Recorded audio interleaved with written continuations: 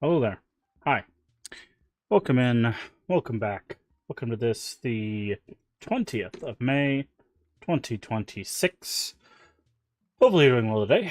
We are back today with more Luigi's Mansion 3, which, of course, most of which is green screened out because it's green. Um, Hopefully you're doing well. Um, you probably saw this thing flashing. I was still trying to fix that. I don't know how to fix this. Um, It's when I was messing with the Tiltify stuff, with the goals or the milestones, now it's only showing our last stretch goal instead of our next stretch goal. I don't know. It's broke. It's broke.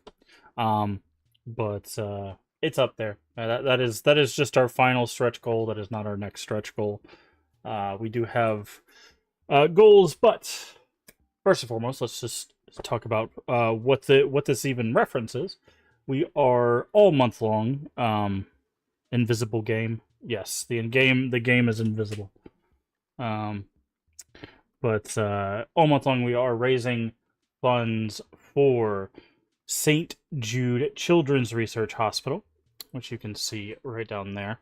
Um, we are we have raised, I think it's 165 so far, which is already above our milestone of 100.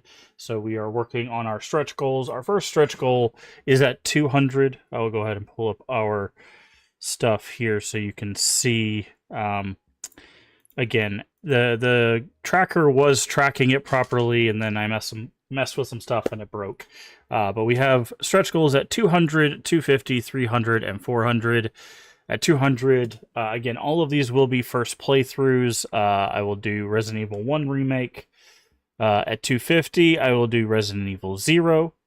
At 300, I will do Resident Evil Survivor, which is like the first person shooter PS1 game.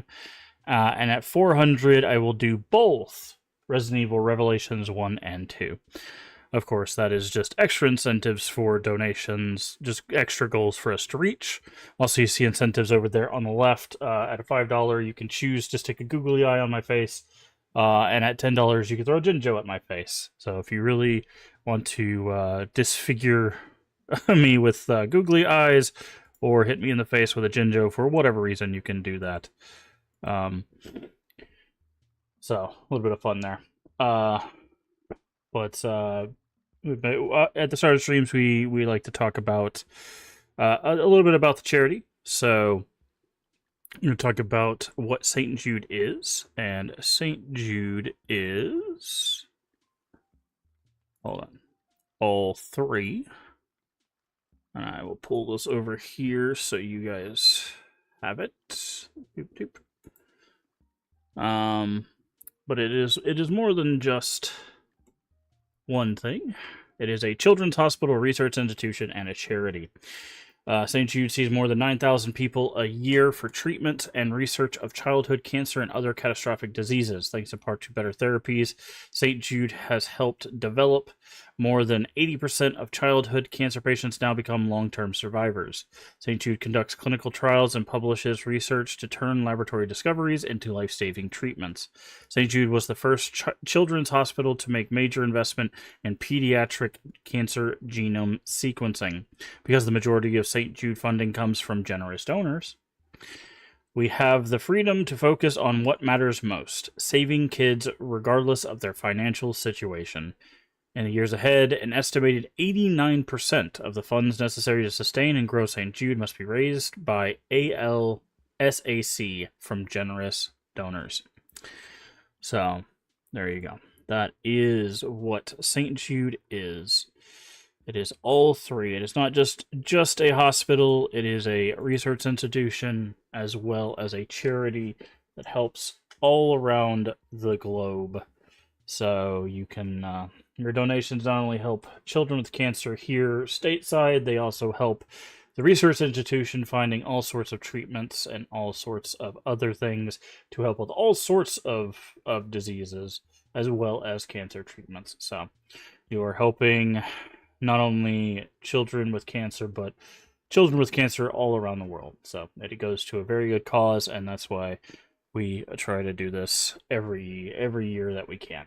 So, but I do appreciate everybody that has donated so far, everybody that's hanging out with us, everybody that's watching the streams, watching on YouTube, wherever you might be hanging out with us. Also, hi, Energized. Hey, In Space. Hopefully, you're doing well today. If you're not already following In Space, another member of the Crypt Stream team, make sure you go give them a follow if you haven't already. Also, again, I noted this yesterday. It's a new change on Twitch. At the top of your chat, they have a rolling thing that talks about like stream goals for like subs and stuff. I don't put that up there. Twitch puts that up there. Don't worry about that stuff. Right now, our focus is going to be on charity stuff. So I do appreciate all the channel support, but if you're going to give, please do give to the charity. Don't worry about the channel stuff this month. I would appreciate it if you focused any like donations to the charity. We will worry about any sort of like subs, bits, tips, all of that stuff on later months. This month is charity focused. So as much as I appreciate that, you know, that'll be our focus for this month. I'm trying to think if there's anything else I wanted to talk about. We're gonna keep playing Luigi's Mansion 3 today. We are started a little bit early. After Luigi's Mansion, we're gonna go back to 40 Winks, the PS1 platformer that we had started for the raid train. After that, we're going to try to see if we have time to finish Banjo-Tooie. And that's probably what our month's going to be, is probably those 3 games. Excuse me, those 3 games. So that's what you have to look forward to this month. After this month, Path of Exile 2 will be releasing a huge update. So we're probably going to be spending quite a bit of time in Path of Exile 2 after this month. So if that is not your jam, I completely understand. I just to forewarn people ahead of time. There are a lot of great people in our community, as well as in our stream team, that will be playing a variety of stuff.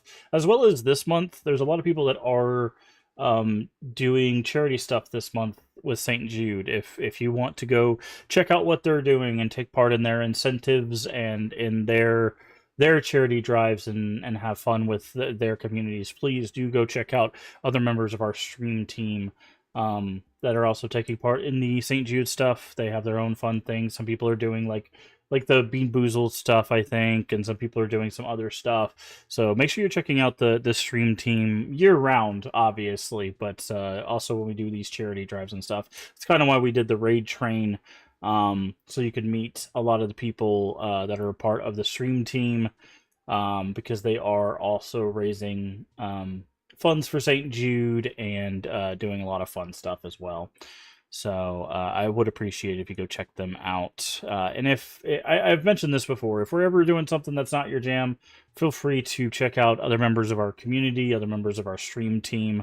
I never take it personal if you're like, hey, this isn't my jam. You know, of course, you don't have to announce like, I'm gonna go watch so and so. You don't have to do that. Like, but I don't ever take it personal if whatever we're playing is not your jam. You know, there are millions of other people doing this, spending any amount of time here. I do appreciate, but if you're just not vibing with what we're doing, feel free to join other members of our community and whatever they're doing. Just make sure you're having fun. Life is too short not to be enjoying yourself. So, speaking of other members of our community that also stream, make sure you're following the Leave Ending, another member of our community, good friend, playing some Resident Evil 2 the remake for the first time. So make sure you go give him a follow if you haven't already. And like I said, In Space earlier, another member of our stream team that's playing Repo, as well as other stuff. So, but again, thank you everybody that's hanging out with us and stuff. We're going to jump into the game now. And I think, yeah. Sorry, I just wanted to double check everything. Make sure there was nothing else breaking down on us. Alright, so we're going to switch over to some Luigi's Mansion 3 and get started. But how you doing today, Leave?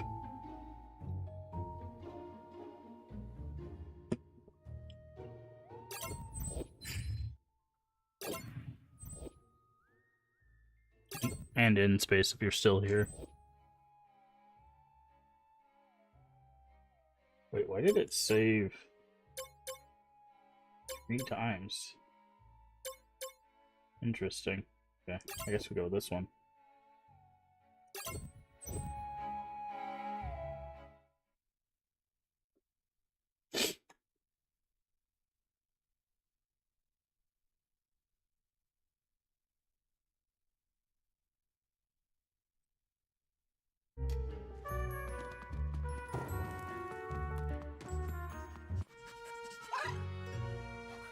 Okay, I guess you do have to go in here.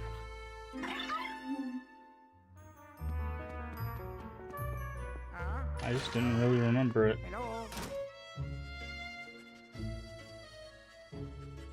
Okay, well we don't have to explore this at all because we already did it, but...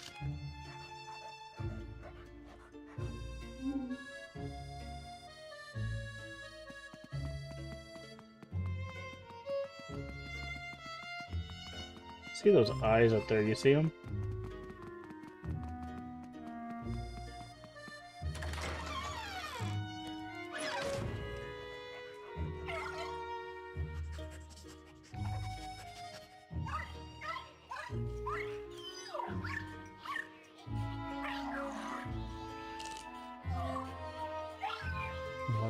Hopefully everyone's having a good day so far.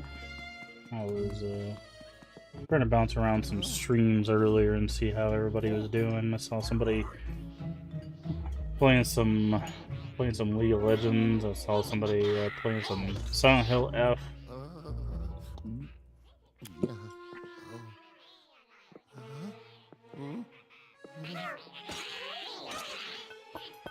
No.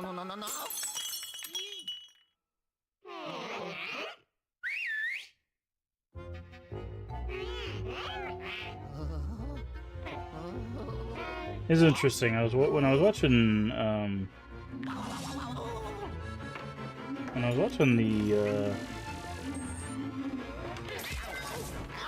like Silent Hill F playthrough, I was sitting there and I was like, I haven't played it in a while, but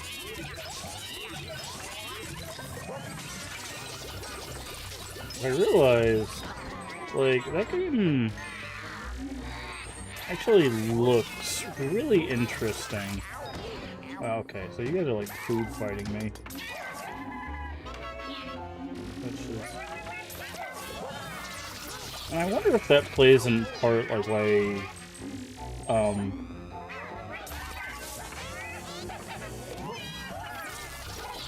maybe some people didn't vibe with it as much.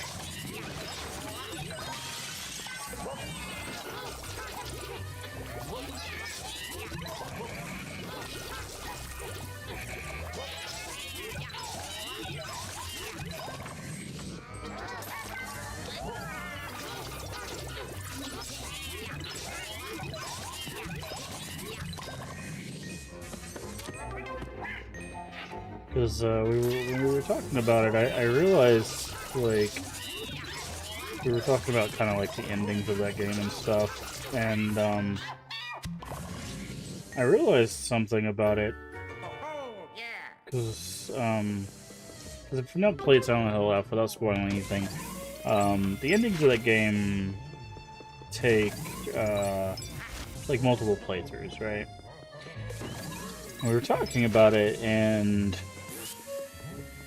the endings can be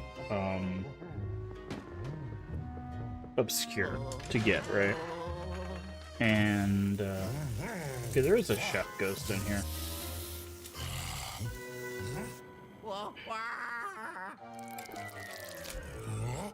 And I was thinking back to other Silent Hill games, because we started talking about like how is it in comparison, right? Like,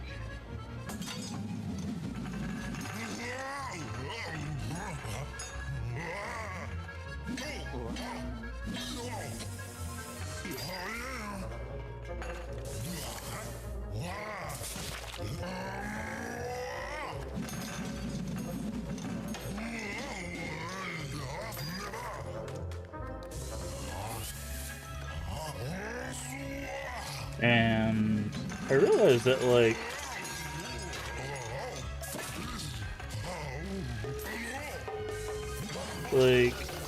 oh, well, the first game, like the first Silent Hill game, is also very obscure. Like, if you've not played Silent Hill 1, like, getting the good ending in Silent Hill 1 doesn't take multiple playthroughs, but it is not...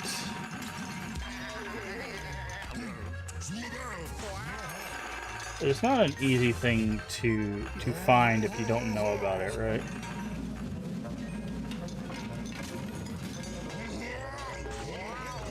Okay, so you do have to shoot something at him.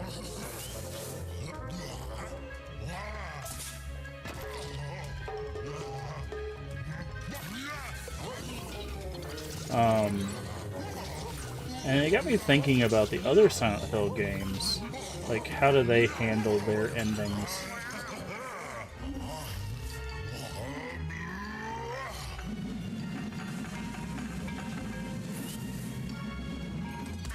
Okay. So I've got to... Okay. Stop throwing things at me, man.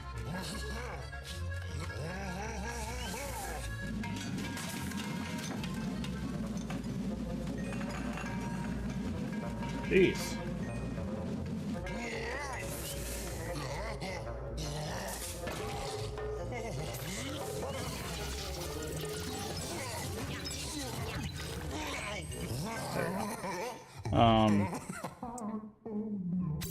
I realized that, like,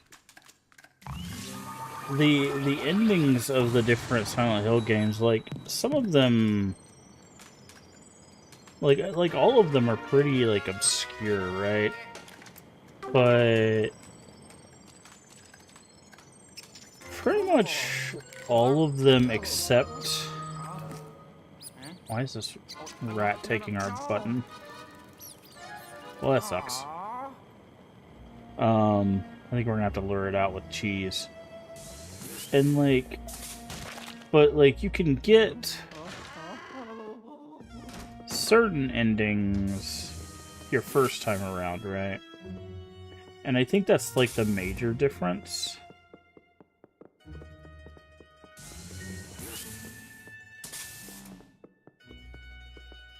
Is in Silent Hill F, without spoiling anything, you can't really get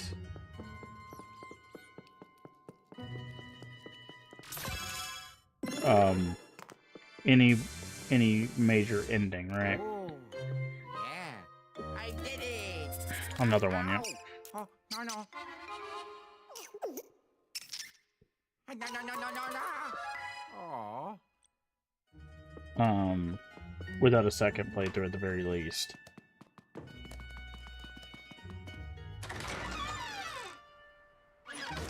Oh. So I haven't played the others, but I've seen them played, and all of them enough story explained the first playthrough. So that's what I was thinking about, right? I was thinking about each of the games and, like, how they approach the story. And, like, what do you lose per ending, right? What do you get by doing each ending? And I think that's the major difference, is the endings in Silent Hill F are categorically different. Right? Oh, this is a new ghost. And I think that's why it's a problem. Right?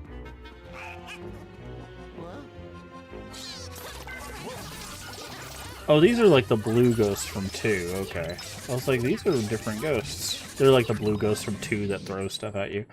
Oh, yeah. So like when you play through, like Silent Hill 2, for example, has New Game Plus endings, right?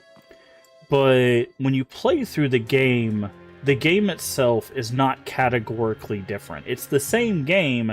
The only thing that changes are the endings, right? Even though, you know, you're getting a different ending, the game itself is the same. But in Silent Hill F, the game itself is different, right? There are different voice lines, there are different... Like, it's legitimately different. And also, it adds things. Like, there are things added that you do not get. So, it's almost like they cut the story, like, at least a third of the story out, right? Whereas, like, if you look at getting the good ending of like Silent Hill 1 versus the bad ending, right? Like all that really changes is, that's a lot of mice. Is which, spoilers for Silent Hill 1. I will spoil Silent Hill 1 because it's a very old game. Is you get a different final boss fight and you get the canonical ending, right? But the game doesn't change. And, like, I think that's probably why it's perceived as, like, more egregious.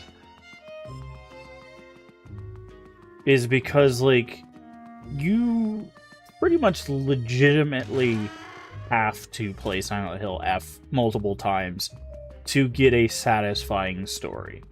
Like, and it's the first time Silent Hill's done that, right? Most of them have done New Game Plus only endings. You've gotten Dog ending, you've gotten UFO ending, you've gotten Ritual ending, right? Like, different Silent Hills have done New Game Plus endings, right?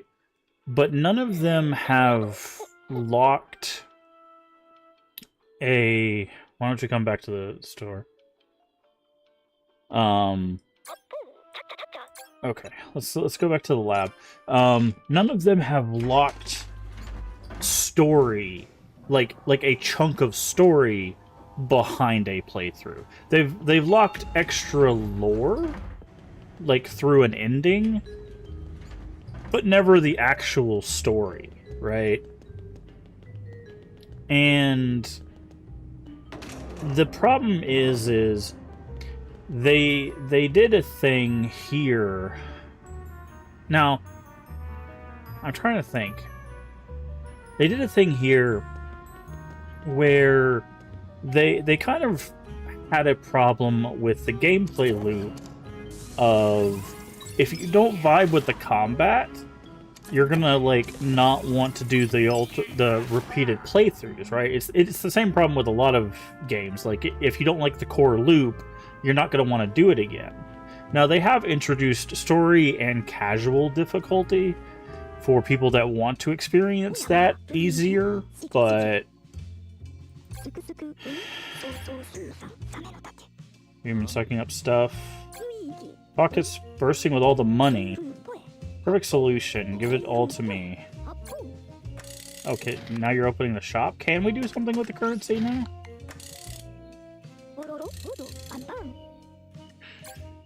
What does this do? Oh, we can buy stuff.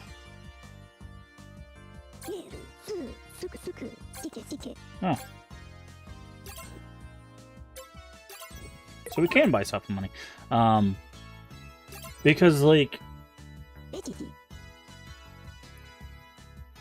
the issue is there's going to be people that will...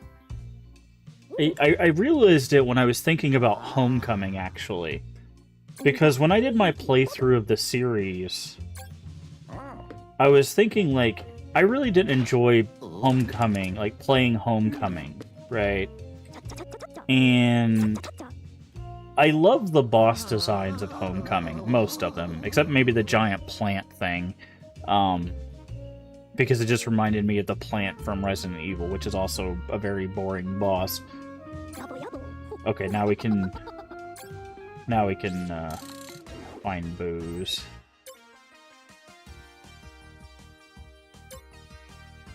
Oh, gem finder, nice. But I was thinking about it, and I was like, you know, if someone asked me, like, hey, I need you to get all the endings for Homecoming, I wouldn't want to do it, because I wouldn't want to play Homecoming, right?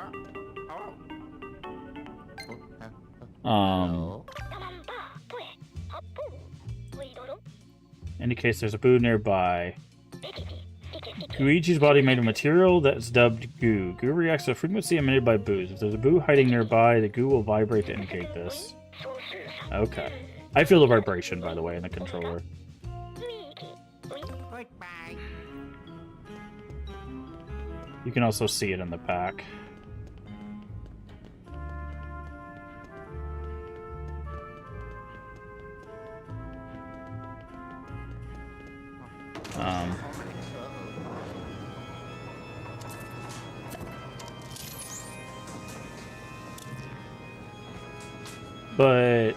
And I realized, like, when I was watching you play and we started talking about the endings and stuff, that, like, that might be, like, one of the biggest, like, issues is the fact that, like, is if that gameplay doesn't vibe with you on top of its boozement.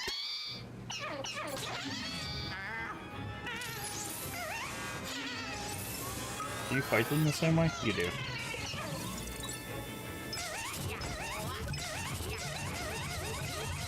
Jesus Christ! That's not what I was expecting.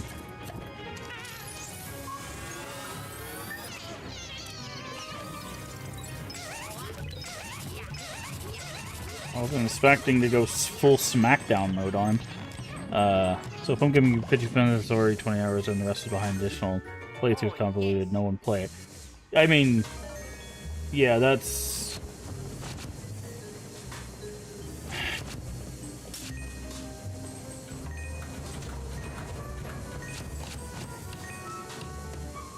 But it's... What I'm talking about is, like, it's the gameplay loop, right? It's like, I don't know if there's ever going to be a threshold where they could simplify the gameplay loop where people are going to want to do, at best, 3 loops, right? That's assuming you do loop 1, good ending, true ending, right? Because that's essentially what you would have to do, right? If you wanted to get the best.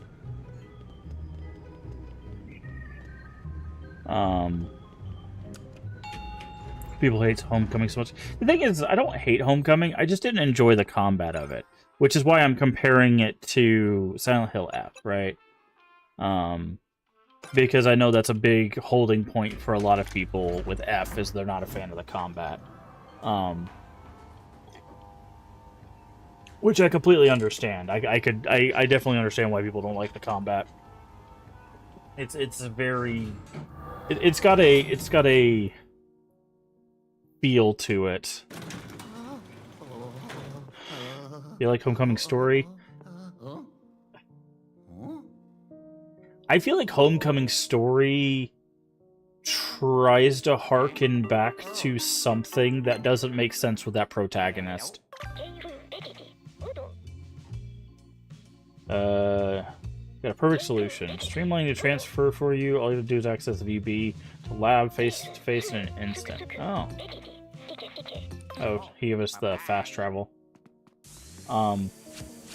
Because, like, the last boss of Homecoming, I can't really, like, describe it. If you know what the last boss of the Homecoming is, that does not make sense as a boss for the narrative, for the main character. For me. I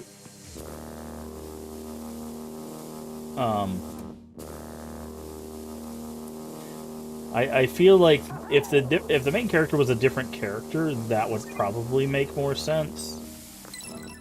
But it just, I don't know. It didn't make a whole lot of sense to me that was who they, like, I love the boss designs. I just don't think that was a good finale boss for what they were trying to establish as. What do we have here? Oh.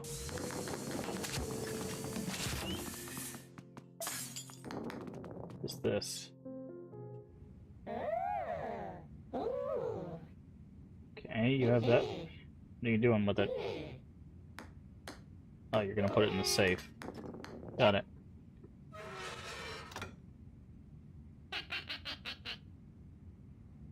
Okay, got it.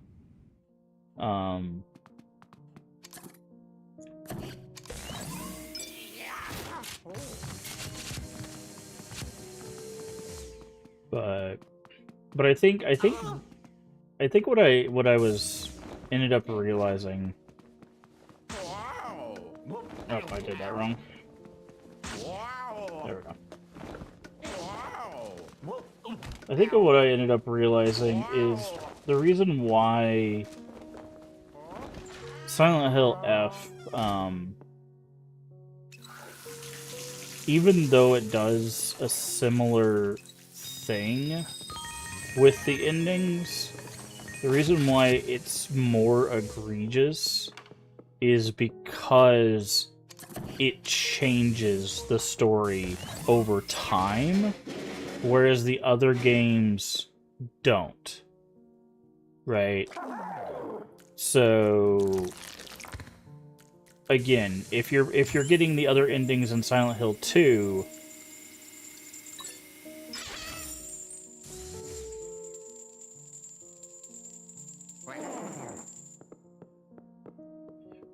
like, you just play Silent Hill 2 again. There's no difference, really. You're just getting a different ending to get a different version of the ending.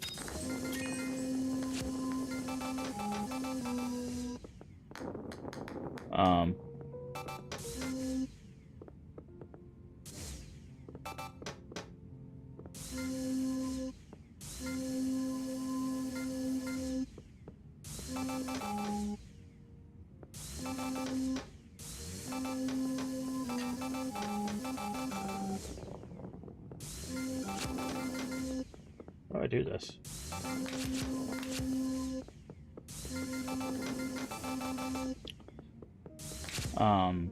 Whereas, like I said, with Silent Hill F, you are actually getting a different game.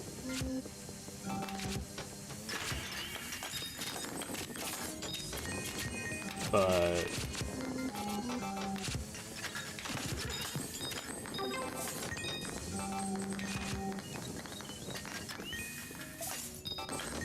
no, there is actually more to the endings of Silent Hill F than just the changing.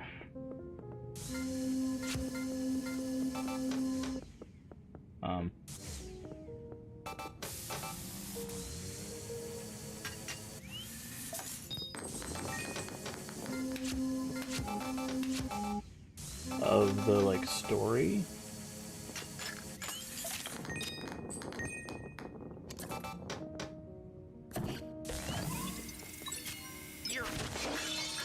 As well. There is something else that's added, but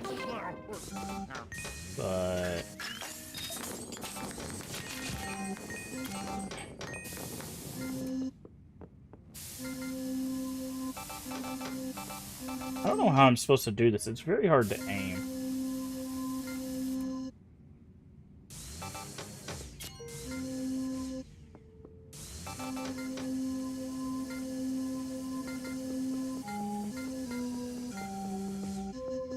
There we go.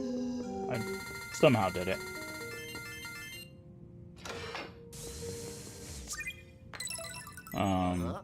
Whoa. I also think that like there's a lot of like personal bias that goes into like when people really enjoy a game, they Uh-oh. Hey, hey. they'll forgive or like oversell a game. And I think there's a lot of things in a lot of series that happens with there's kind of a hold on.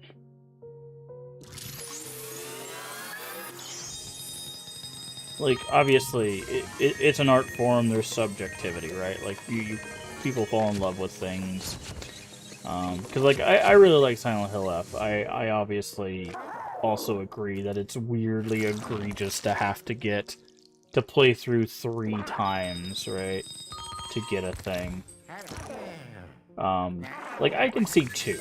Like I can see 2 times to get a true ending. You get like a good ending and a true ending, that makes sense for me. But 3 times, it's asking a bit much.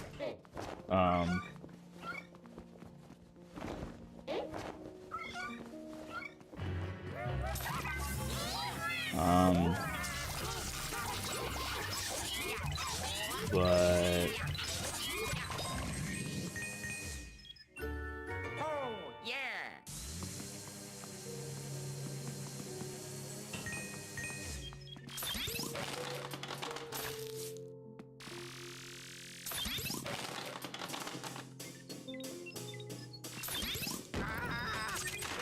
yep.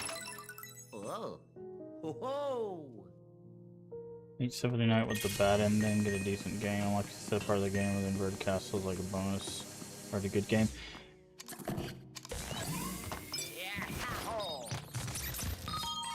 Yeah.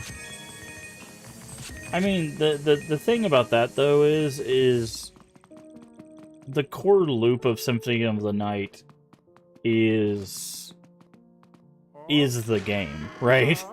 It is a hack and slash game, so whereas like and the story of that game is not the focus, because the story of Symphony of the Night is essentially Dracula's back for like the 18th time. You defeat him a la carte. Like there's not a whole lot there. Like it gets a little deeper as you get in the castle and you learn about the the Belmonts and Maria and stuff like that. But overall, like that game does not have a very deep narrative to sell you. The whole gameplay is traversing the castle, defeating bosses, right? Like so I don't know. I feel like that's a bit of an unfair comparison, given that like the Silent Hills and survival horrors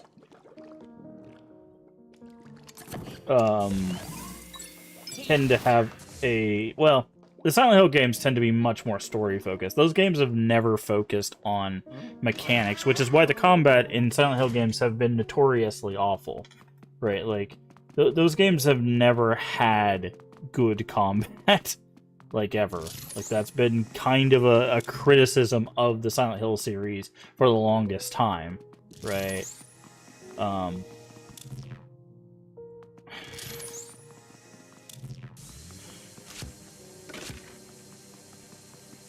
There you go, I'm playing the story.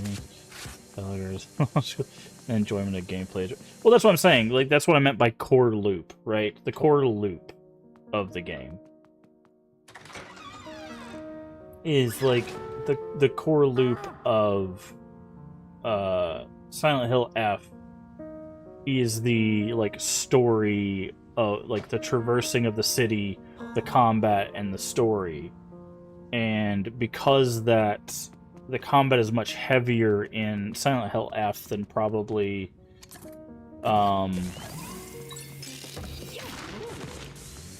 most of the other Silent Hill games, I would say. Like I'm trying to think. I would argue the only games that are I would say Downpour and Homecoming are probably the only other games comparably that have this that would have the same amount of combat, right?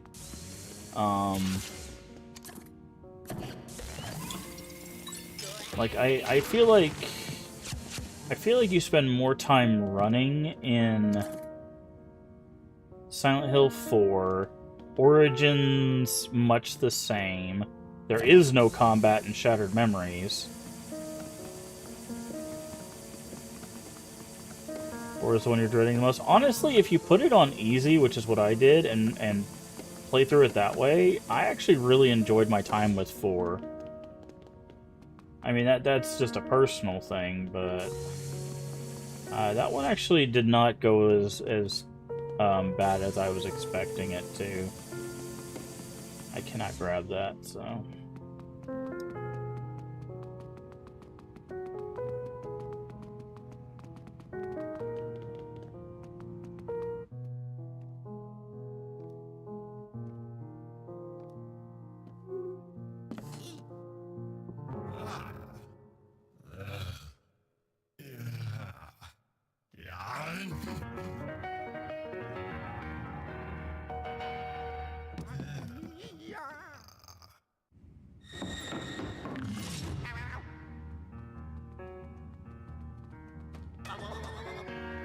Oh, we're gonna fight chairs. Good.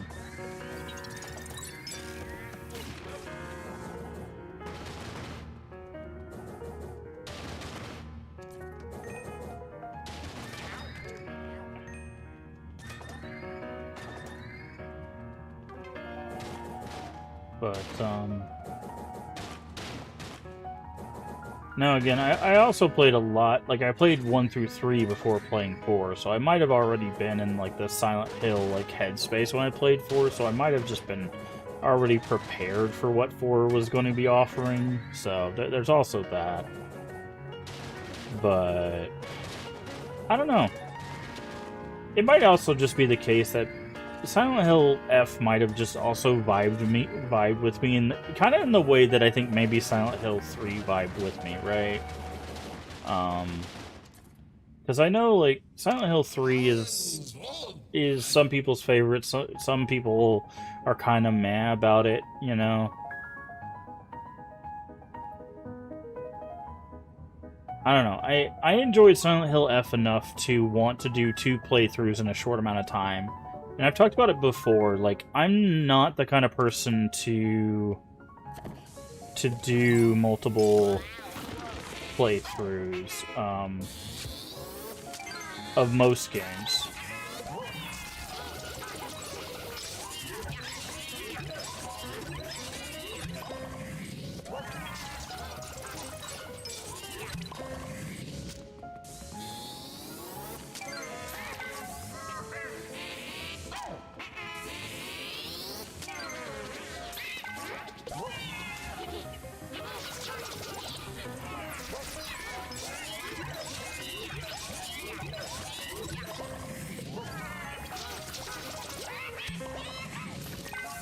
That's what the most performer I never survived with me, but it feels easy to me. Well, I mean, that just might be an expectation thing, right? Like, that might be you were expecting it to vibe with you and it didn't, right? Because that can happen too.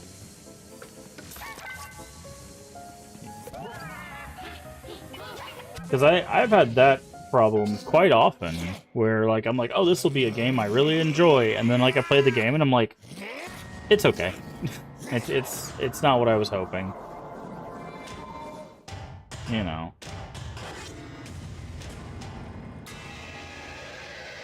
Now I gotta fight a piano.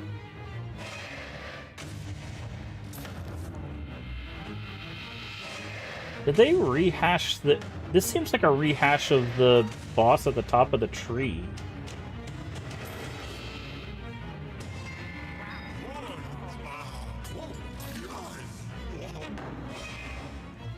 Oh, but we have to do this to jump over the thing. Okay, got it.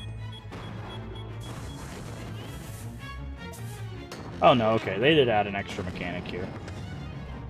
Oh, they added 2 extra mechanics. Nice.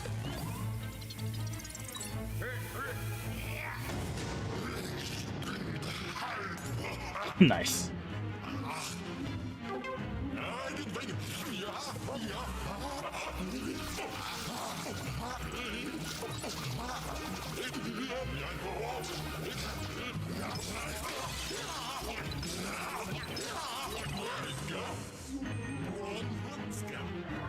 But...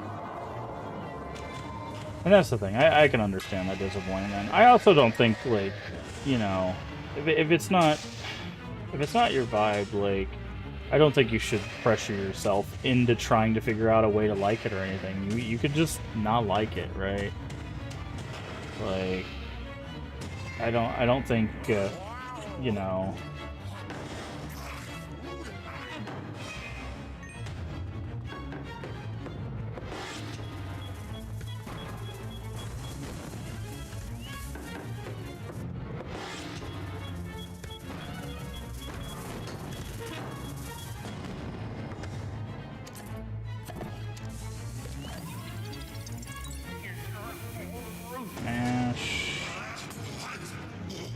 This is a really cool fight. Why do I not remember any of these fights, man?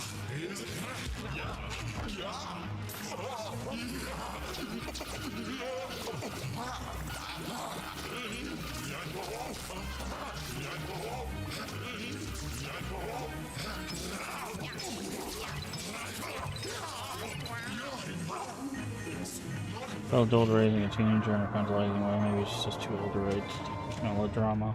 You know, watch every season progressive. I'm ability to give it a chance to its full shift perfection. Now I'm just discouraged from even trying to, like, you know. Well, yeah, that's the thing. That's what I'm saying, right? Like, I get it. It's, but it's also one of those, like, you tried, right? Like, I think that's more effort than a lot of people do, especially in this day and age. A lot of people just go, it sucks, and they move on, right? Like, that's legitimately a lot more effort than most people give a thing.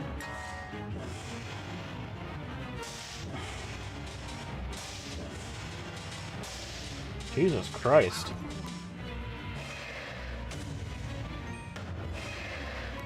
This is,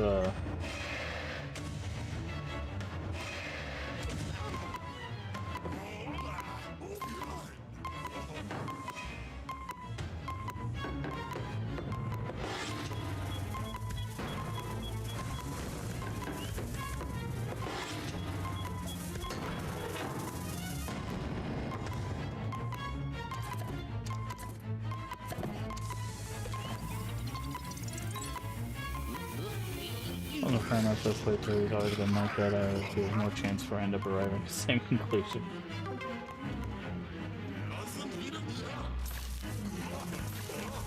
Oh, well.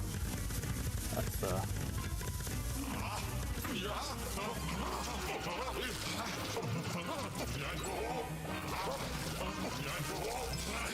One, two, three, four. Sometimes I legit disagree. Yeah. Take a bow. That was a pretty cool fight. I like that fight. That was a really cool fight. Yeah. I don't know, it's weird, because, like, I would say it's been... Is that a 6 or a 9? Very curious. But... Stairs. I think a lot of times too, and I've talked about this before, how there's a lot of, I feel like there's a lot of pressure on people that create content to like do a thing and move on to the next, right?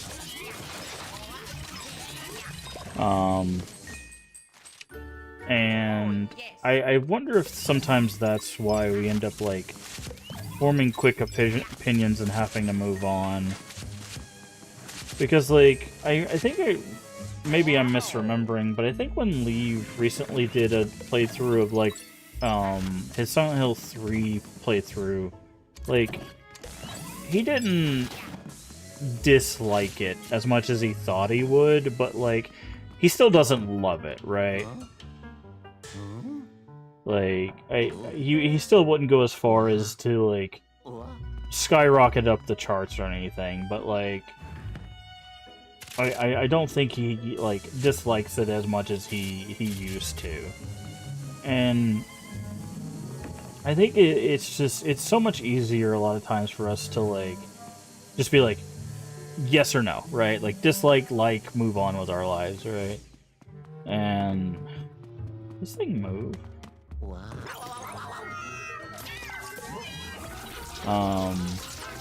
So a lot of times we do that.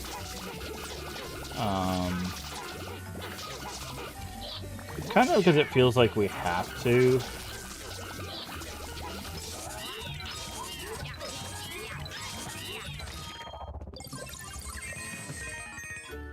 Oh, yeah.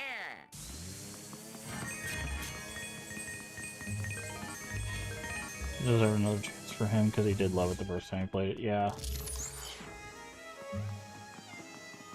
This one was more related to how quickly it didn't hold up to where. Yeah. What? Huh? Huh? Uh-huh. I did it. Yeah. Oh. But I don't know. I think that like happens to us a lot where we're like, okay, people are like, what do you think? And it's just like it's so hard because like in that moment you're like dislike, right? Like you have to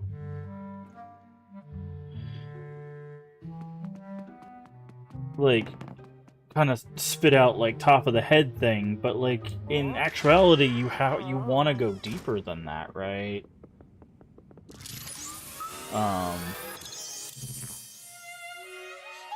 Because it's like there's so much more nuance to that. Because like again with like Silent Hill F, the thing we're like talking about, right?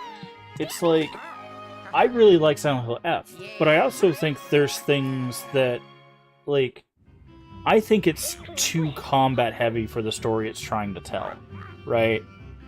Like, I get the narrative it's trying to tell. I've played it twice. I've gotten a good ending. Like, battling expectations, literally, cool, I get it. It doesn't need that much combat.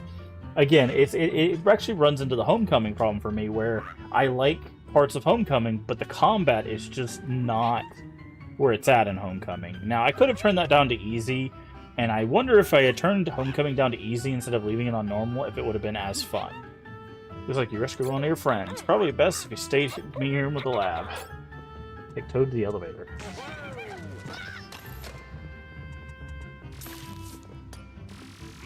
What is this?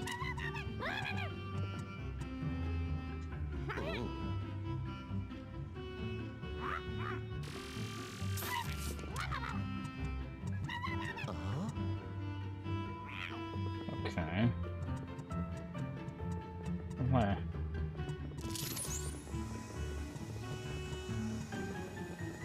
am I supposed to be doing with that?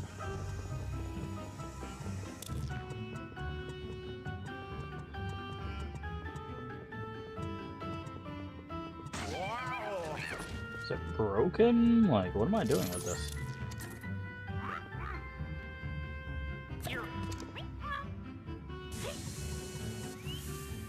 Okay, Toad, get out of here. Wow. Toad flies.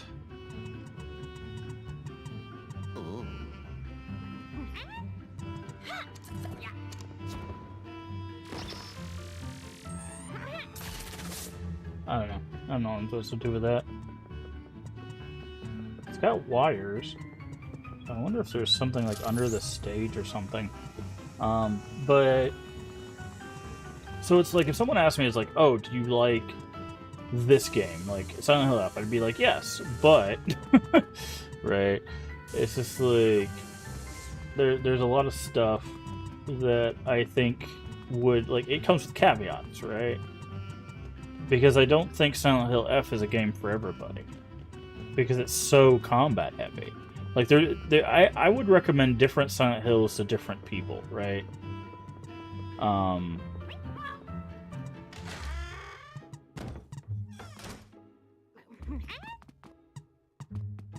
Like, I think, honestly, like, and it's weird to say this, I think the best Silent Hill for, like, newer players would be, like, Shattered Memories.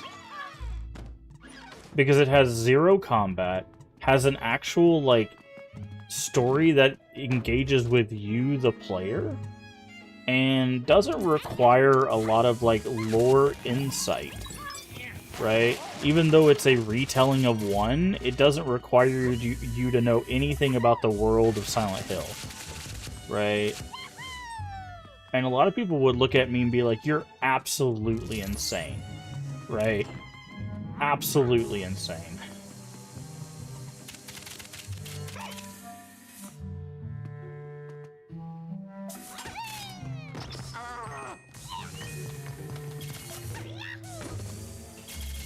Right.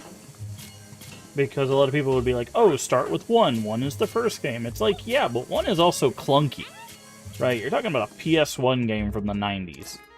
Like, if you don't have the buy-in for that kind of thing... How can I not grab this? Right? It's gonna suck. It's not gonna be a fun time. Right?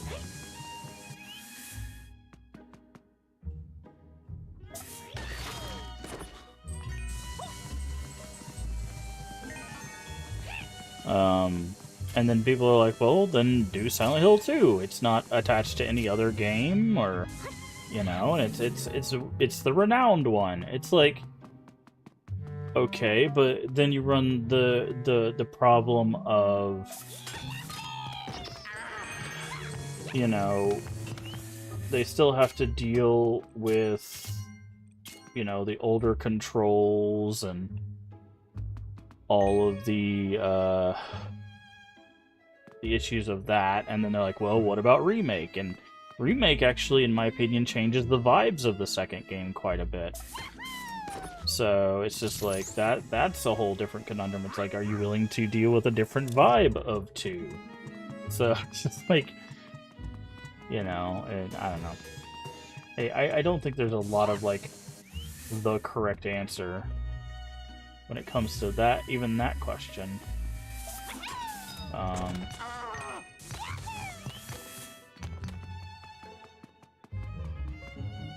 Because, like, a lot of people ask, like, okay, I want to get into Silent Hill, what should I start with? And, like, a lot of people will say the first one. And, like, if you have the ability to and you're willing to deal with, like, the old stuff, like, I say the first one's fine. Like, sure, start with the first one. If you don't want to deal with old stuff, then, like, honestly, there's not a lot of great onboarding. Because, like, again, Silent Hill F has that issue of it's very combat heavy. It's probably the most combat heavy game, followed very closely by, like, Homecoming and Downpour.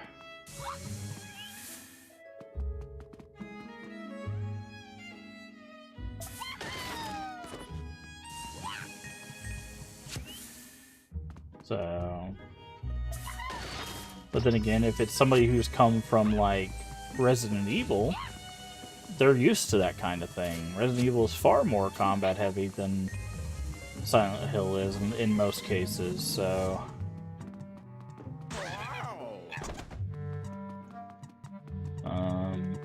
Okay, we're missing 2 gems here.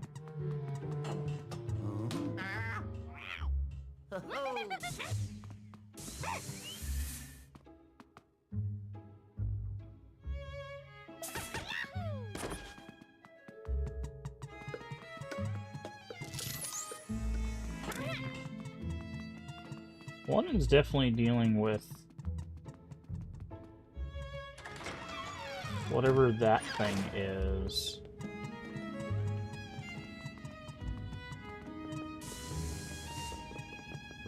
Whoa!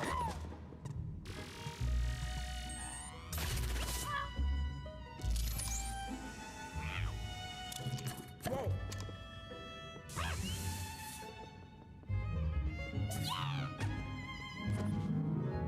I wonder... hold on.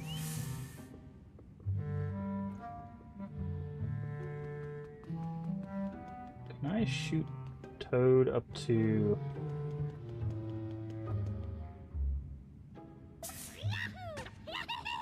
I can. There's a piggy bank over here.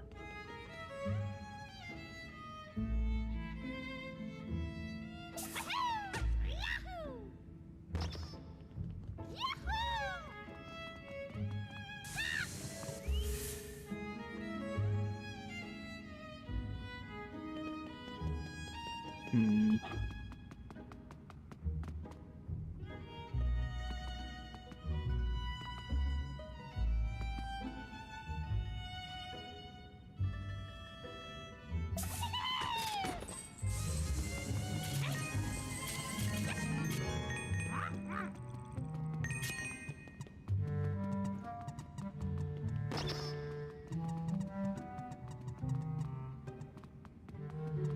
Hmm.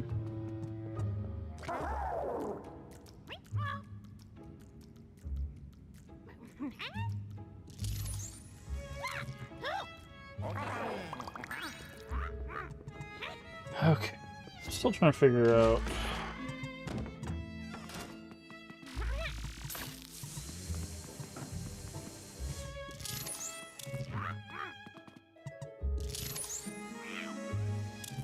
Look, this moves, right? Like this has to.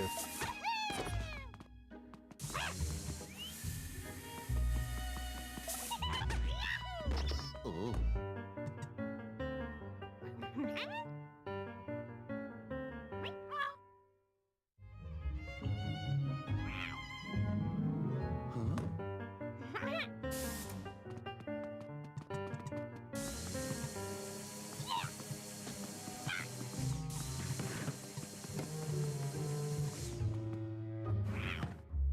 Hmm.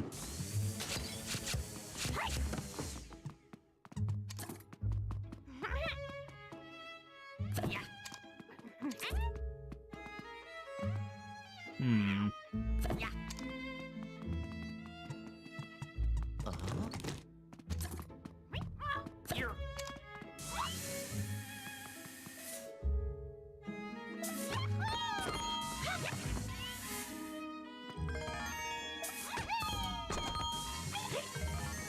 Money.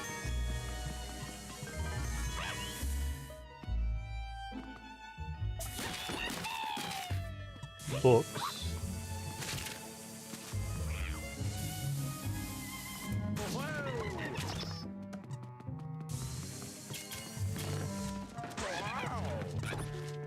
And I don't know where these two gems are, man. They're getting like harder and harder to find.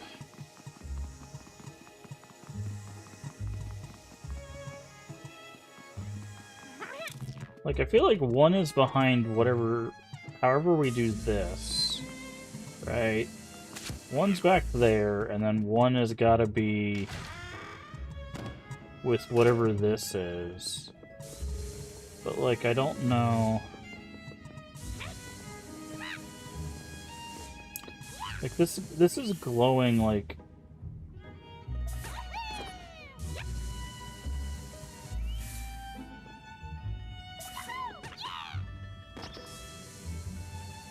this is glowing like you're supposed to like flash it or something.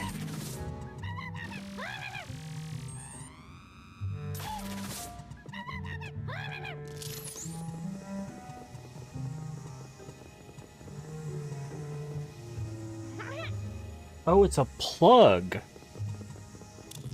It's a plug? Do we have a plug?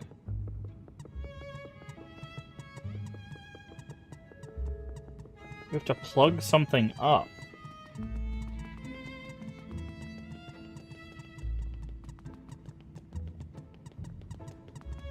Huh. Okay. Let me check this out. I'm very curious.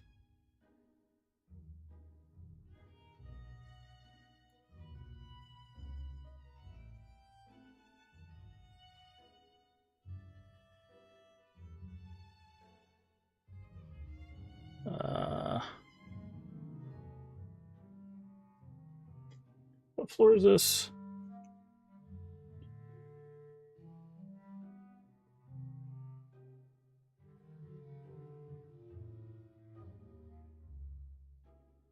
Okay.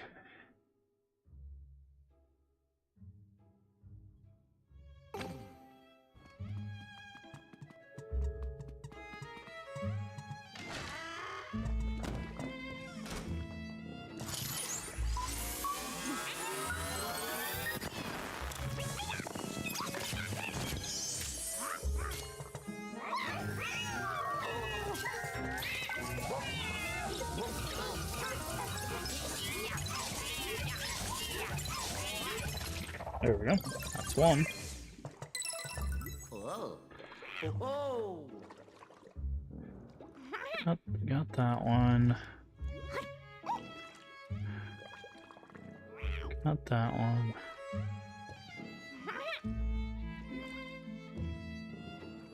Okay, we can't get the one on the stage because it needs an upgrade. That's what I thought. I was like, I don't think we have whatever the plug is. That's weird. Alright. So let's remember that. We need the plug upgrade.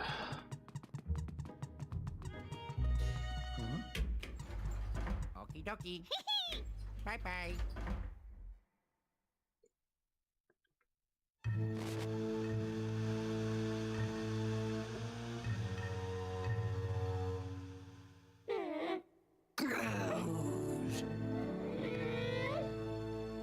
Uh-oh. Someone's not happy.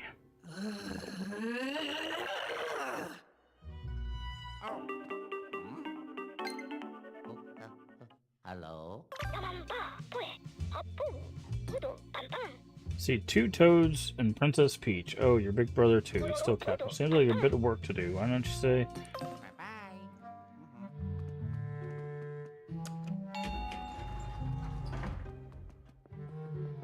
Okay.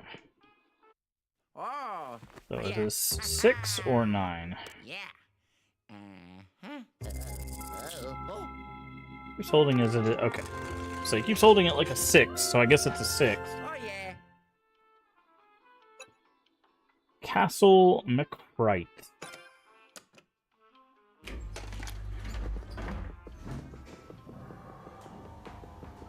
Hey, Inquisition, how you doing today?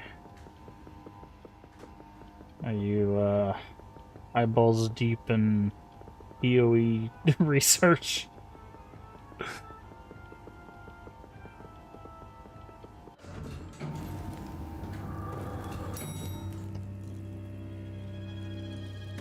Several hours of oh no! Hopefully everything's okay. Ironically enough, for PoE 2. Oh no! What happened?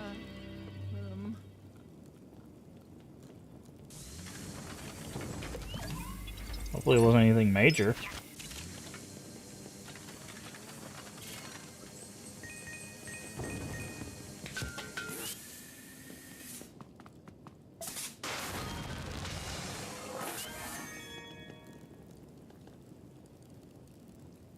And a Marinito? What is that?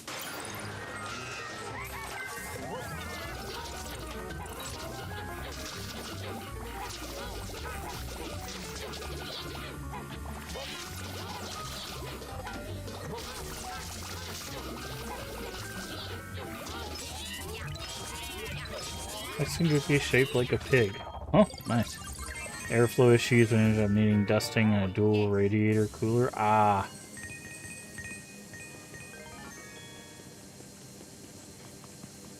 The marshland areas are getting set. PoE was like, hey, so what if we just tanked your entire PC? Oh man. Sorry to hear that. Hopefully everything gets settled. Does not sound like a good time.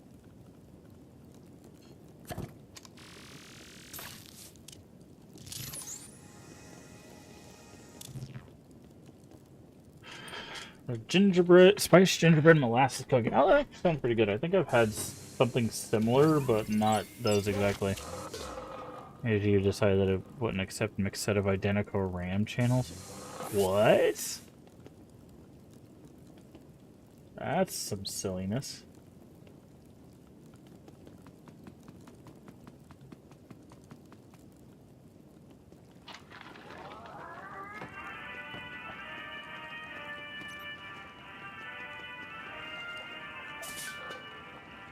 Way too long thinking either my CPU had gone to pasture or my motherboard slots were broken. And its textures are pretty thick and chewy. Oh, interesting.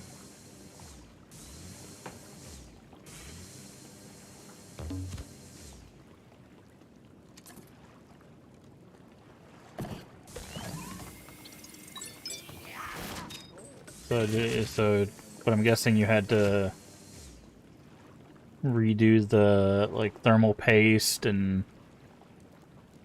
everything on the cooler then?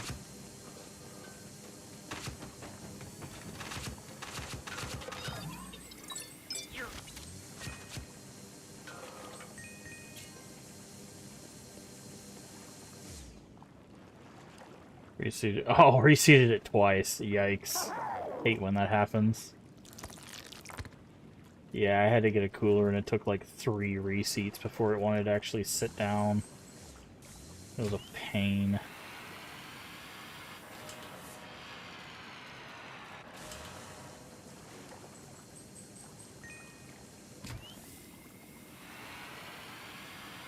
Hello.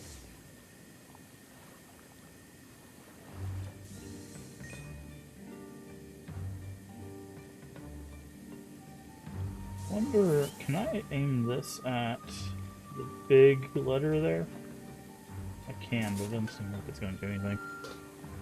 I don't know what to play. Are you talking about on stream?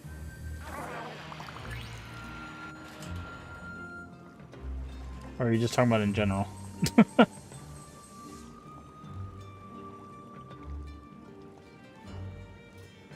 You can do just... Okay. I was like, I thought you were just going to do Dead Space.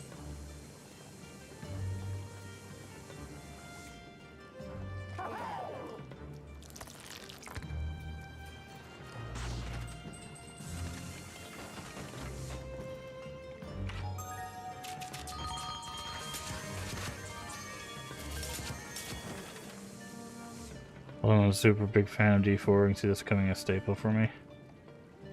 What did you say? Yeah, I was just saying, I thought you were going to do Dead Space because you finished the first one. Oh yeah, no. PoE 2 is absolutely... It's worth it, man. And like, the, with the big thing coming next Friday, it's gonna make it even better.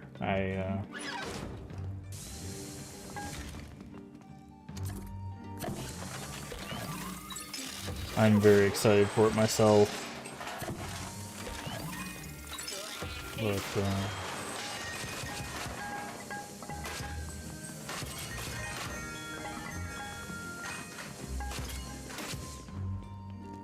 I'm glad you're enjoying it.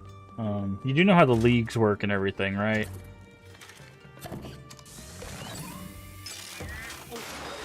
Inquisition. I mean, you played D4, so I'm guessing you know how seasons work, but...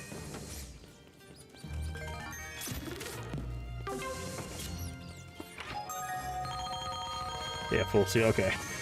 I was just making sure, because some people don't know how that system works. I didn't want you to be like, oh, I started a character and everything's gone now. But, I mean, you get to keep the character, obviously, but, like... I didn't want you to be like, I hate you. You started me too early or something. People be wild. But, yeah, if you want to hit me up anytime I'm not streaming or whatever and chat about it, just let me know. I can get you kind of a rundown on PoE 2 stuff. Or scenario, come to terms with his eventual fade into obscurity. Actually, one of the they just did a humongous, or they're going to be doing a humongous update to the Gemling Ascendancy for Mercenary. So Obscurity is the opposite of what the Mercenary is getting. So don't even worry about it. It is enormous what they're doing for the Gemling.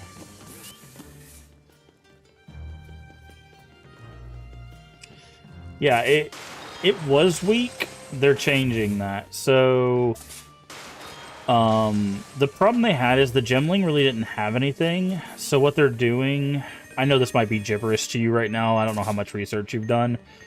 So skill gems have quality. Like armor and weapons can have quality that make them do more damage or give more armor or evasion or whatever. Well, they're having it to where the Gemling is going to have a second thing it gives for quality. So all 200 plus skill gems in the game are going to have a second quality to them because of the Gemling's new ascendancy thing. That's what that class is getting. Every skill gem in the game is just going to have a second quality thing. So the Fireball, they showed off Fireball. They're like, hey, so what if Fireball, instead of just having, extra Fireball, what if it shot 10 of them in a circle that also explode into a bunch of little ones after the fact? Why? Why are you doing this to yourself? Like, yeah, they're going in with this update. Both the Chronomancer and the Gemling were pretty weak ascendancies, and both of them are getting a bit of a buff this patch, as well as the two new ascendancies they're adding. So that'll be the de facto endgame Overwitch Hunter. I mean, the thing I love about PoE, specifically PoE 2 is what we're talking about, but like the thing I love is they always do this thing where it's like, you would be surprised just the sheer amount of stuff you can just slam together in that game, and it just kind of works. Like it's crazy. Like, you look at stuff and it, like, at first it looks really confusing until you realize how the systems kind of play together. And then you're like, oh, this isn't really that complicated. It's just, you have to understand what you're looking at. And once you start to really dive in and get into the systems, you're like, okay, I kind of understand this. And then you get deeper and deeper and you're like, all right, now I've got the hang of it. Let me start like messing with these things. And then from there it just turns into this like, oh, this works in a very unique way. Like last season I made a bear build, which was okay. It's definitely one of my weaker builds. And then I was just like, I'm gonna try something silly.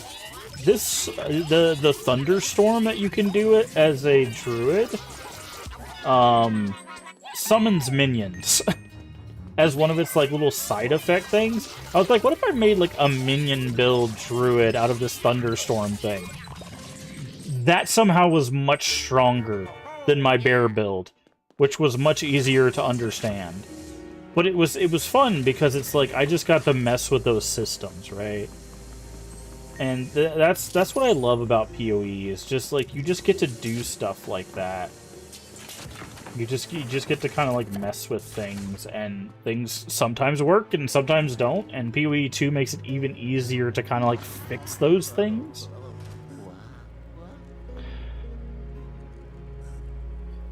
One to uprooting your gears and skill. Oh yeah, it makes it a lot easier to do that. Now I will say they doing the support skills, like the drop rate for the support gems is still a little bit low. It's not as high as it probably needs to be.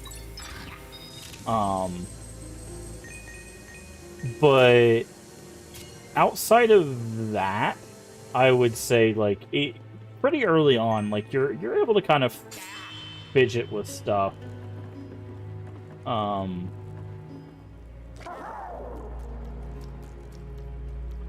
Pretty easily.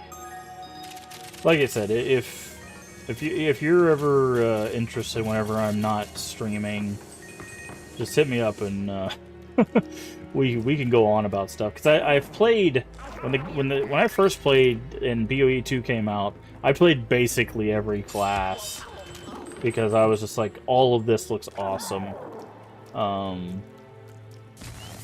And I think I've played essentially every league since. Okay, looks like there's something over there. How do we get over there? Oh, there's a door over here. But I really do hope you enjoy it. I've been looking for more people to play that with me since it came out. It's just when people see the skill tree, they really go like, ah, no thanks, right?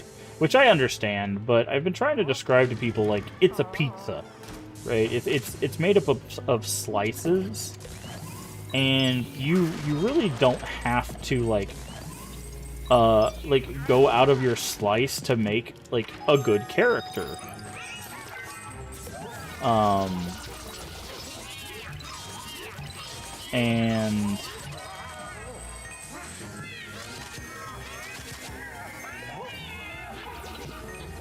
And like even the I think it's like the game director or one of the game directors said that same thing in like the most recent update patch. Like when they were talking about this patch, they're like, yeah, the idea is that you can explore the tree however you want, but the idea is that like around your starting location is essentially like a slice, right? And in that slice should be basically everything you need to make a character, a viable character. But you know, but people open it up and then they see, you know, all of those things, and they're like, I'm never going to be able to do this, right? And then they kind of just fly off the handle and leave, and it's just like, please stay, I can explain, you know?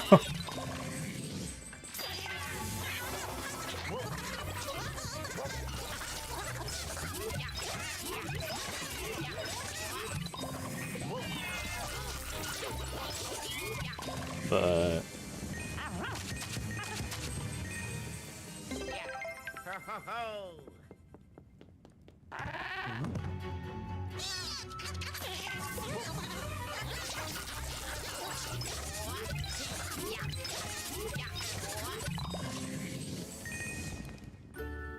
Oh, yes.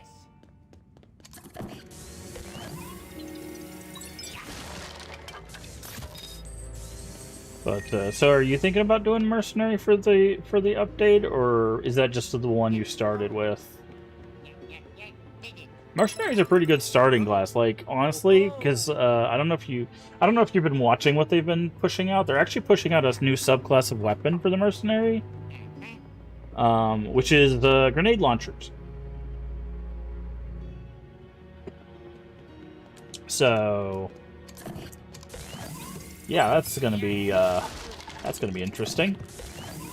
And of course, another thing that I love is like I say they push out a new thing for mercenaries.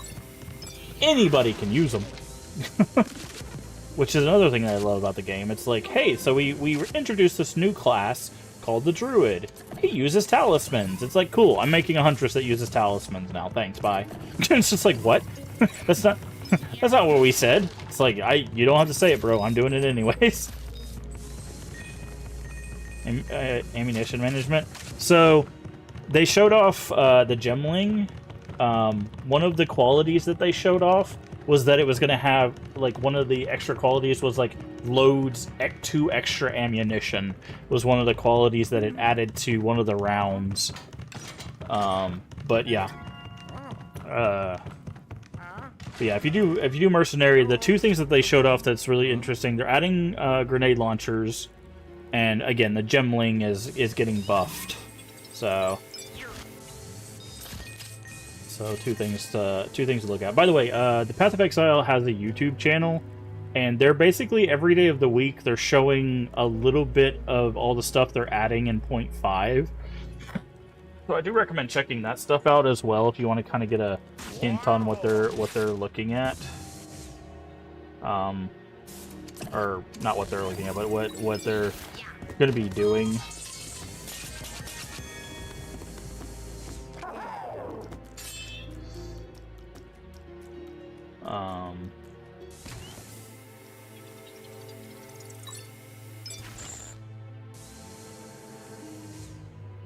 The hell?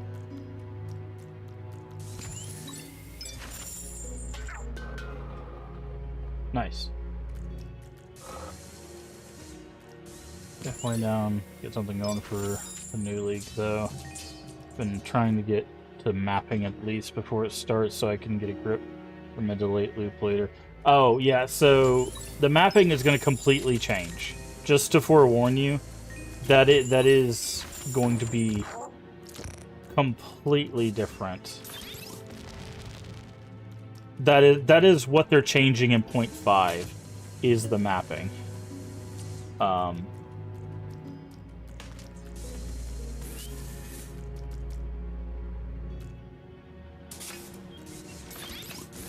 That is the 0.5 is meant to be an in-game overhaul because the in-game is the thing that loses all of the players the most. All of the casual players, I will say. The players that have been around for a while, they know.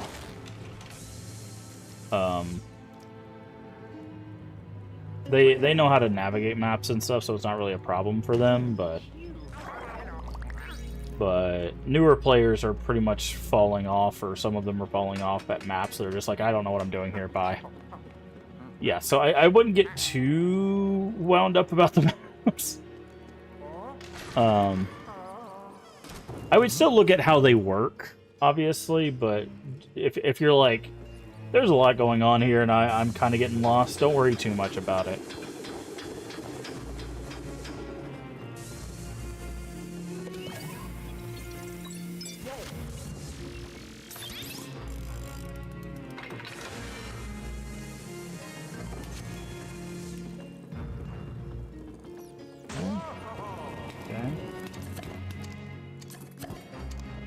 Supposed to get this stuff.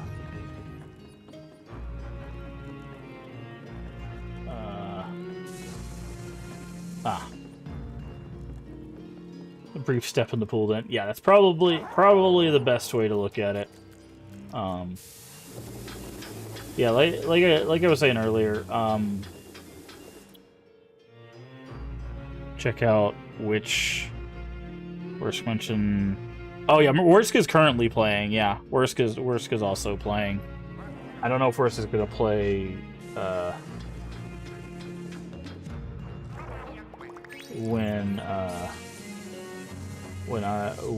with me or anything, but yeah, no, my entire stream schedule for the for the month of June is gonna be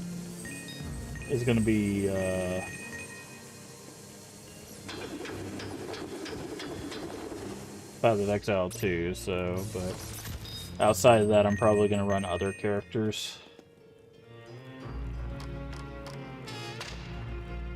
Okay, I got the stocks. How are we supposed to get this thing? Hopefully this, right?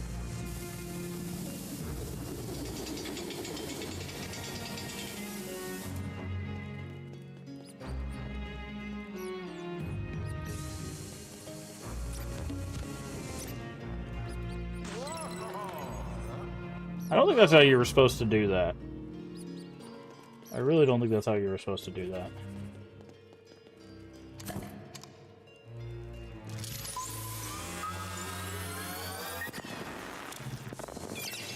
Really don't think that's how you were supposed to do that, but you know what, we'll take it.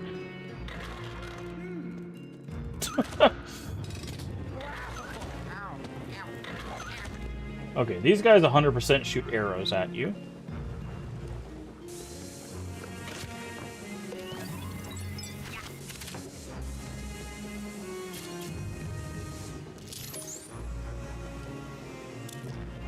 Now the question is can they hit Luigi?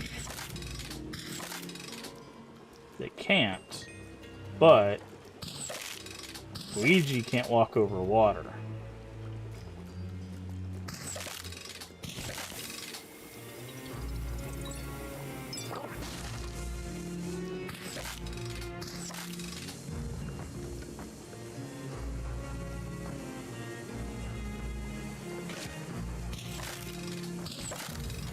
However, Luigi can smash some fools.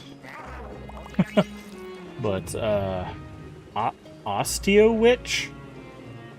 Osteo Witch? Is that a specific build? I don't know if I've heard of that. Osteomancy. Is that one of the Lich builds? Yeah. Haha. Yep. Yeah.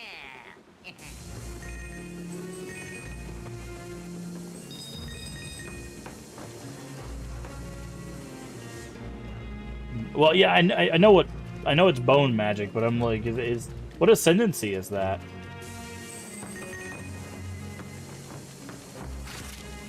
Is that Lich?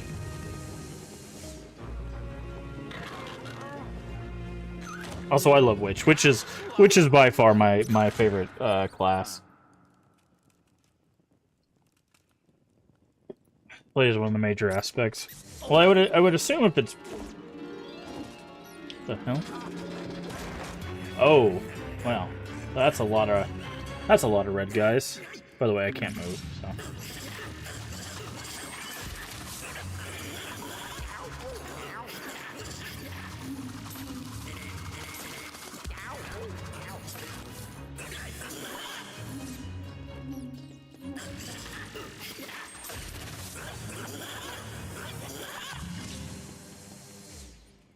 When I played D2, I did a bone necro for a while.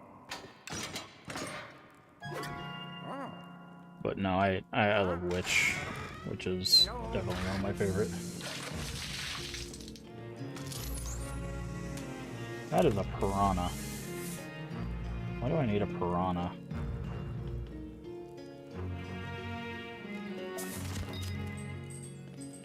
Oh.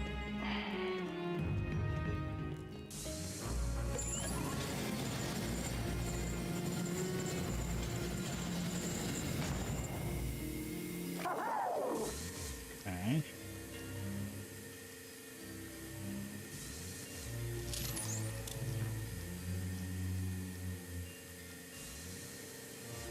Okay, so the problem with this is if Luigi does this, the walls come in.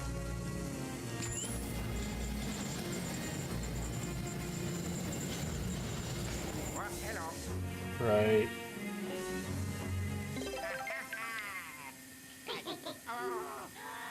Yeah.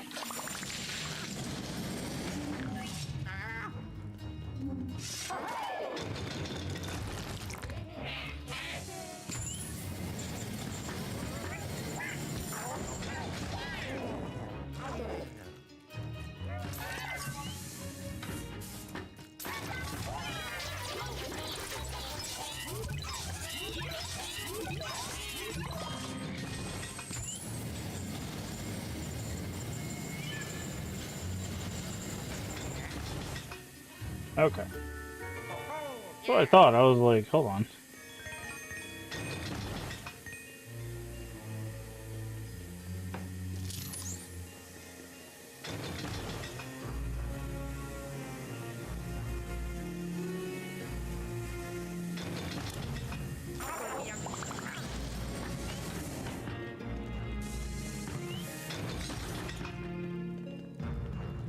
It acts like there's something like here.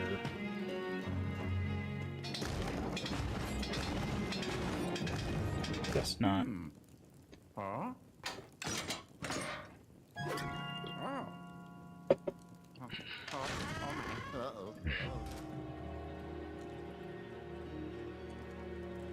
Looks like Necromancer Ascendancy? Oh, okay. So Necromancer Ascendancy, got it.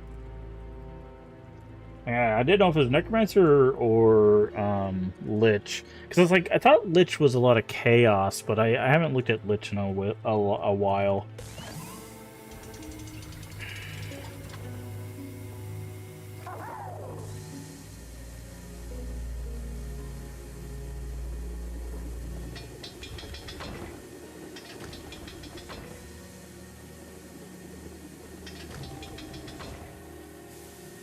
Hold on, we need to do this. One more.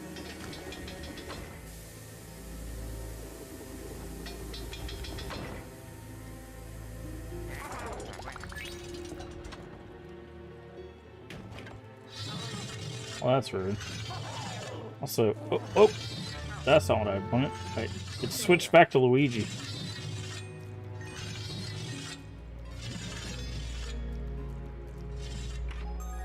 Okay. So do you play you play a lot of ranged classes? Do you have any interest in any of the melee classes?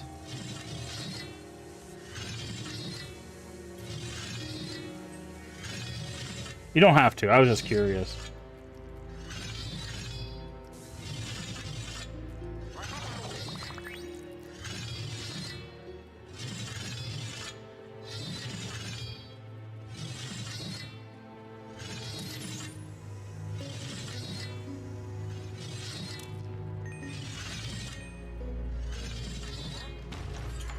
Having some more. Okay. Because they got some pretty cool melee classes. I will say Warrior has been kind of lackluster. I'm hoping they're adding a new unique to the game that hopefully will be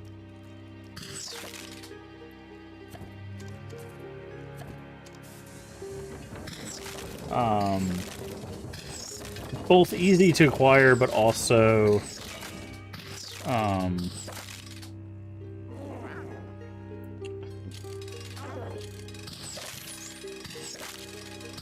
we supposed to do this? I guess there's one on this side. Oh, there would be one on this side. We have to make it appear. That I'm hoping will be fun and versatile, but mostly play ranged in D3. Had a bad taste left from D4. Yeah, I will say I've always been a Diablo fan. Diablo 3 and 4 left a bad taste for me, so I completely understand.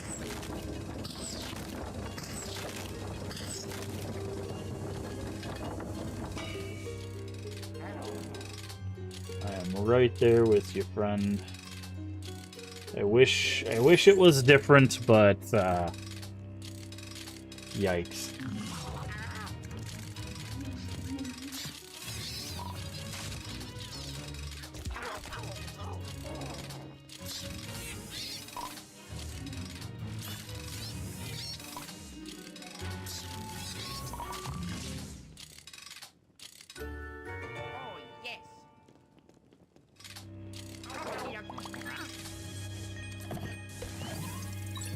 Because I played D3 on launch, and nope. Nope.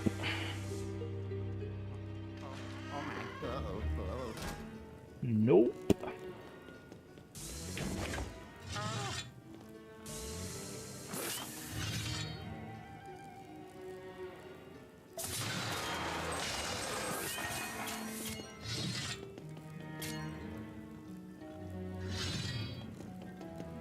I can't tell where this axe is.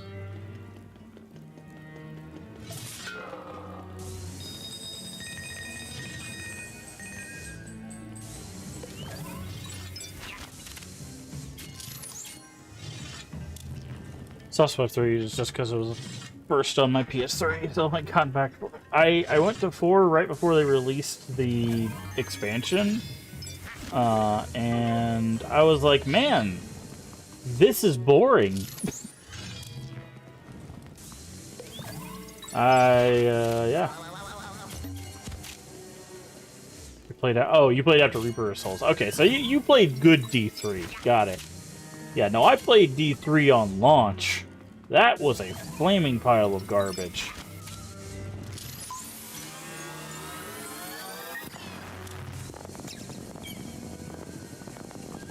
Every sense of the word. Real money auction house. Inferno mode being unreachable without money. Like it was bad, man. It was bad. I put it to you this way.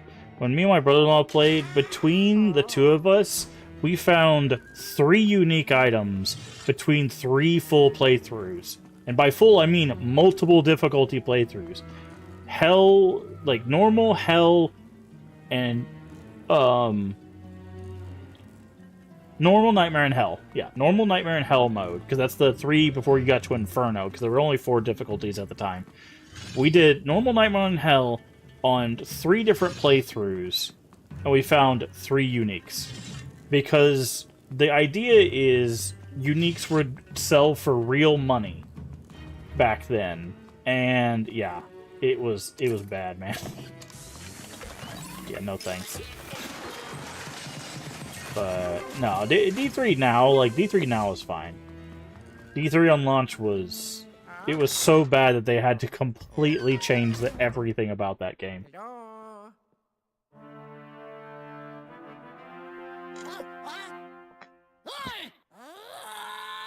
Oh yeah, PoE's monetization is stash tabs and cosmetics. That is it. I will say you'll probably need some of the stash tabs just so you don't lose your mind. But like, outside of that, like, everything else is cosmetic.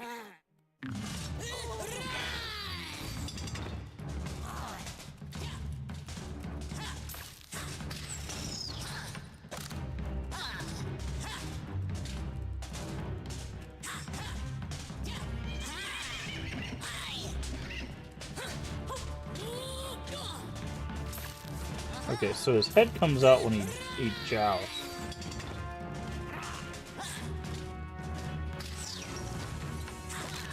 Okay, I'm not sure what I'm supposed to be doing here.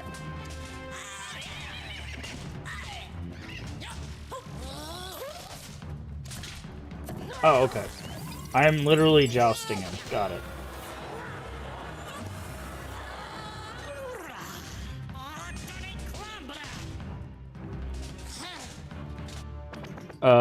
Orb tab currency. You'll definitely need a currency tab. You'll definitely need a currency tab. Yeah. Yeah, like I said, once you play the game, you'll figure out what you need. Like, I feel like the tabs are probably the only, like, necessary ones. You can live without them, mind you.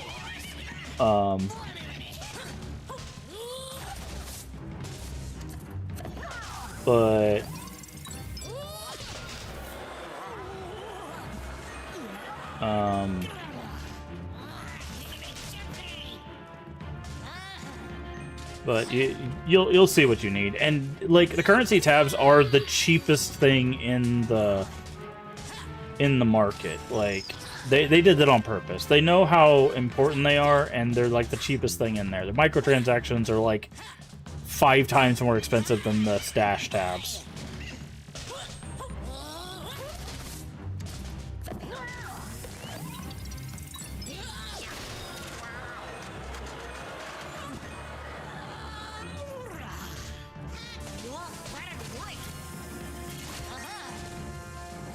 So, oh, that's not good. I don't think he's very happy with me.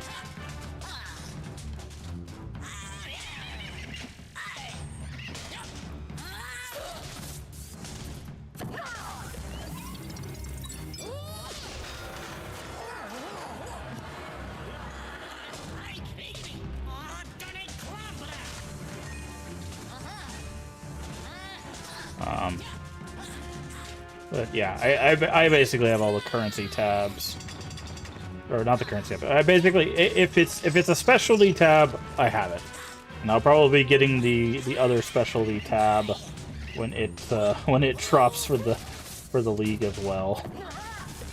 So, oh, you could smash them more than once. Okay, I didn't realize you could smash them more than once. Why this is taking longer than I expected. He's gonna shoot all 5 arrows now, isn't he? Yep.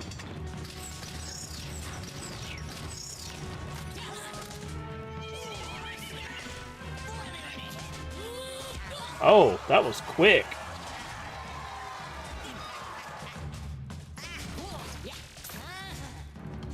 He was like an instant jab.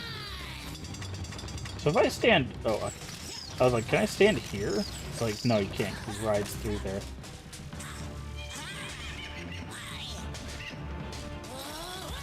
Oh, my flashlight was right there, man. Okay. This sucks. This is rough.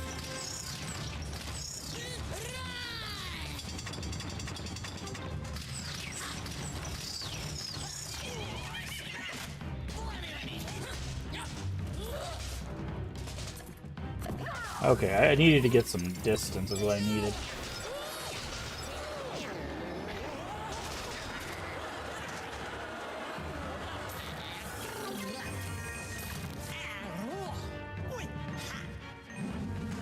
Okay.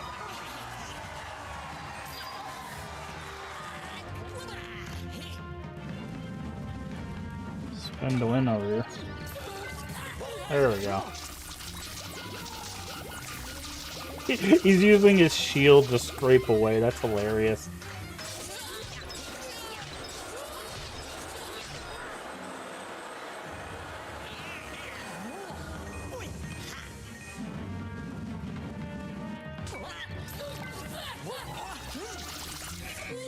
There we go.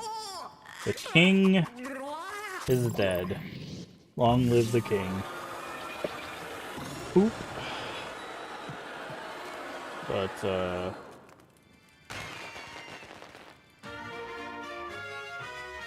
yeah, I think on stream I'll probably run Spirit Walker, which I know probably everybody's going to be running Spirit Walker. It's one of the new ascendancies. It's going to be the minion Huntress build.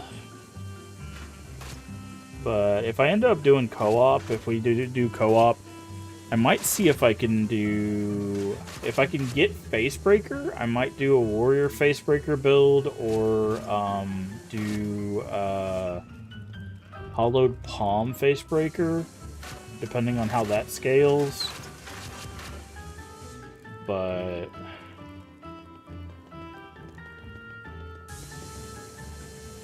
we'll see.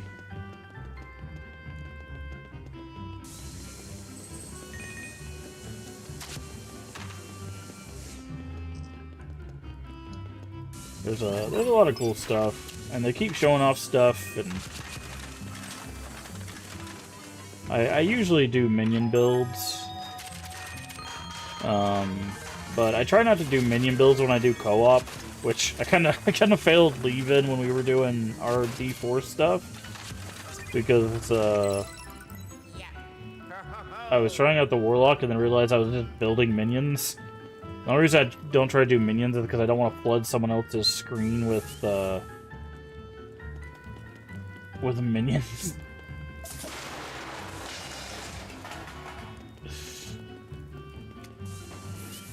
Because it's a little unfair of me to be like, hey, by the way, you can't see anything because my minion army is taking up your entire screen. But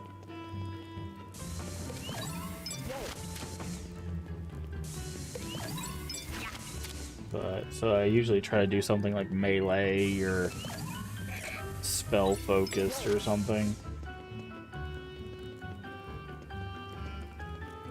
But we only played we have played that once. I don't know. He might have played more than once, but I only played with him that once.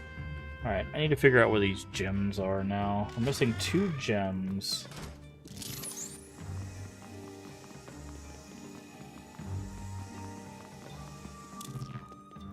I'm wondering if I can...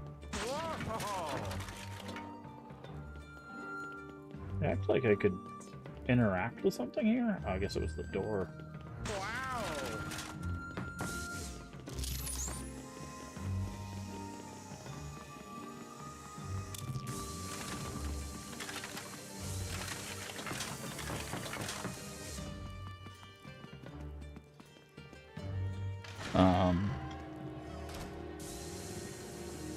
But we'll get maybe they're gonna do they're on RE6 nerds and put the fancy cooler. Nice. Alright. Well, I appreciate you stopping in. Like I said, just hit me up and we can chat about PoE and figure out what we're doing. Because like I said, the new update goes in next Friday, but we'll get patch notes tomorrow. So we'll know a good bit of the changes tomorrow. Not everything, mind you, but we'll know a good bit of the changes. Okay, there's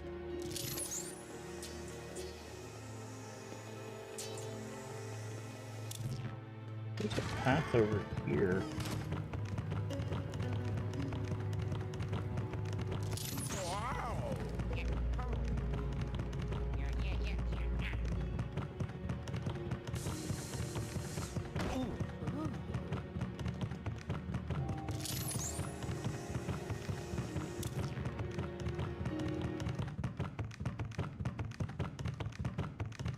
What's that sound?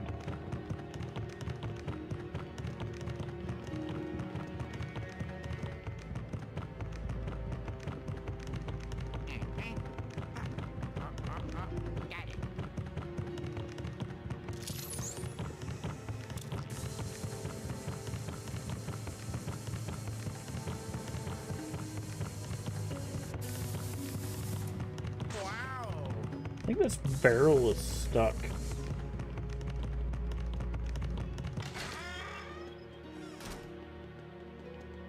How do we get back there?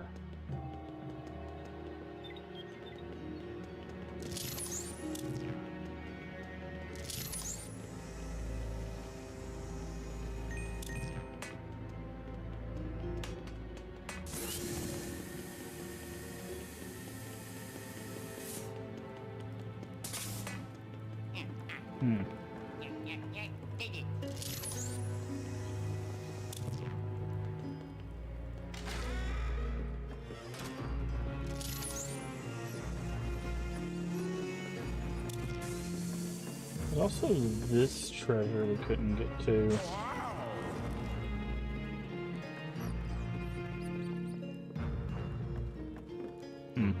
What floor are we on? 6th floor.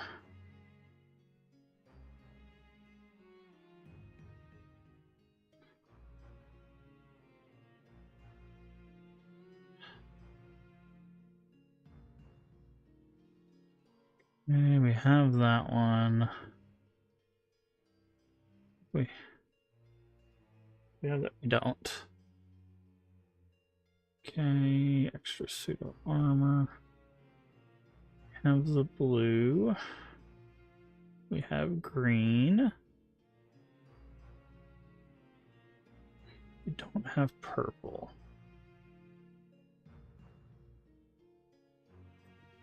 You gotta be kidding me. Okay. That's crazy, man.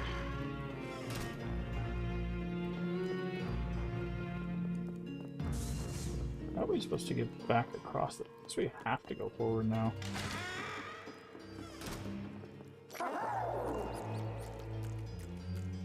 Wait, no, we can go... Let's go to the lab. Oh. Explore hotel.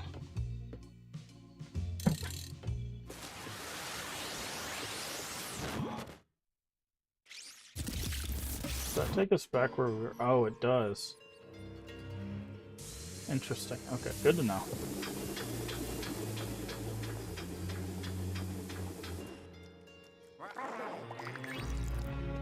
Okay, so I know where the other two are, and they're actually at the beginning, so...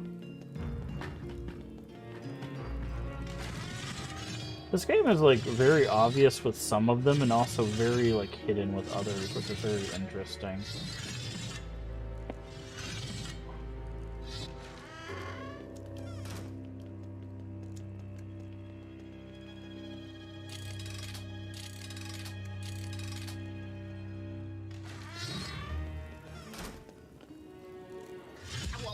So I can't tell where this axe is.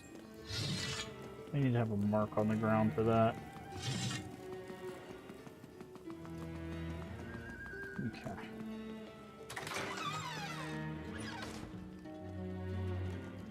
It's so funny going through this level. Not very long when you've already unlocked everything. Doing it the first time, pretty long.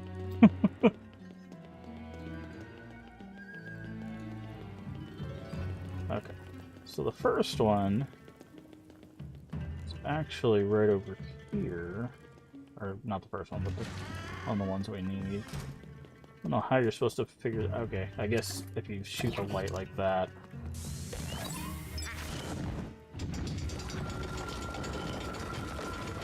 That's crazy. So this is actually how you get the helmet. Because remember how these break? I think it's actually in that chest right there, but...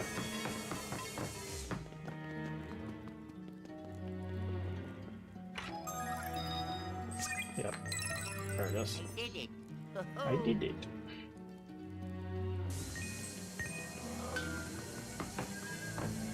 I don't know why it left me to get behind stuff.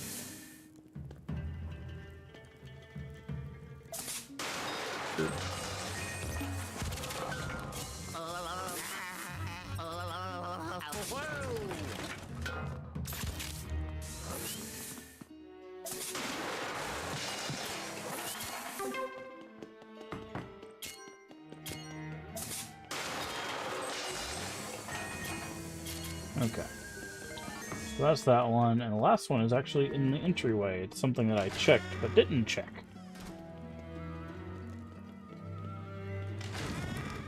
I noticed that this one didn't have a armor suit in it, so I checked it. I forgot to check it the other way.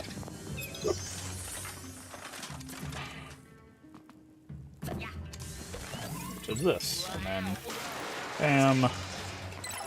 There's our castle gems.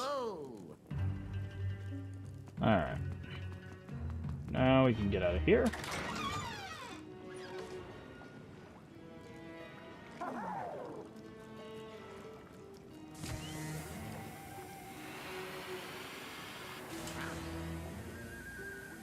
Alright. Do that, and out we go. To the next floor. Which is 7, even though it looks like a 1.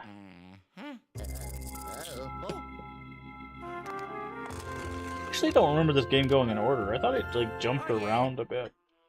I know eventually we have to go to the second basement. Garden suites. Ooh. So we have, let's see. Penthouse is probably the final fight, so that would be 8 floors. We have 9 floors left. It looks like.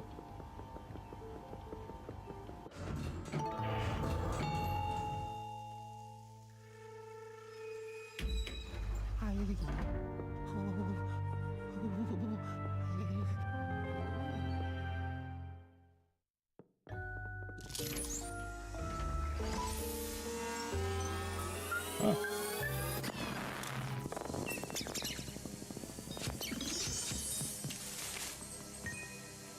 Money! Money does grow on trees. Well, those trees, but at least.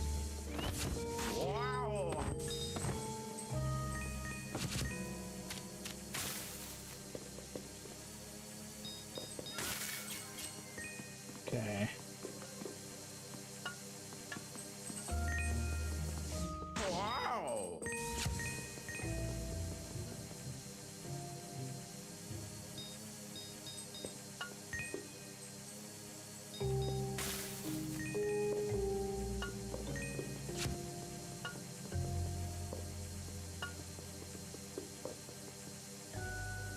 Can't spin that.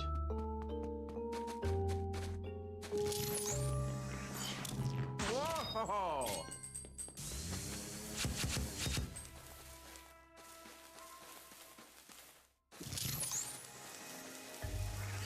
Oh, hello.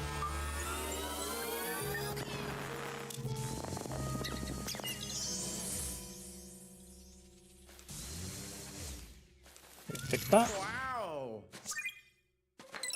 Nice. Hey-ho. Got it. That was the yellow one. Alrighty. Whoa! Wow! Ah! Ow! Oh! Ow! The hell? Whoa!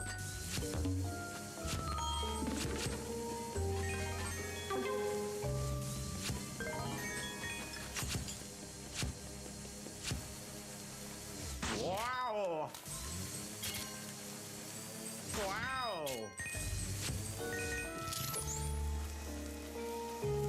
Actually, nothing else. Wow! Whoa! Guess we're doing a bit of gardening. Ow! Wow! Owie! So this definitely opens.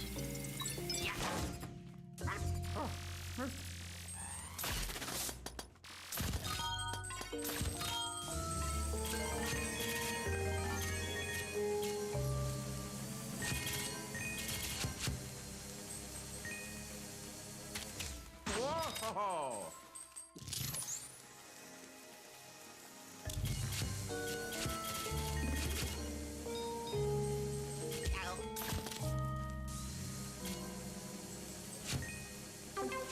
Okay.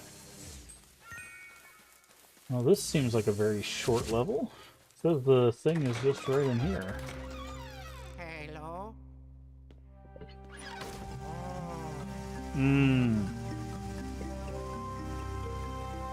There it is. I was like, this is not a very long level.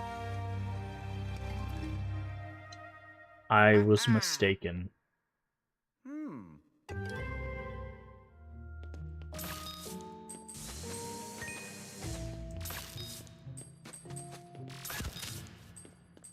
A bird is 100% going to snatch that.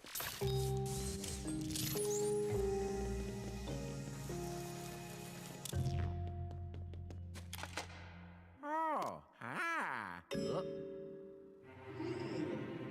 Hey, we found the gardener.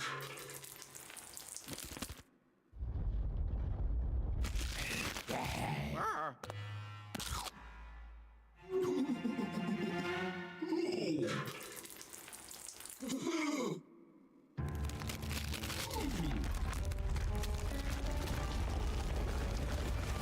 Well, that's unfortunate. Oh.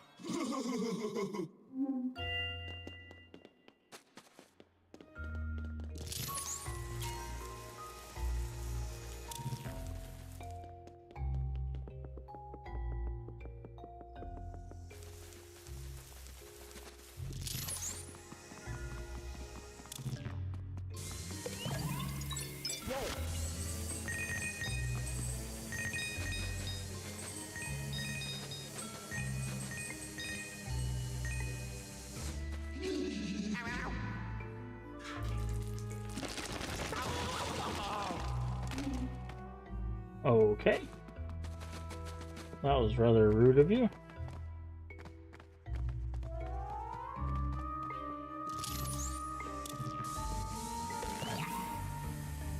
Oh, we can swing now.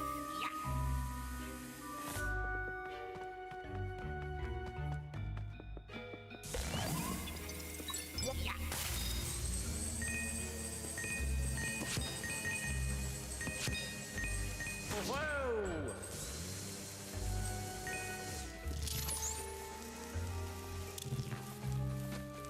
Okay.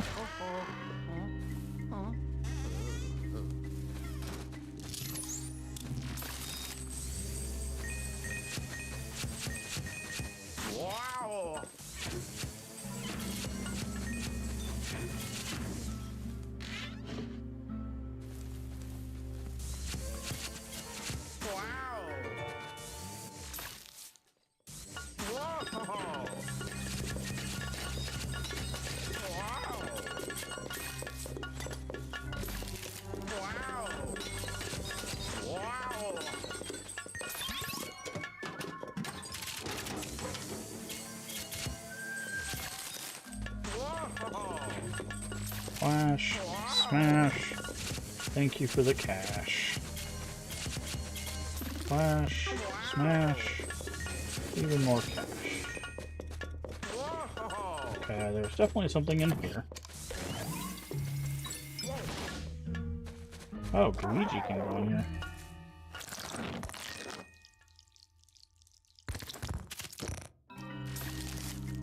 Ah. That would be what's here. Gem number 2.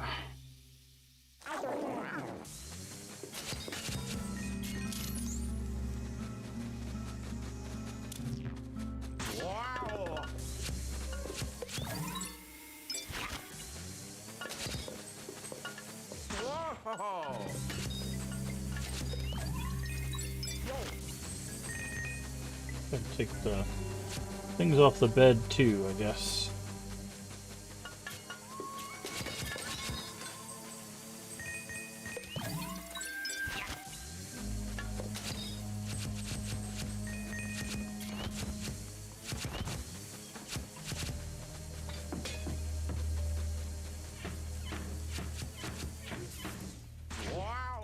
Oh, hello.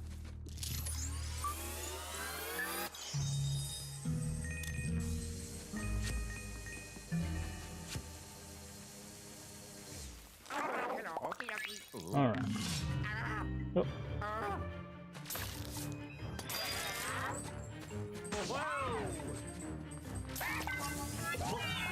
They're teaching us something there.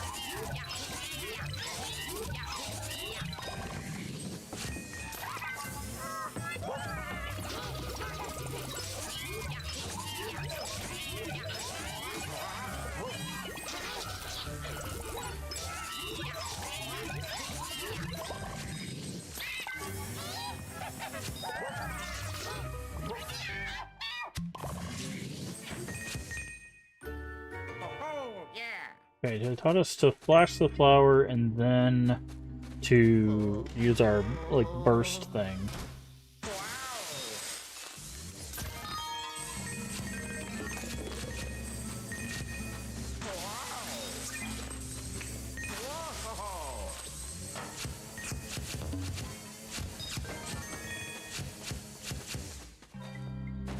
Luigi needs to go in the bathtub to get that gem.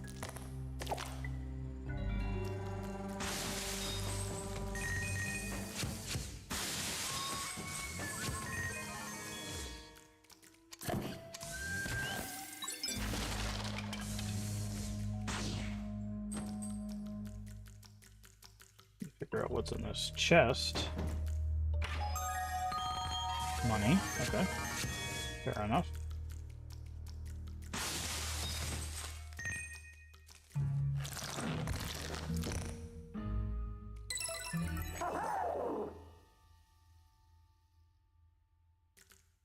What's in these other pipes, though? Oh, they just connect to each other.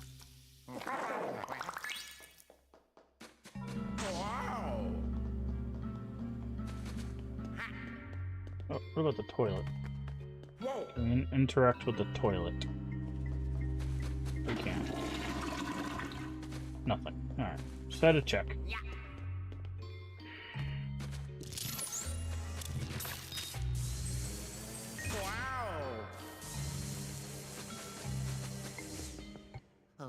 Alright, what's up next?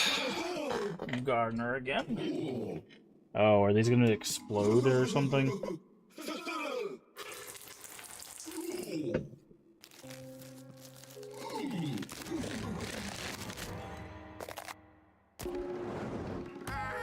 Oh no, they're just gonna become big.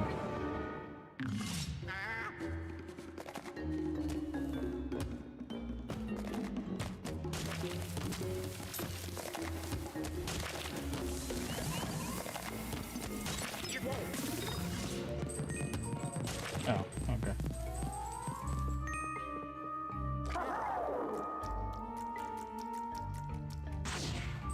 Oh, we just need to get rid of the thorns. But...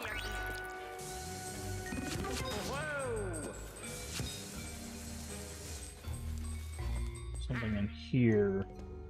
Ah, they're in the toilet.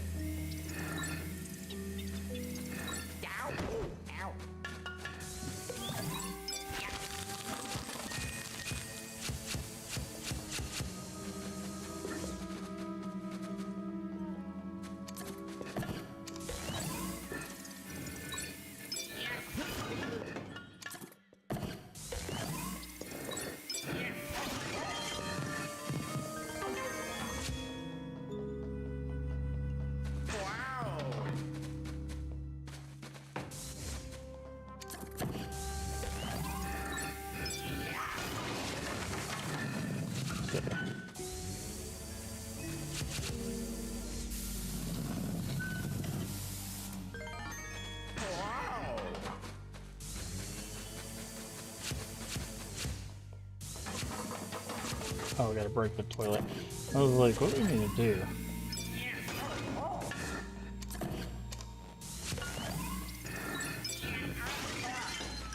Go, and then we can grab this. Oh yeah. Oh yeah. We also need to break the bathtub.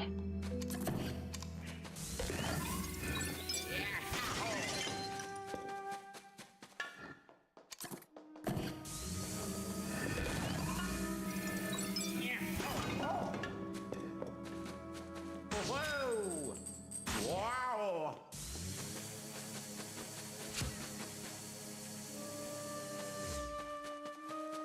Wow! Whoa! Can we go out here? No? There's something here. It feels like there should be something here.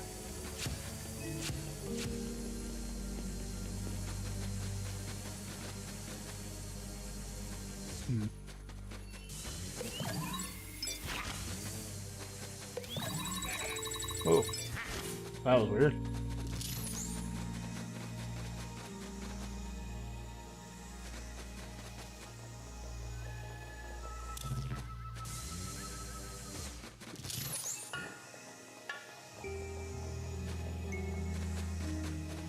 Okay. Guess there's nothing else. Whoa! Wait, can we continue to break the bathtub? Oh, we can. Okay.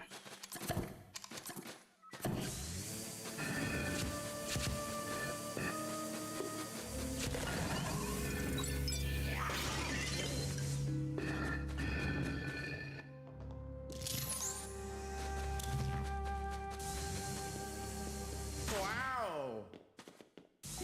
What does that do for us?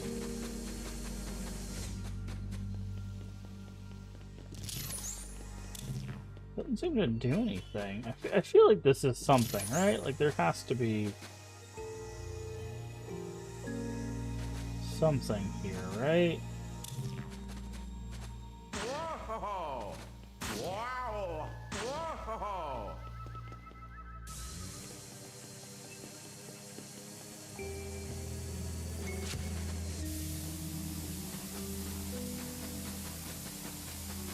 I don't know. I feel like there's something there. Okay.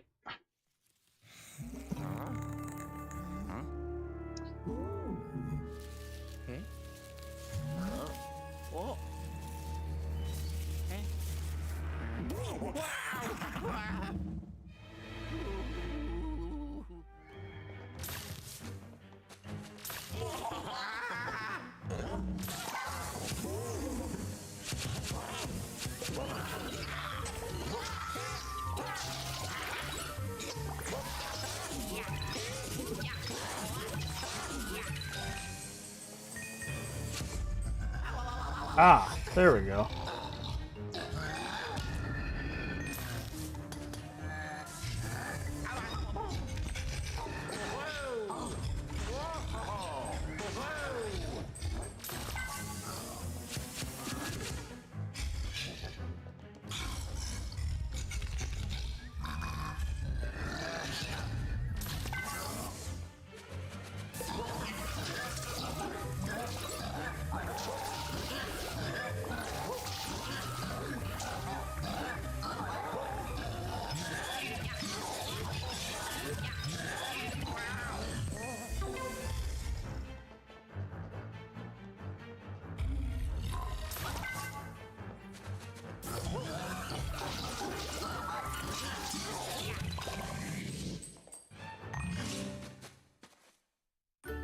Okay, so he was under the pile of leaves. There is nothing else here. I was like, there's gotta be something under that pile of leaves, right?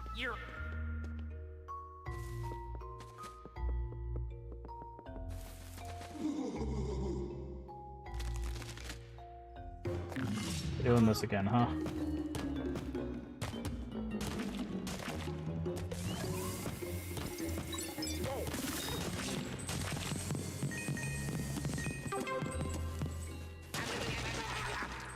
Yeah, figured that was happening, but...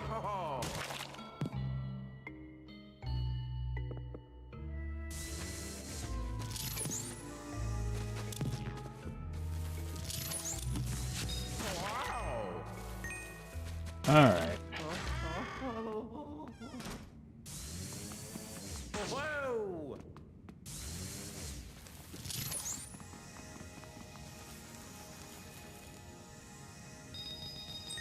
Why did all the music stop? I do not like it.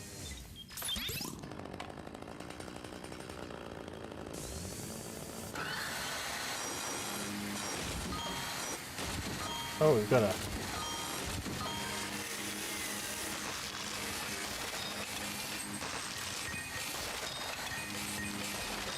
Fun?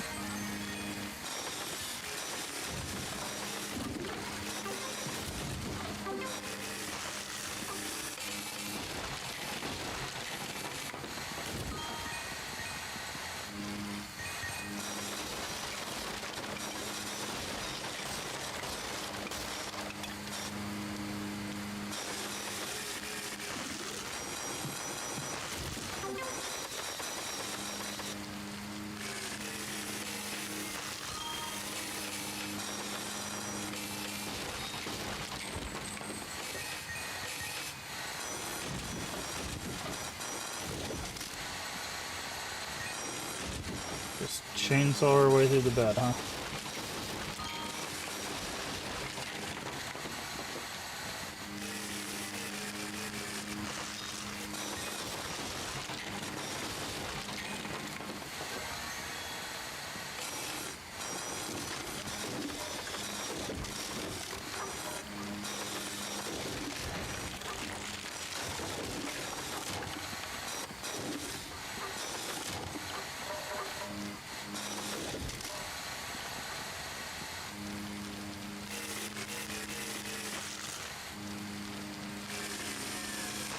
Gotta be a gem in here somewhere, right? Ah, that'll probably help.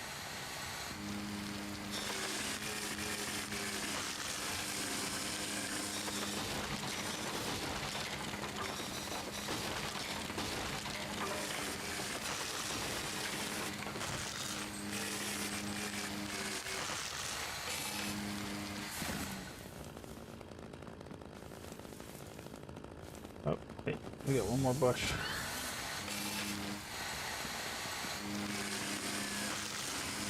Can it cut the grass too?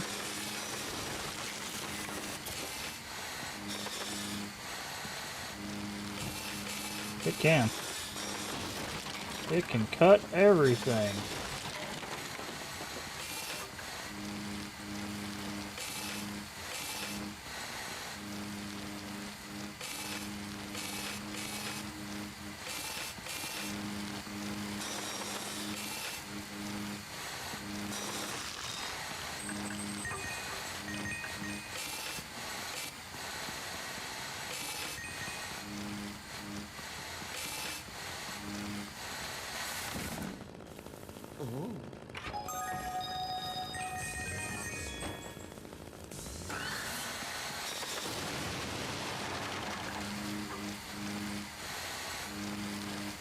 Trying to see if there was like a reward for cutting all the grass.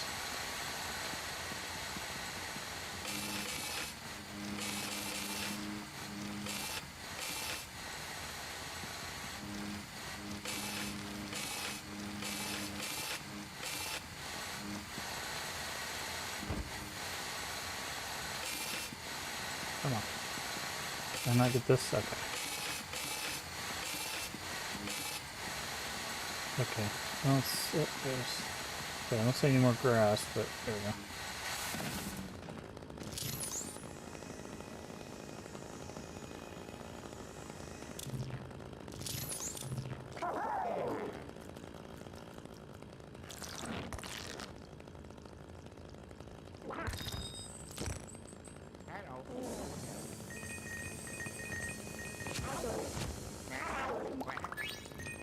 Okay, so no gym in there unless we did something to...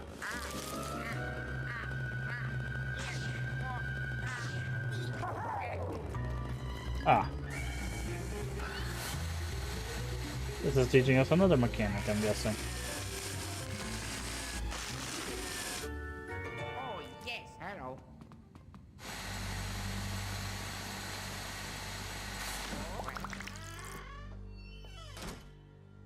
Uh-huh. Wow.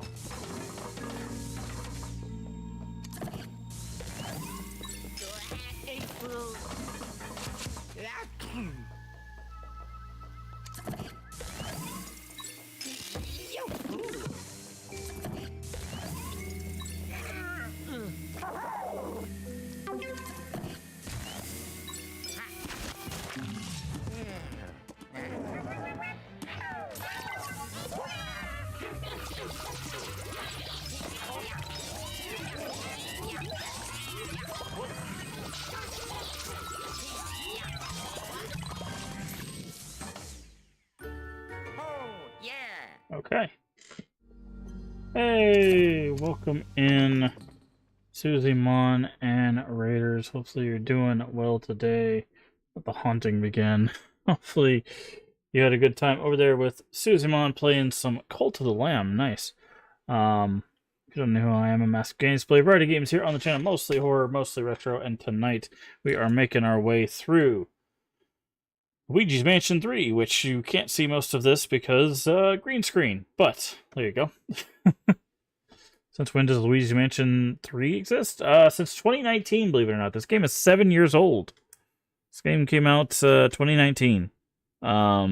Yeah, we played through Luigi's Mansion 1, Luigi's Mansion 2, also known as Dark Moon, and now we are playing Luigi's Mansion 3, which came out in 2019. So, but I do appreciate everybody coming over the raid. If you need a raid run for any reason, get you some food, get you some water, or go take a nap. I completely understand. Just throw us a follow, come back when you can. We love to have you. Also, if it is your first time here, I do like to ask of our raiders, what's your favorite retro game? What's your favorite horror game? And if you have one, what's your favorite retro horror game? Feel free to drop that in chat.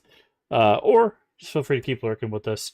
I do appreciate it. Also, all month long, we are raising funds for St. Jude Children's Research Hospital. The donation link should be at the top of chat there. Also, we do have a couple fun incentives over here. You can see there, a $5 donation will allow you to stick a silly little googly eye to my face, or if you are more inclined to throw something at me, a $10 donation will let you throw a real-life Jinjo at my face. You get to pick the color. There are 5 colors to choose from. However, just to forewarn you, if you pick the green Jinjo, the green Jinjo is green screened out, so all you get to see is a pair of eyes come flying at my face. It is a little eerie, but there you go. That is the green Jinjo. So that is what we are doing all month long. I do appreciate, again, the raid, and we're going to just jump back into the game. Tell us how the Cult of Lamb's going. Also, welcome in It's a Me Chef. Welcome in, and welcome in Suzamon and everybody else that came over with the raid. So I do appreciate it.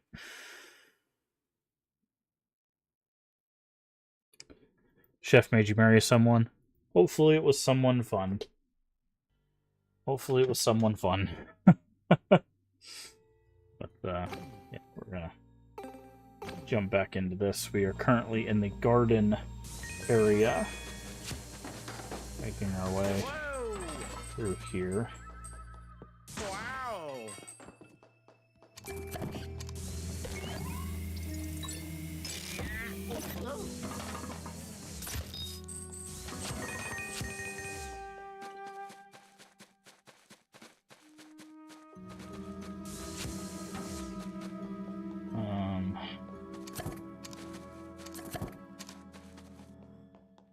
Feel like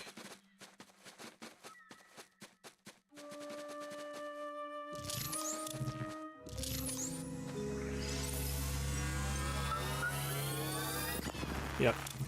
Because I feel like there's something we're missing in here.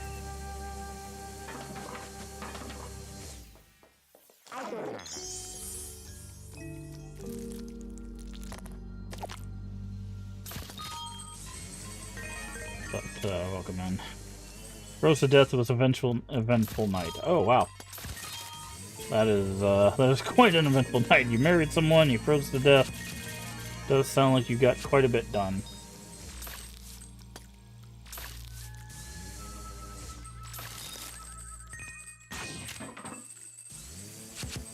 But, how's the new update, by the way? I have yet to play Cult of the Lamb in quite some time, so...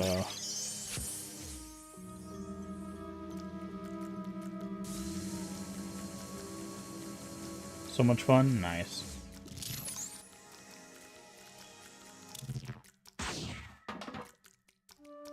That's good to hear.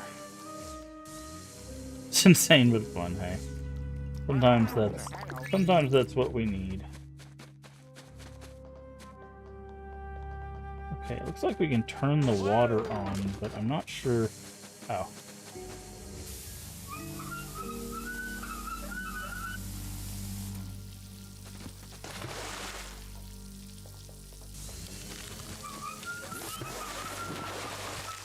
Okay, so first thing we need to shoot is toilet? Nope. Okay. First thing we need to shoot is this bottle here.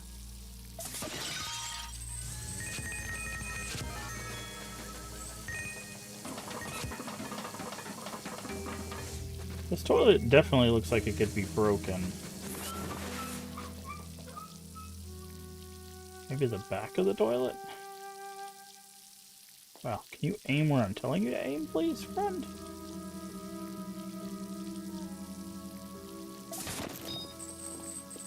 Wow.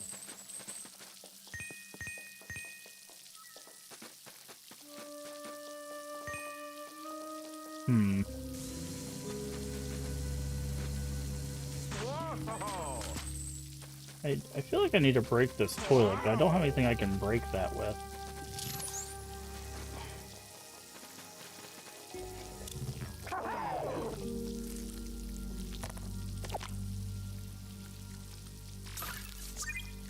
Go. Another gem acquired.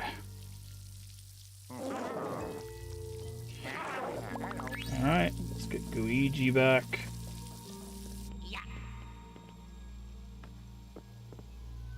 Okay.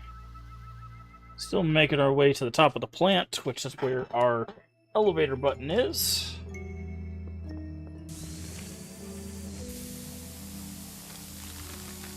Roll that thing out there. Okay, that's how we get across, but we're still looking for more gems. It looks like we're missing 2 of them.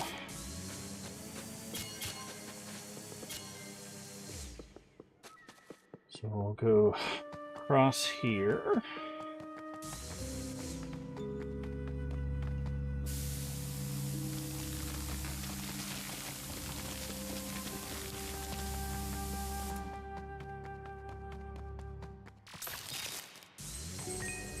Wow.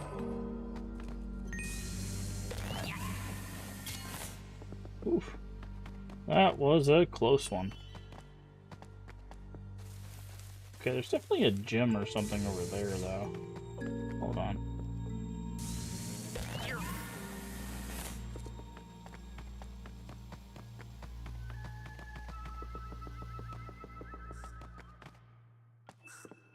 Ah, there we go. I was like, there's a space over here.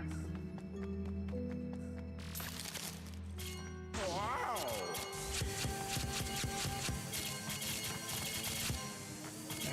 Maybe that's just money.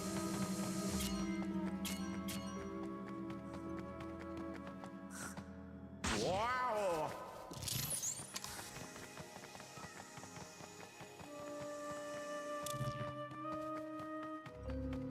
It says no entry to a door. Okay, I guess not. Maybe after the plant's gone, we can go through that. Alright. Let's go.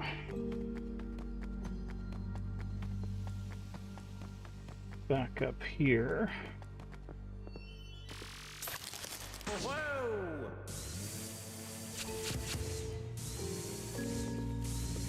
And we swing, and we jump.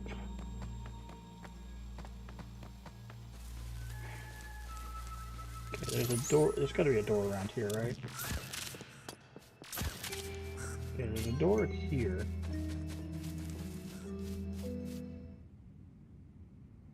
There's mushrooms, a wall. Okay, looks like we have to fall from above. There's a door over there.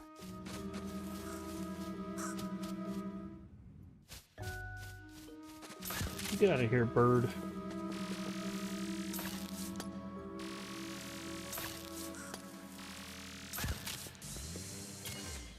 Hello. Ow. Aw. Okay. Yeah, so we gotta come from above. Okay, I see that swinging thing. Oh. Oh. Caw! Caw, caw, caw, caw. Oh.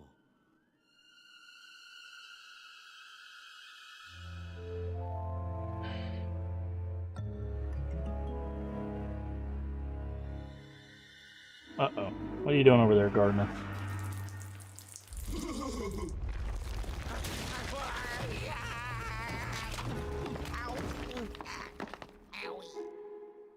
Oh. Gosh darn it, gardener. Why you gotta do this to me?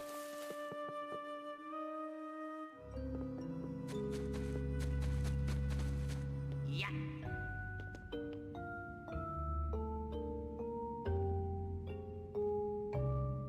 Okay, I guess we bounce on these things.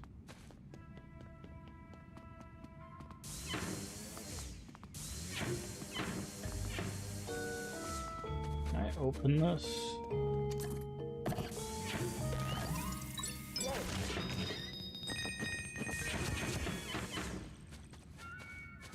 Okay. How do I pounce on them? Energize, I do not have a Discord. I do not have a Discord. Whoa. Yippee.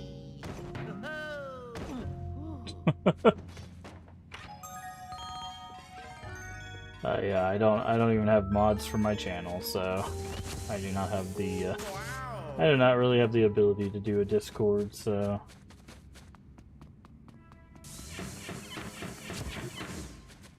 Wow. Wow. okay, how am I supposed to do? Oh, I know how I'm supposed to do this. I need to get this. Pull this over here.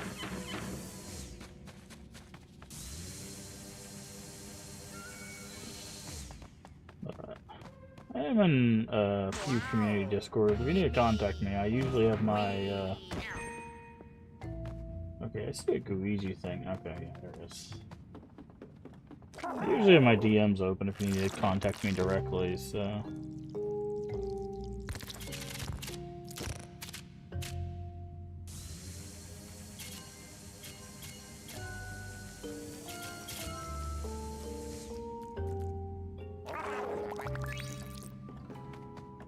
Hopefully it's nothing too bad.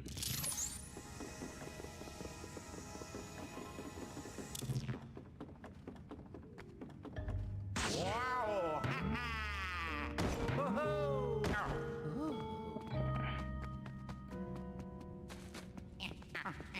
Oh, we can climb these, okay. Yeah, I saw that coming.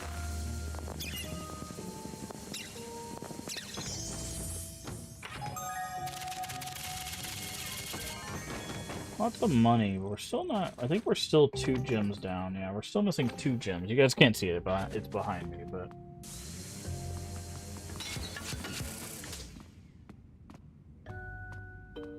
Wow. Weird snake things grab onto you. Wow. Wow. Alrighty. Let's see. Oh, there's a hole there. Need help between picking between A and B. Okay, well you have to tell us what A and B are. We're going to be complicit in whatever you're picking between.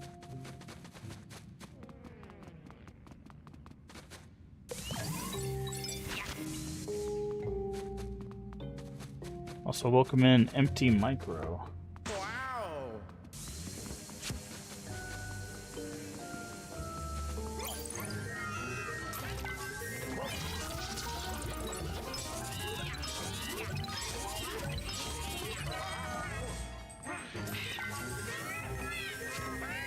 Oh, it's nothing, just curious?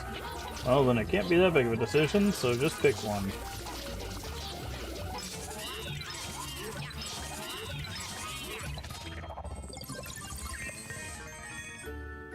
Oh, yes.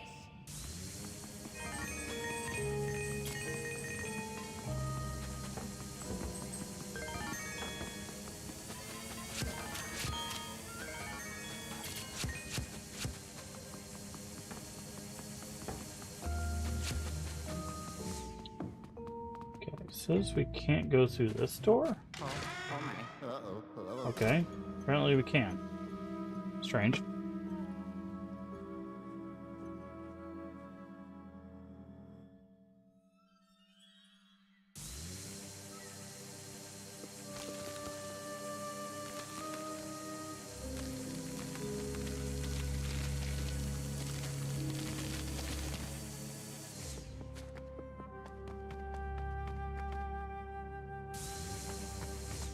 Okay, we need to go here. Swing, swing. Okay, I see one of the gems.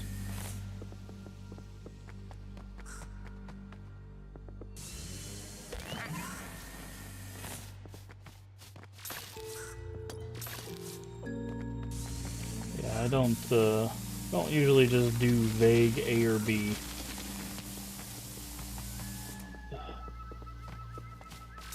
Because then when it goes awry, people end up blaming you for it. And like, well, you're the one who said I should choose this one. And it's like, well, you didn't tell me what it was, so I am not complicit in that decision.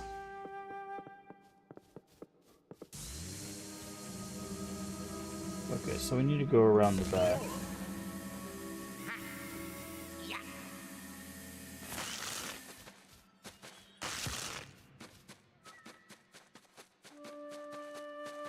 So that's why I don't do that anymore.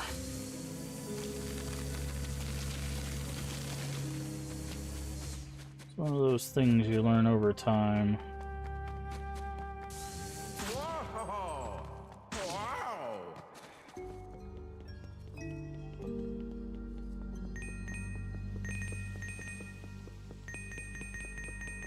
People, Hey-ho. people will find a lot of reasons to pass the buck, as it were, and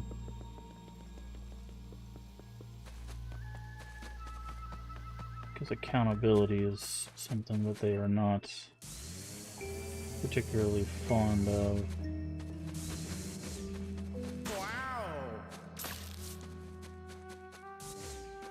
How do I... Oh, I think what I need to do is I need to do this, and then do this.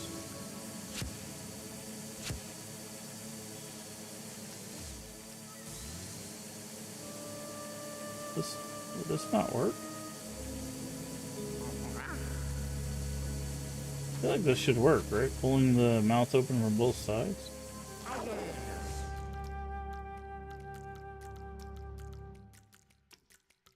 So I can't go this way.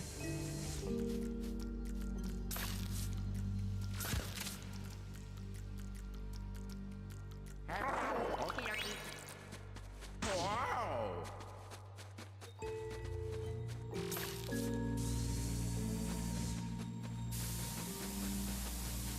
Okay, maybe not. Let's go this way then, I guess.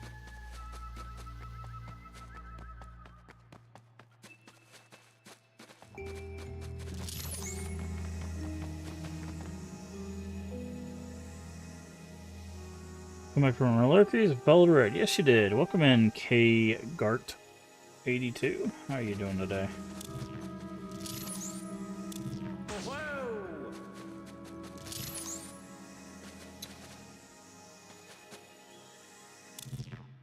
Hmm.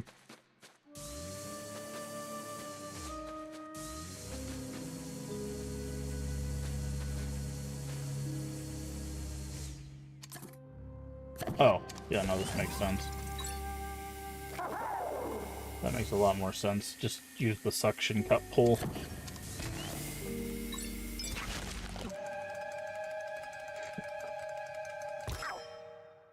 Well, I need to play this at some point. Love the Mansion games? Nice.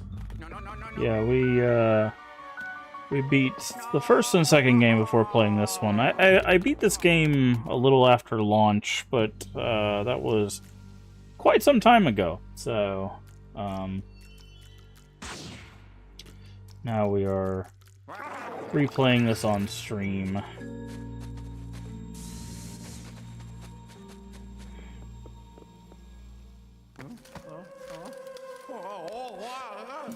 But I was coming back to the debate. Bye, so I hope you enjoy the rest of the stream. Well, I appreciate that. I hope you have a good rest of your day, evening, whatever time it might be for you. So, thank you for coming back. I do appreciate it. And thank you for the follow.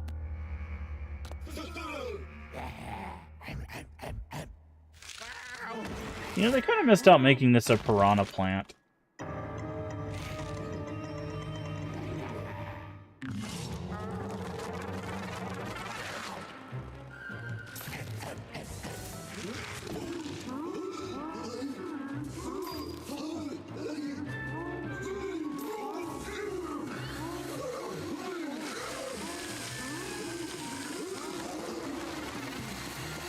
Bye.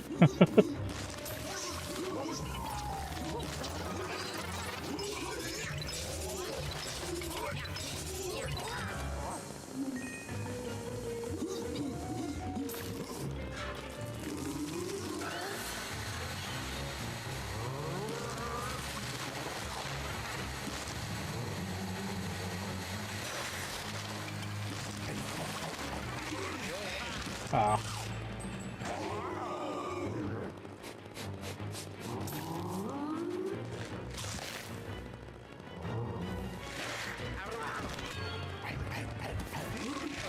Dang it, dude. Why is he not...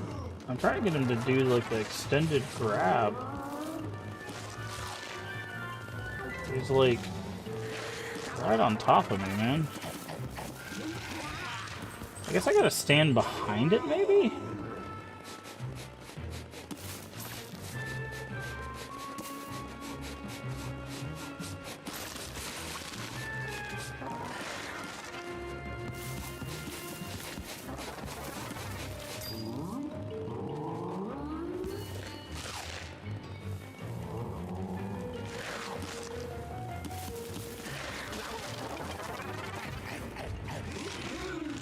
There we go.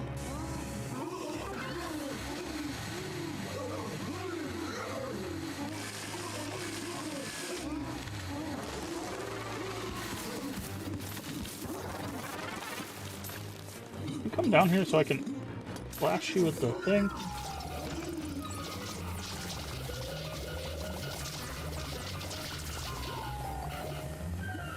Oh, they stopped him at 84. So it wouldn't... So you have to force the third phase.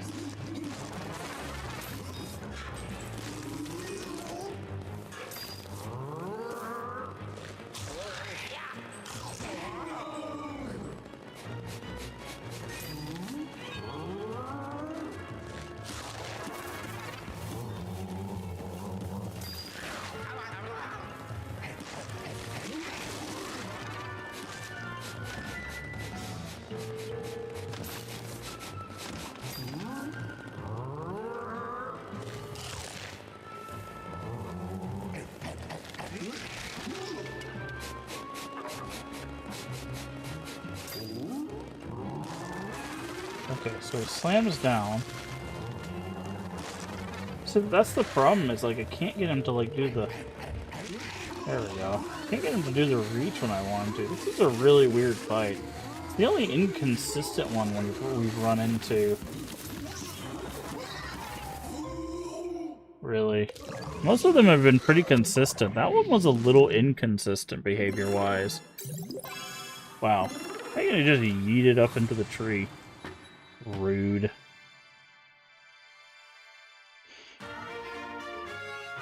He's just like...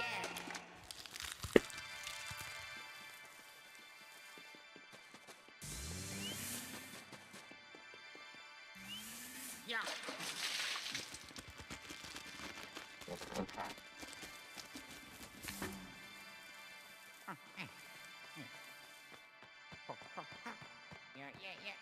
Alright, so now we got this. I did it. We are still missing one gem, I think.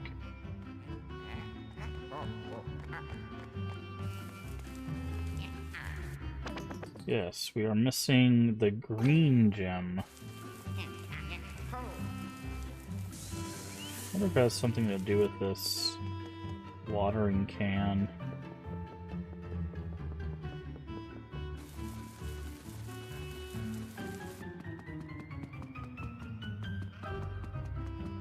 No.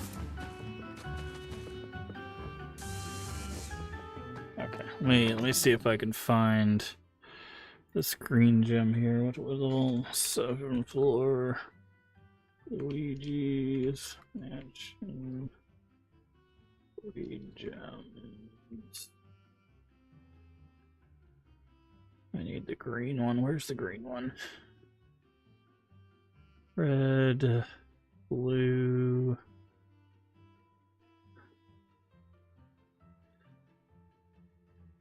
Green. It is in the mushroom one. Of course, it's all the way at the top.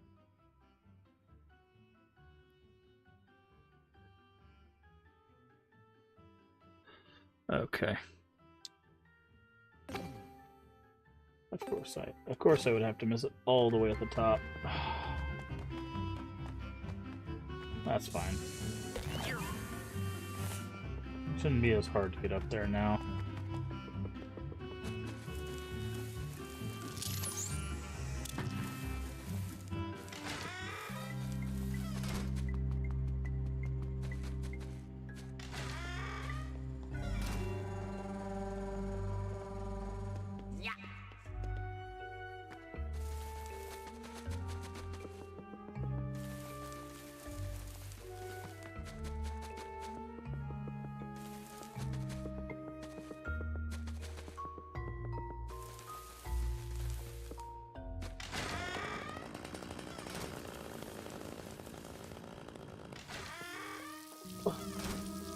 My problem with this chair is, like, it's big enough for me to, like, sit cross-legged in, but, like, the cushion is not the greatest in the world.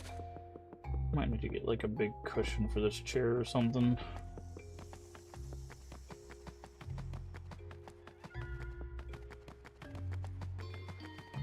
So I'm sure it's not helping my back any to be readjusting constantly. In the chair.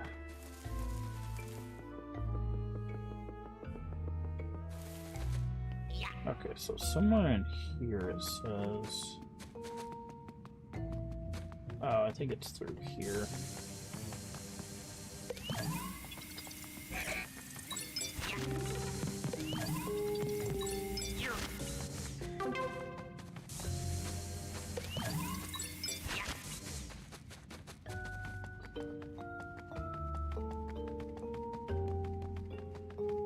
Yeah.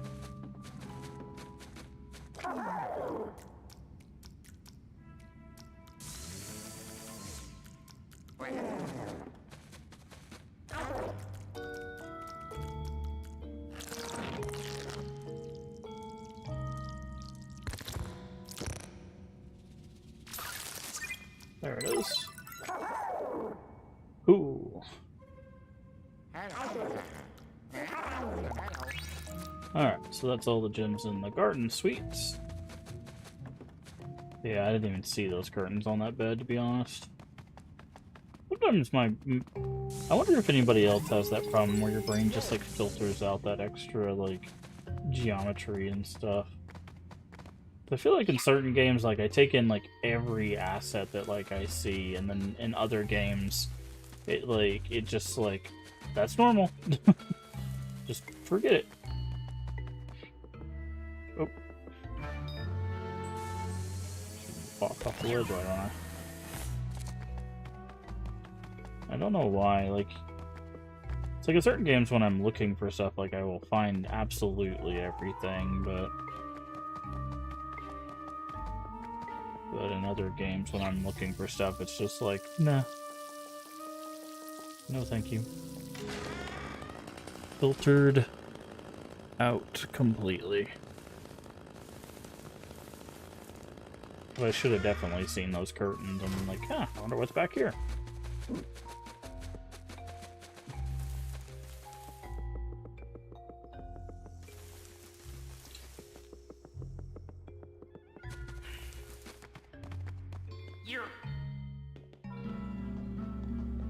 think we did a pretty, other than that, did a pretty good job clearing, honestly.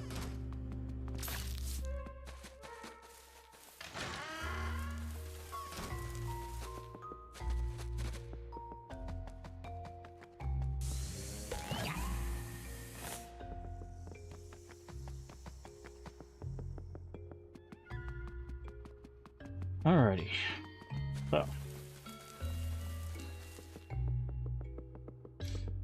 now we can go back to the elevator and unlock the next floor. What the hell just hit? Oh, a mouse.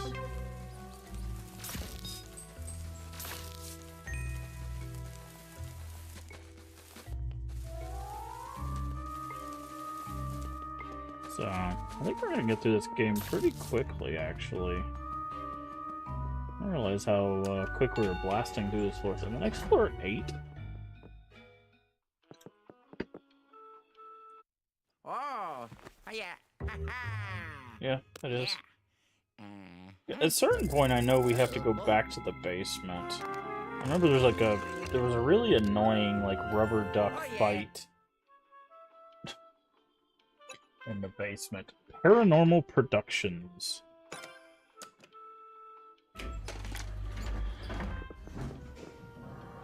Interesting. We're going to, like, a movie studio.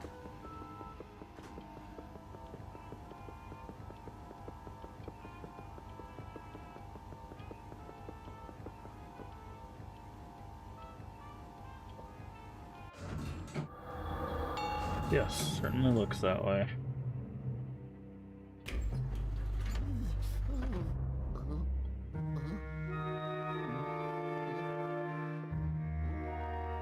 Okay, I see the gem in the helicopter. Or it looks like a gem or something in the helicopter.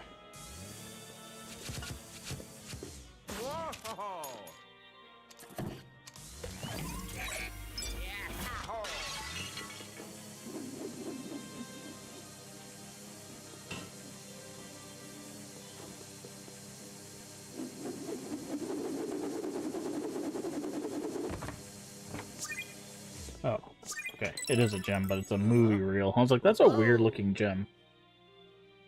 It is, in fact, a weird looking gem.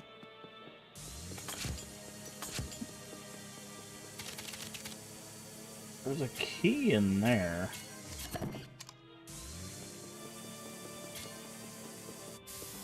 How do I get up there? Am I gonna need something?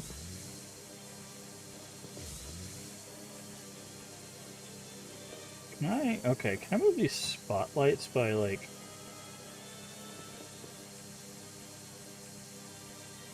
I can. Interesting.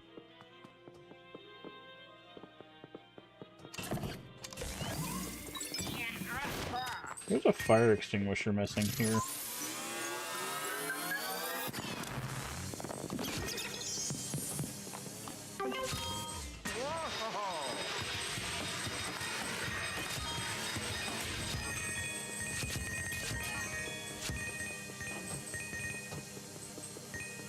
interesting. They're playing.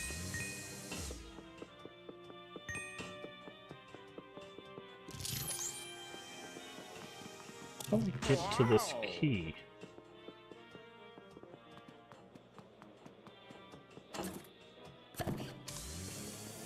Oh, maybe I need something to break it?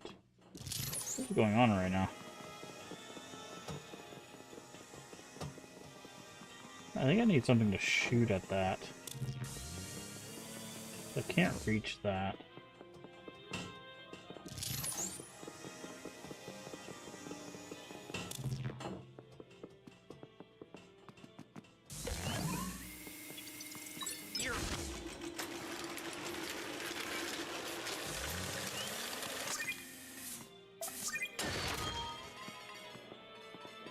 Okay, Luigi can go through the grating here.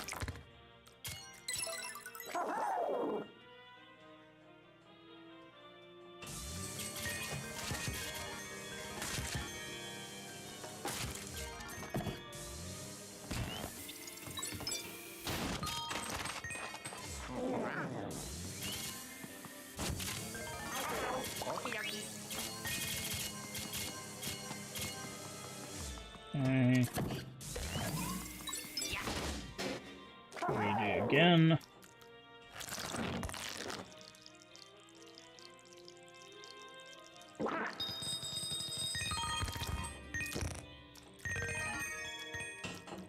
That was a sound. Okay, I know where the key is.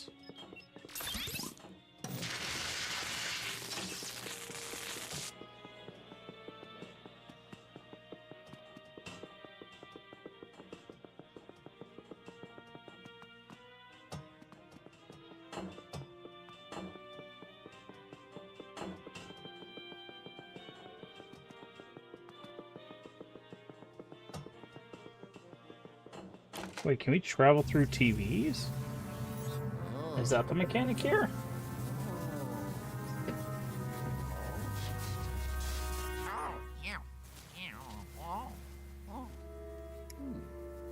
Coming to you live.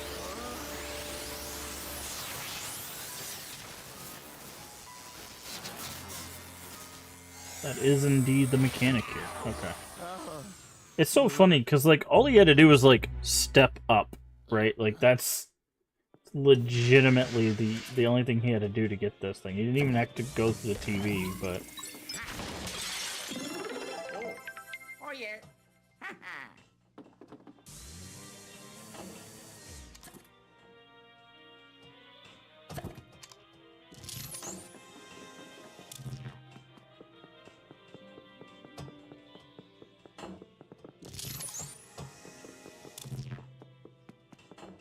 Oh, that's so funny.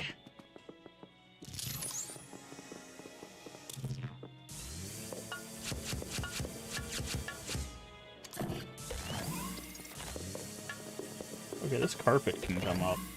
I need to move this, though.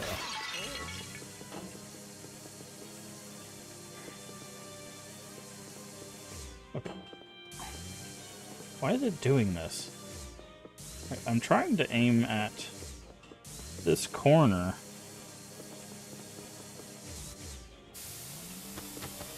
There we go.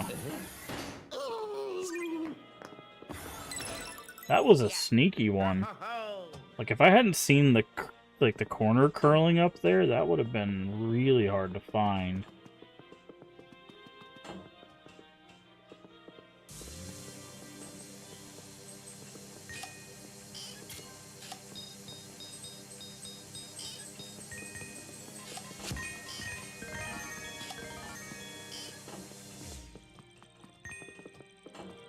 Okay. Huh? It's crazy. The first two rooms essentially had 3 of the gems, so this must be a really small level. Huh? Hello. Wow.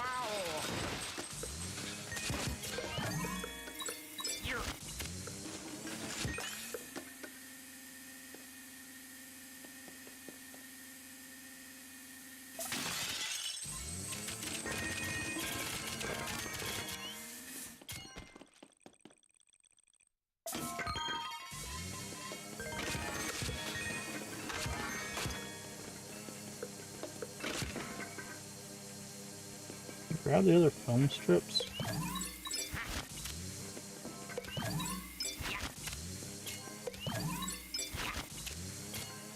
Trying to see if maybe those would cause something to trigger.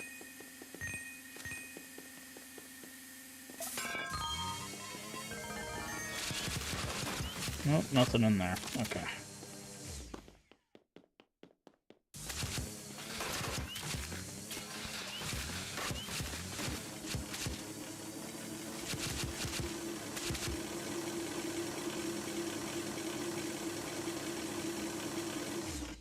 Okay, so I think we're gonna need film for that.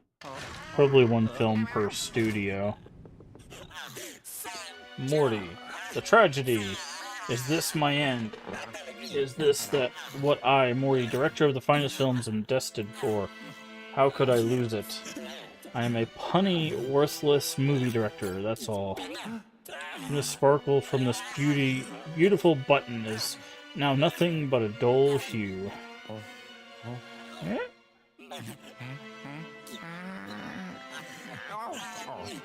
My bright megaphone, where art thou?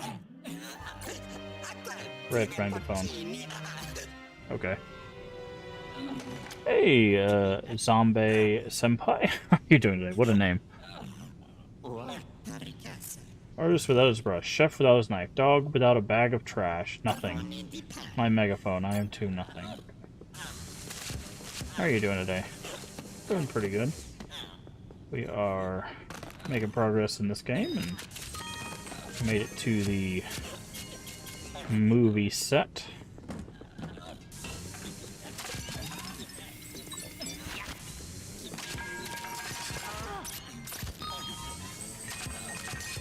Well, this game's the first time. It is not my first time through now.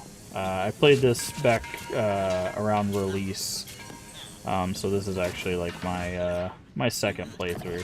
I don't remember most of it, to be honest, but no, this is definitely not my first playthrough.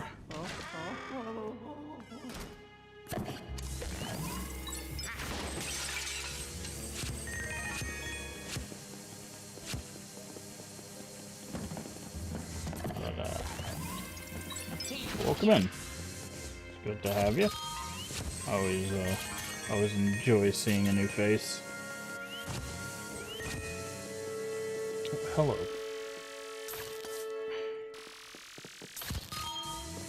Hello, Gold Spider. Alright, let's see. What is this studio?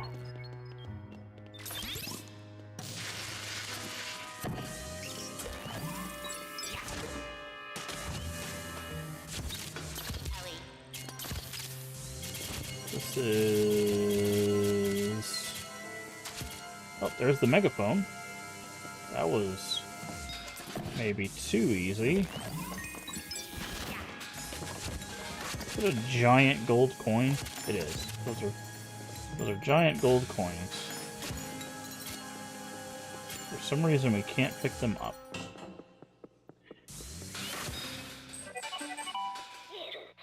Luigi, look! That must be the megaphone. Looks like it's trapped in some spider webs.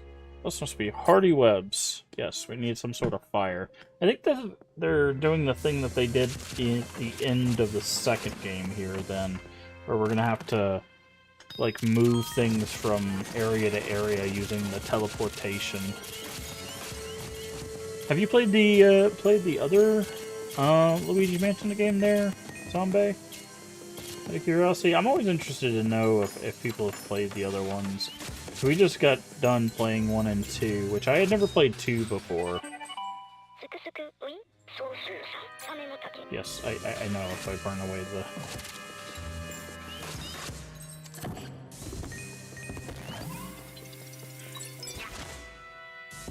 Okay.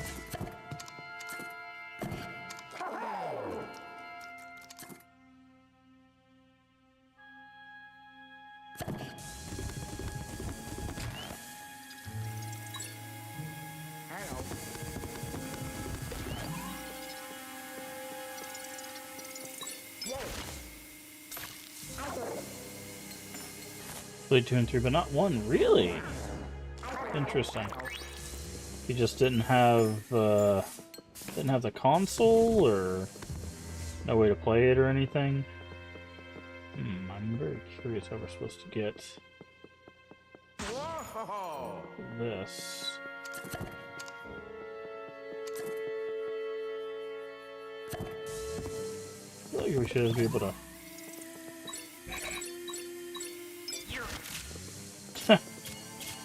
We get $1 just to break it into a bunch of other dollars.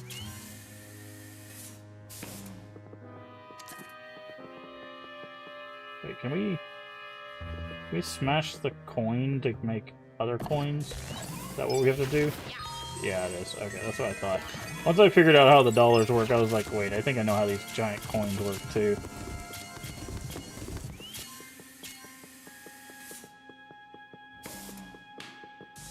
Didn't know about it when I had GameCube, very upset when I found out later. Fair enough, fair enough. I can definitely understand that.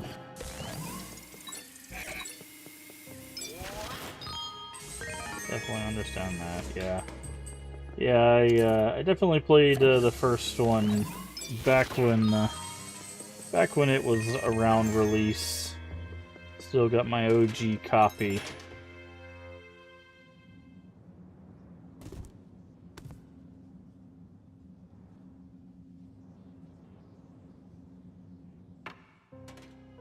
Wait.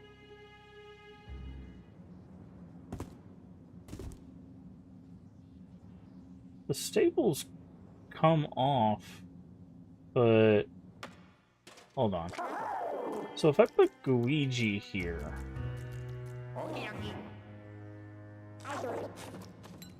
aha.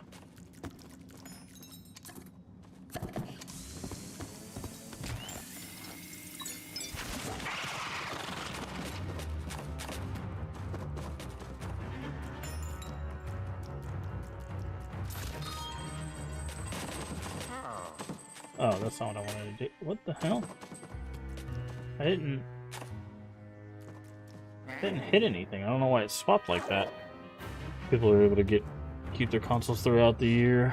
Whenever you buy a 64 and a GameCube, yeah. Yep, that's so good. We play a lot of retro games, so I actually still have pretty much all of those consoles too. We've been playing a lot of retro stuff for this month.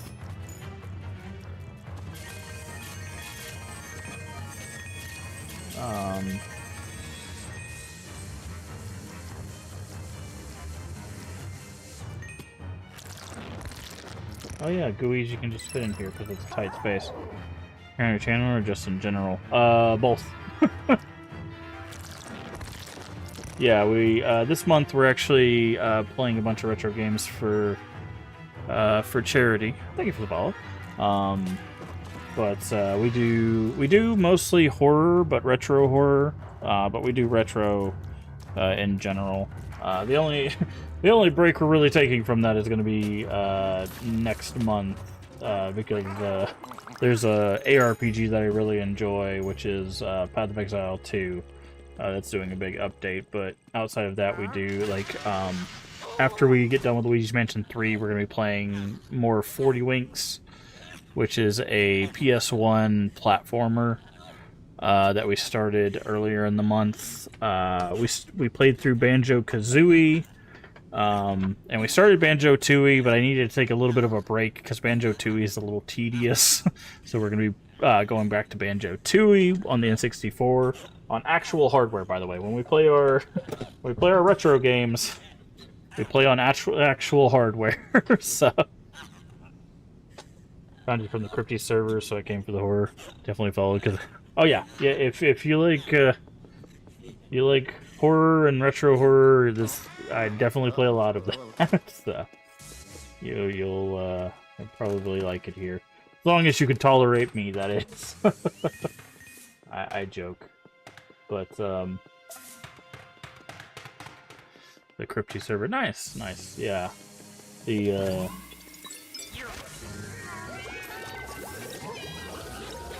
I'm part of the stream team, so there are a lot of great people. On the stream team, so they're all definitely worth your time. But I know me, Kania, uh, Wild Cherryberry. I think that's her name. I always get her name mixed up. Let me see if I can.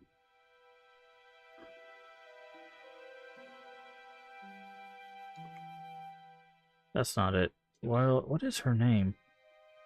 Hold on. I'll look it up. Evil Cherryberry. I don't know why I was trying to say wild. There's another berry that's wild that's in the community. Evil Cherryberry all play like retro stuff, retro horror stuff. Evil Cherryberry does a lot of like Resident Evil like speedruns and stuff. So if you like the Resident Evil series, I definitely recommend giving her a follow. Kania plays a lot of like different retro stuff like I do.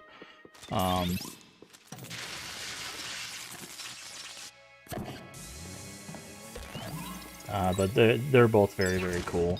I like watching them. When I get a chance, that is. But I highly recommend them, and if you like retro stuff. But yeah, I try to play all the retro stuff on original hardware, which is can be a little bit of a hassle to get up and running, but once you get it up and running, it's not too bad, but sometimes quite the hassle. Okay, I'm guessing there's a fire here, so we have to somehow grab a fire from this area.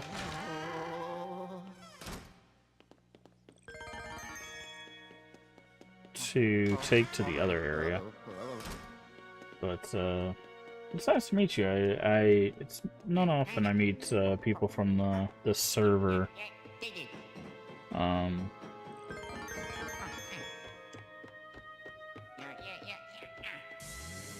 Very cool. I'll go ahead and I'm guessing you stream as well then, since you're on the server. Let me go ahead and drop you a follow as well.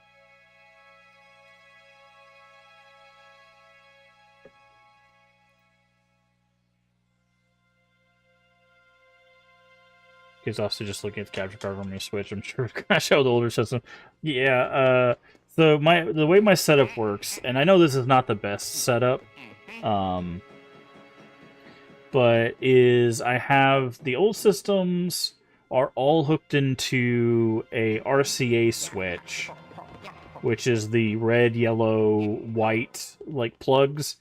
They go from the RCA switch to a RCA to HDMI converter, which goes into an HDMI switch, which goes into a HDMI splitter, which goes to the monitor. One half the splitter goes to the monitor, one half goes to the capture card, and the capture card goes to the computer. So that way I can look at the monitor, which is where I'm looking right now, is on the monitor for the game, and then the capture card goes to you guys, so you can see the game yourself. Yeah. It is, it's a lot. It's a lot. And, at some point, I'm gonna add a, upscaler to all that. So, eventually, it's gonna be able to push through... It's gonna go from RCA into an upscaler that'll upscale it to 4K into the HDMI switch into all of that stuff, so that way it'll be like a crisp 4K upscale. But yeah. So here's the fire. It's gonna be cool though. Yeah, I just I'm focusing on trying to finish up my collection first. I'm trying to finish collecting the games that I want to get first, and then once I've kind of collected all the stuff that I want to get and the stuff I'm gonna play on stream, then I'm gonna focus on the upscaler, because the upscaler is not really like a requirement, right? Like people that watch the retro games are fine seeing the games and they're, 480 glory, you know. These games are old and people know, right? Like, and that's, it is what it is. But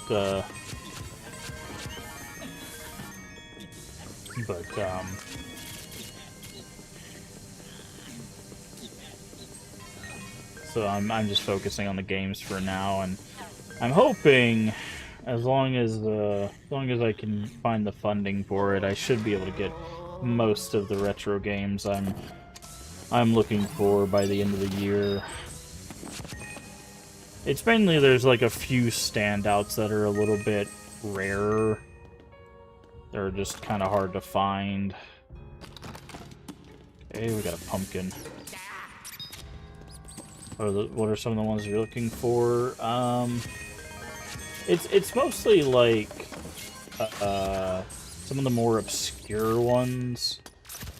There's a couple. There's one on PS1 called Juggernaut, which is just a obscure kind of like, I think it's like, I can't even remember how it plays, but there's that one, and then I need to pick up, I think it's like 2 on the Saturn, the Sega Saturn, which is D. It's just called D, and Enemy Zero. And then those are pretty much like the 3 rare ones I need to find. All the rest of them are things that I can pick up that are not super rare, and I could probably pick up pretty quickly. But those 3 are like the last of the rarer ones I have to find. I found pretty much everything else.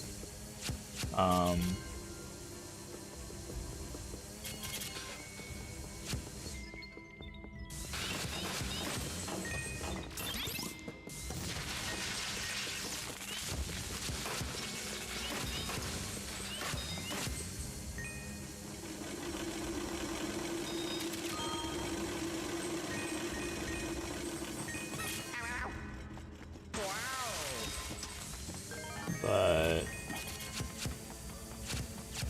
hope we get them all, yeah. Well, I also, like, I'm not collecting for the sake of, like, look at my collection that I'm never going to touch ever again. Like, I'm collecting because I specifically want to,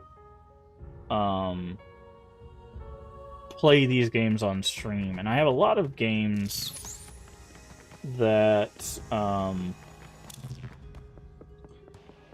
we're going to be playing over the next few years.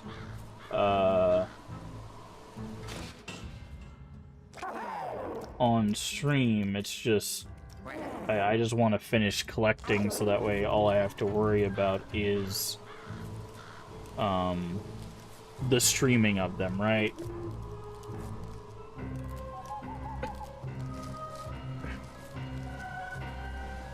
But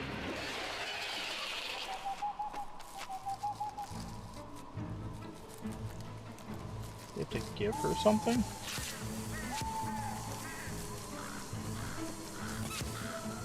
Okay, looks like she wants something.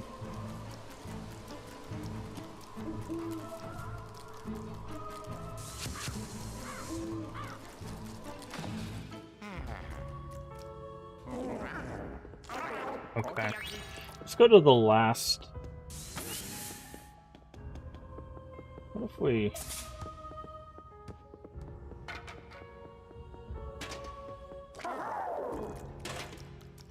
I get the ball.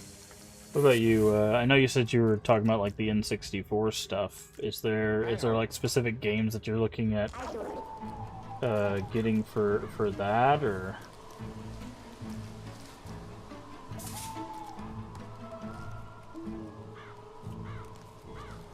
are you just trying to like pick up the console that you have some games for?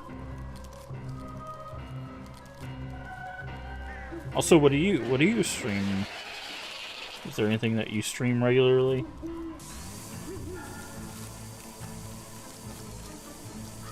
Also, I just noticed that she has sunglasses on. That's hilarious.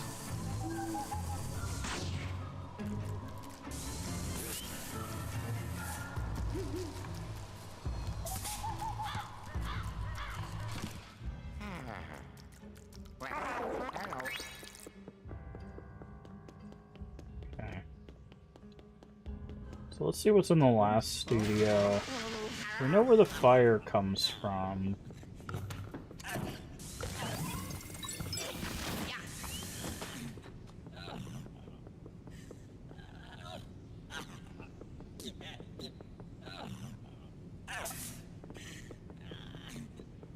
Miss Hey You Pikachu on the 64.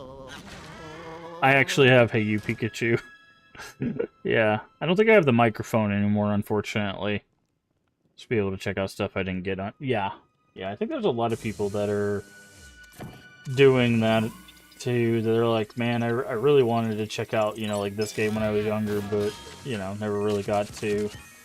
There's a lot of people that are getting into such a good year. It was really fun. Like, a lot of people only played, like, the first bit of it, but people didn't realize, like, you got to do, like, treasure hunts, and, like, that game actually had a lot to it. It was, like, super fun to play.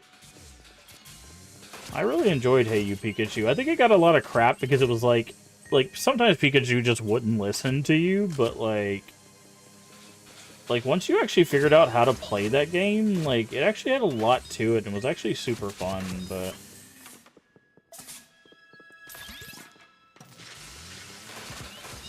But it was different, right?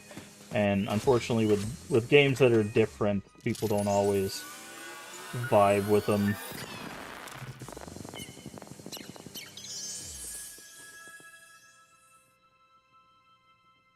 That was fine, didn't bother me, but it was, yeah, it was definitely ahead of its time, yeah.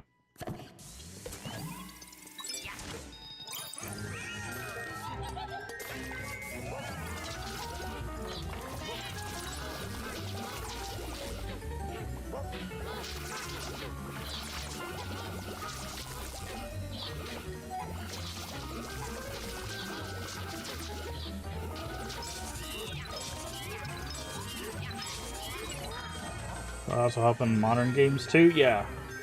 Yeah, like I was saying, I'm actually going to be, in the month of June, I'm actually going to be playing a game that's getting a major update, the next week. So I do play modern games as well. Yeah.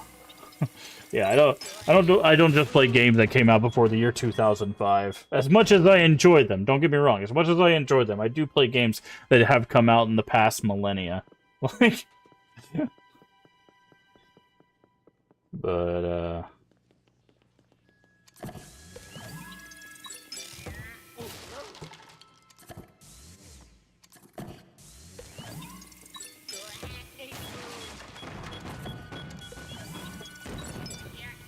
I just, the reason why I play a lot of retro games is I enjoy them, but also, like, I feel like there's a lot of exploration of retro games that, like, people have kind of forgotten, right?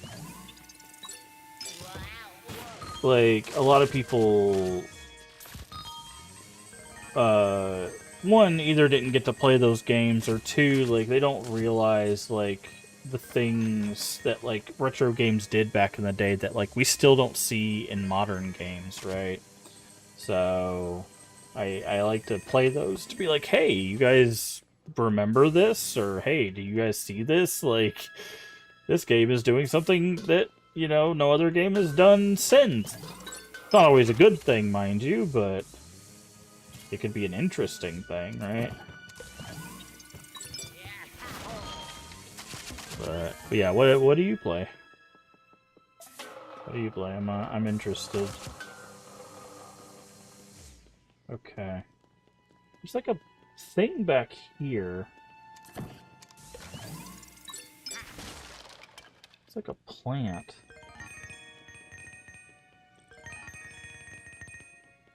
Looks like we can water that or something.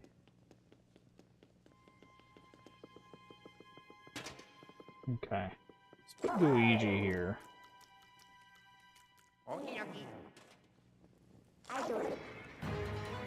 Okay, so we have a castle fight. Boulder hits that.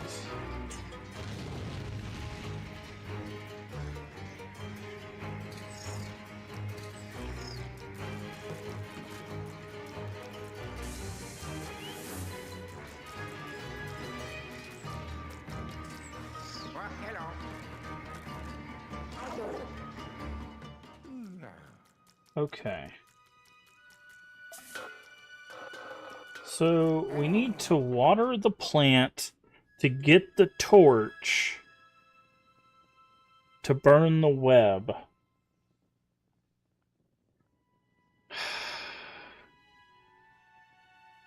Okay. So, hold on.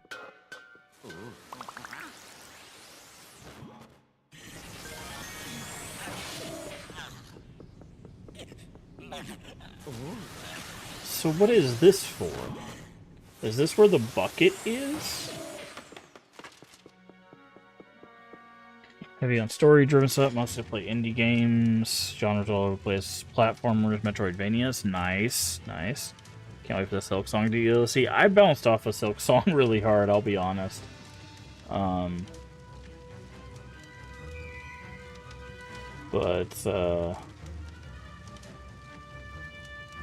Platformers and Metroidvanias. Which Metroidvanias have you played? Out of curiosity, because there's some really good ones.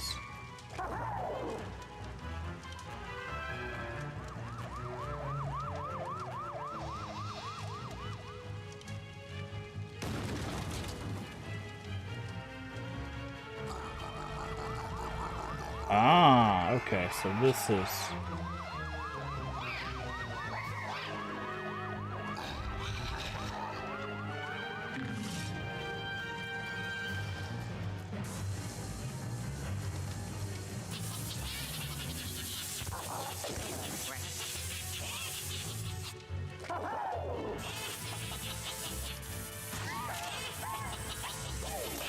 Okay, so I need to do this, and then do that.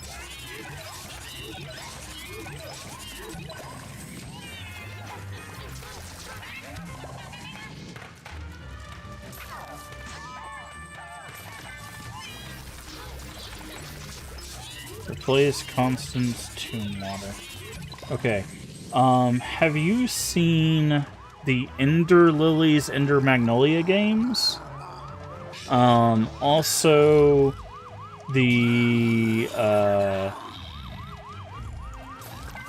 9 Years of Shadows.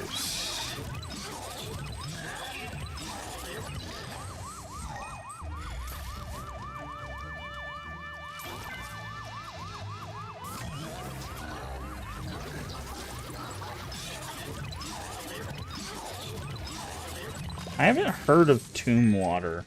I've heard of Constance. I haven't played Constance. Replace just came out.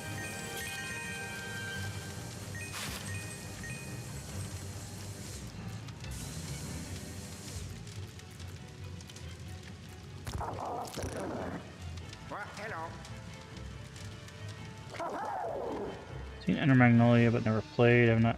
Ender Lilies is the first one, so Ender Lilies is the one that came out before Ender Magnolia. So it's the Ender Magnolia is the sequel. Okay, it wants me to do something here.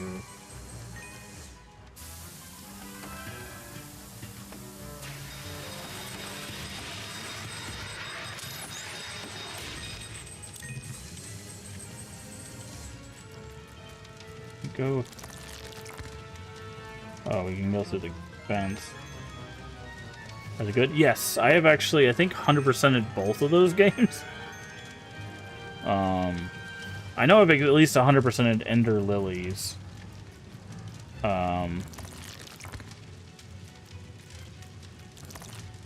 he can't climb ladders.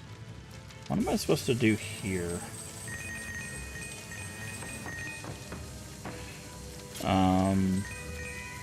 But I like those. 9 Years of Shadows. I liked most of it. I will say the biggest problem, I think, is like right at the end. They kind of changed the game. But that development studio is actually going to be making a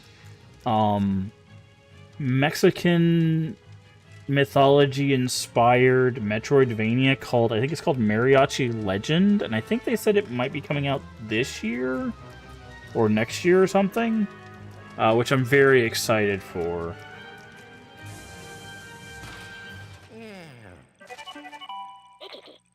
There's fire on the set. Do you think you could use fire to burn the spider webs? Because I do. In fact, I'm sure of it. Something to carry the flame with you to another room. You're waiting for that game? Okay. Yeah. Yeah, I saw that and I was like, yeah, I believe 9 Years of Shadow is done by the same devs. Let me double check. But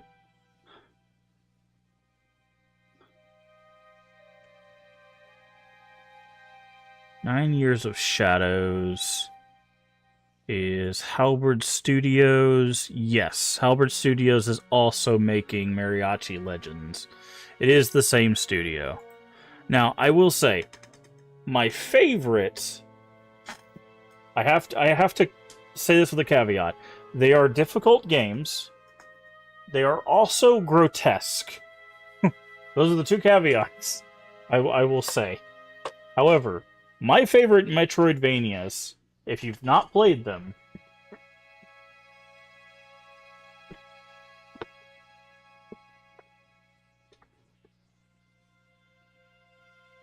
is the Blasphemous games. The Blasphemous games, they are what I like to call beautifully grotesque. These games are amazing.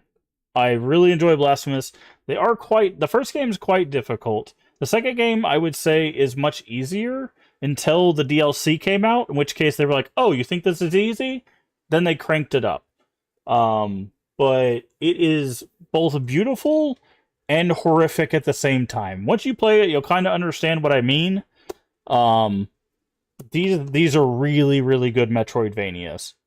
Really good ones. If you've not played them, I highly recommend them. But those are the two caveats I'll give to that.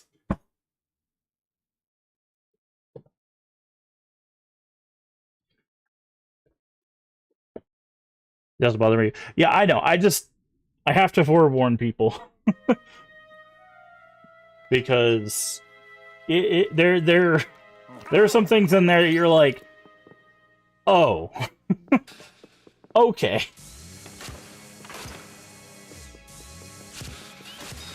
I'll put it to this way: it's one of those like, it's based on like Spanish Catholicism, and it does not hold back.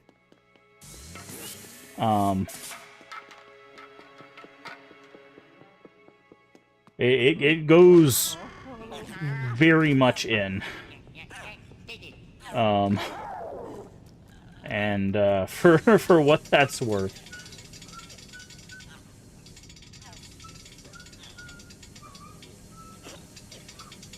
But I love the Blasphemous games. They are by far my favorite, like, Metroidvanias. Oh. Ow. But the first one, like I said, is quite difficult. So if you don't like super hard games, might not be your favorite, but if you can get through it,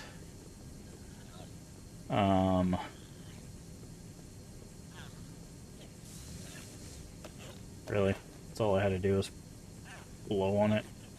Oh, now I can't get down this way. So yeah, they're doing the thing from 2 here, but that's not the right place.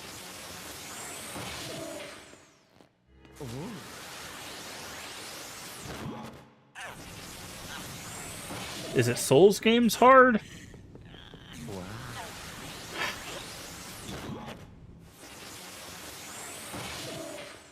Maybe. Maybe.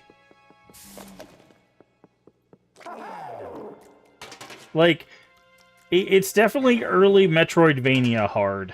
If you've played like Symphony of the Night and stuff, like I would say it's like at least that hard, if not harder. So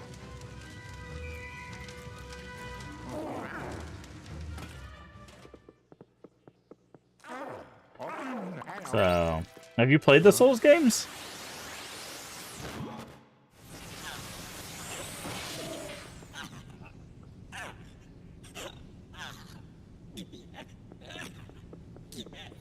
Okay, so how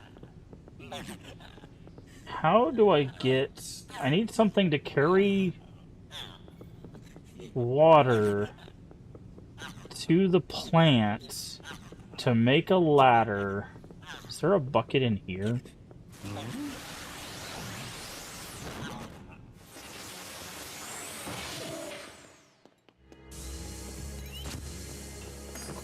I have to work my way up to it. I'm trying to play one Souls game, and I was like, oh, I'm not this level of gaming yet. That's fair. That's fair. I understand that. Oh, would this hold water? Is this a bucket? Is this the bucket? What? That's sneaky.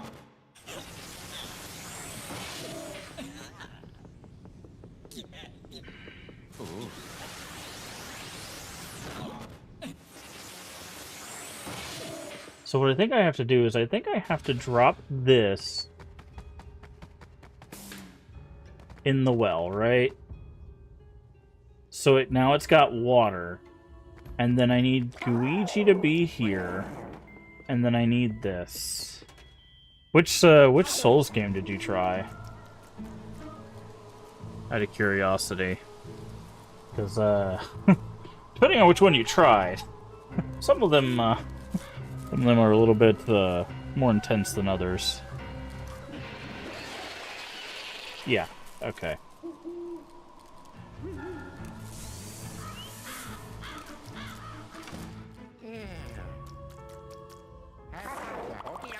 Okay, so now we have this. I didn't even think of the cap being the bucket. That's crazy.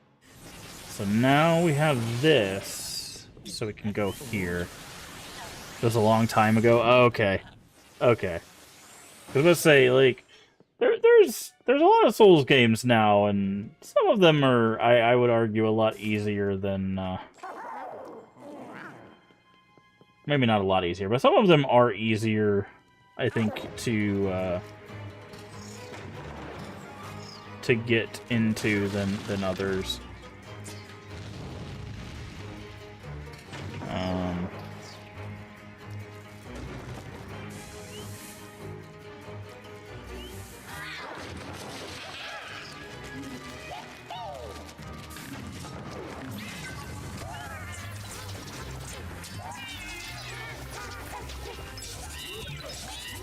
Which ones?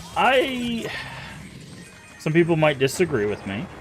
I think Elden Ring is probably one of the easiest ones to get into, at least the more accessible ones. It's open world, which gives it kind of a the ability to kind of pick where you want to go, kind of thing, which the other games don't have as much. They have it a little bit, but Elden Ring is obviously much more accommodating in that regard. Also, the multiplayer is easier than some of the other games to unlock.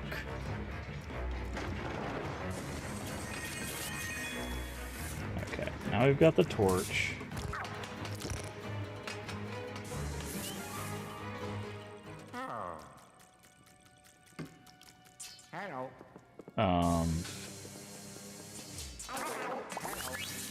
if you're talking about games that are in the Souls series, like made by FromSoft, there are other Souls likes that people would probably recommend, but I would say Elden Ring is probably just the most accommodating overall. I think more people...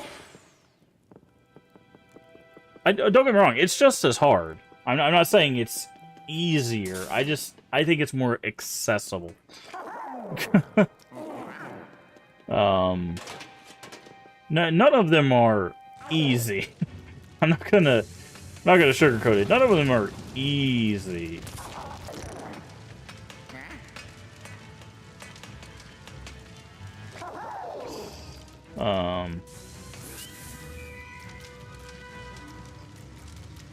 But I just feel like it is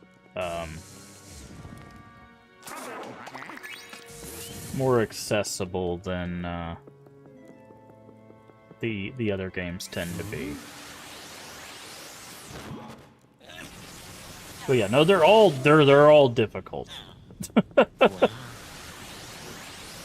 Yeah, it's also a genre that if you don't vibe with it, you don't vibe with it. I have another streamer friend who just, like, doesn't play those type of games because, like, they're just not his vibe, which I completely understand.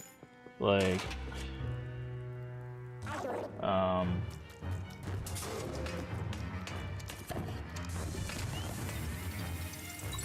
like there shouldn't be any pressure to play any type of game, in my opinion. Like, if you like that kind of game, great.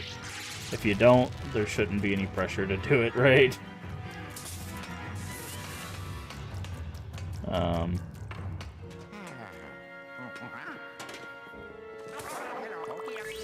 I think they're an interesting, like, gaming experience just because I feel like the way that the reward structure works for Souls games, if you get the rush of overcoming a challenge from those games can feel very rewarding.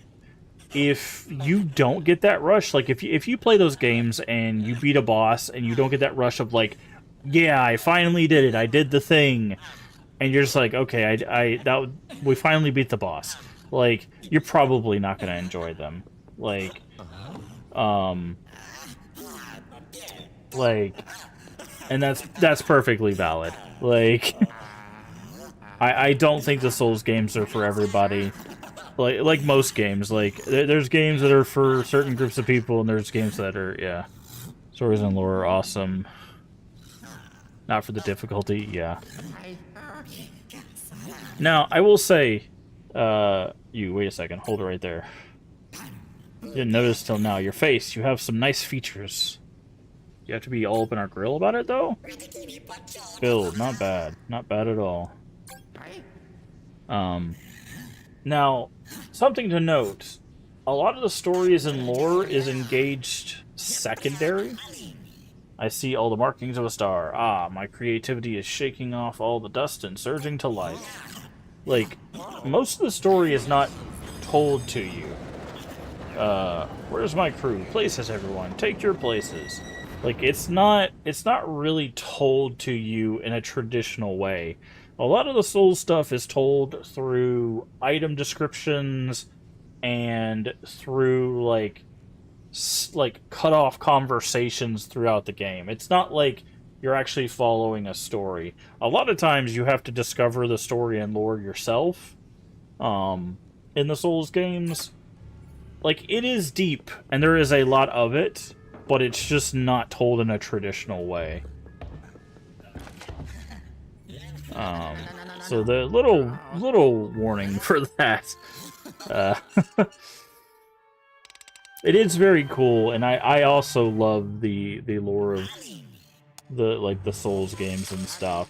Part of the reason why I got into the series, and I've done a whole Soulsborne series playthrough. Like, I played all of them to completion and all of that, but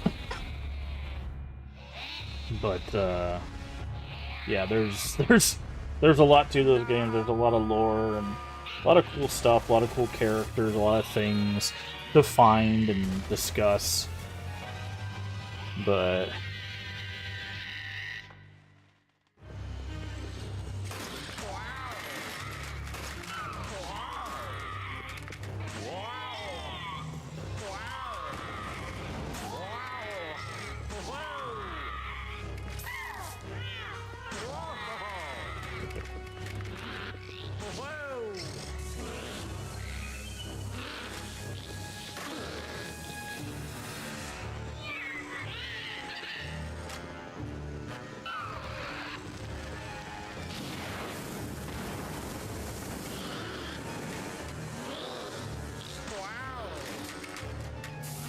oh, I gotta send the ball back.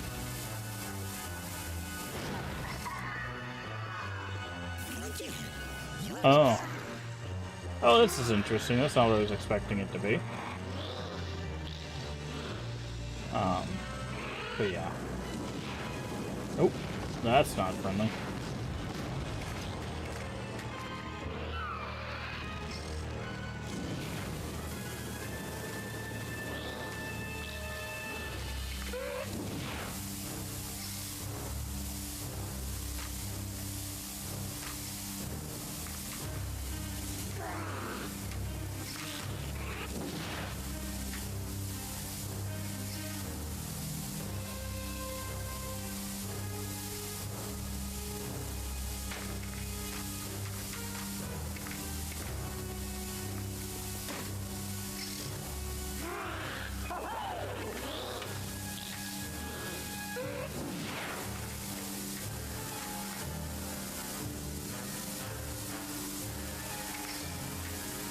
Okay. I think that's why they turned it green. It's because they knew we needed both characters.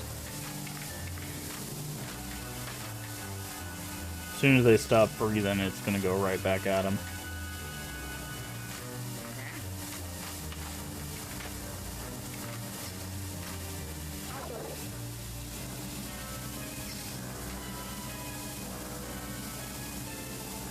Oh, did they just not stop breathing? Oh, that's interesting.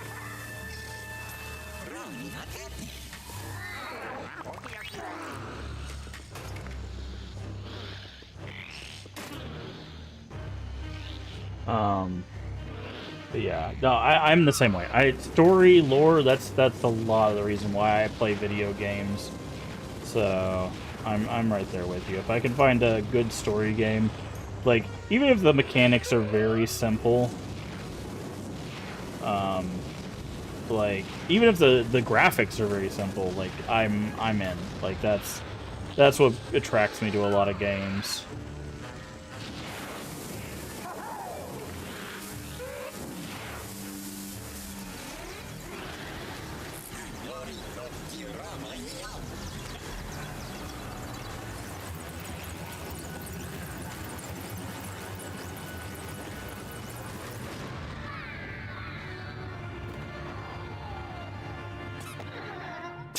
Nice.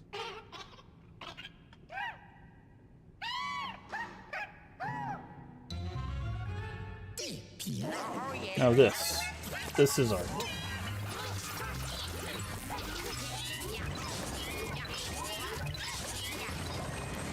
But played some pretty terrible graphics to get the story. Yeah. Well, like it's great because like when I play retro games, there's some retro games that like they have like zero mechanics, or they'll have like really dated graphics, but like their story will be really interesting. Oh, is he just gonna give this to us?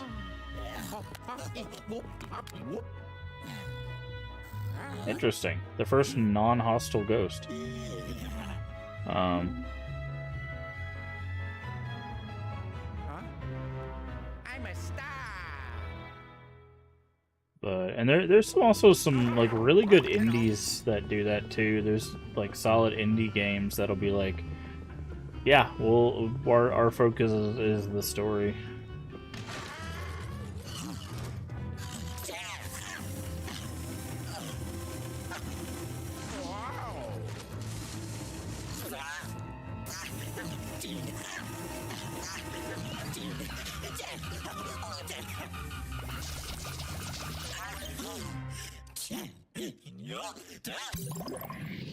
Phew. Oh, yeah. We played Siberia. I'm not a huge fan of the graphics. Even the remaster mechanics are kind of clunky. I think I played... I want to say I played the first Siberia like a long time ago, but I don't know if I ever finished it. I think I hit like either a glitch or Wow. or I just hit like a stopping point and just never went back to it. But I know what you're talking about because there's like 4 or 5 Siberia games. Yeah. Yeah. So I do know what you're talking about, Oh. but I don't know if I ever finished the first one. I remember getting to a certain point. It was like a factory or something. Hey, that's our number 9. Oh no. Rude cat. Hmm.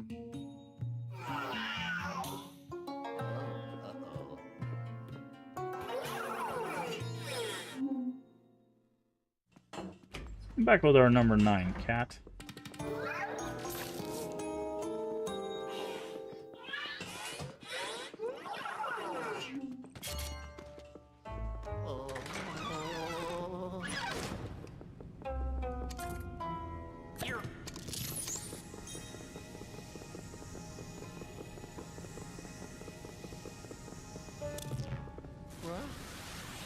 Went in here.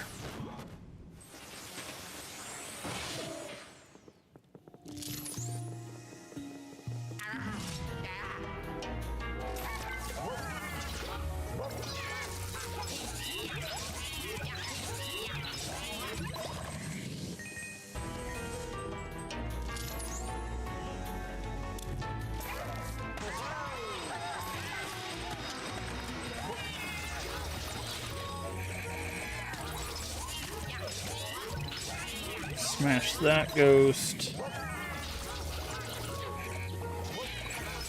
But, I'm trying to think. I don't know if I played it on stream. I don't think I played Siberia on stream. But I definitely remember playing it.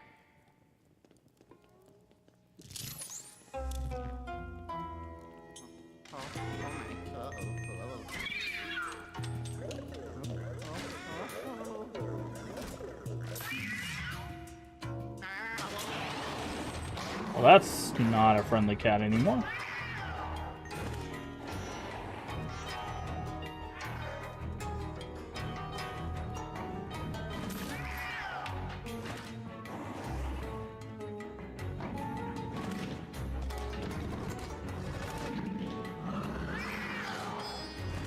Clear back? Alright.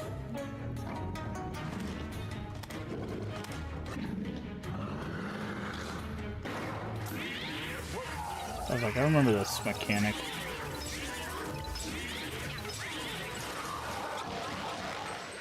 You gonna give me my button?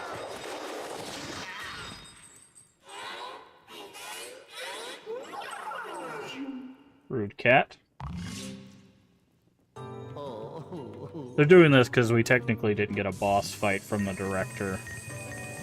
So we're fighting the cat instead, if you didn't catch that. That's what we're doing here.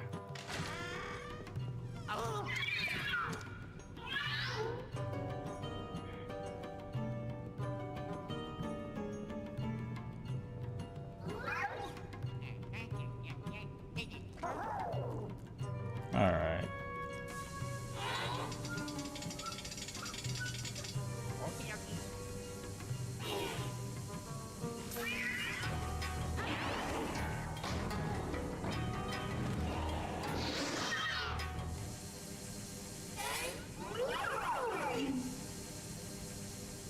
Went down a floor.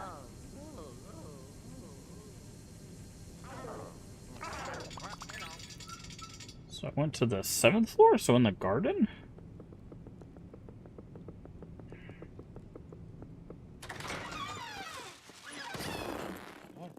Ooh.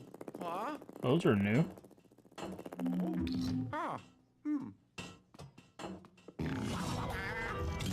Oh, that's different.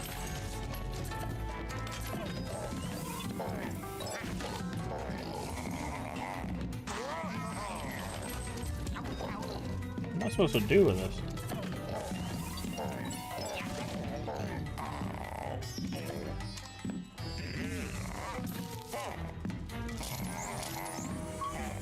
Oh.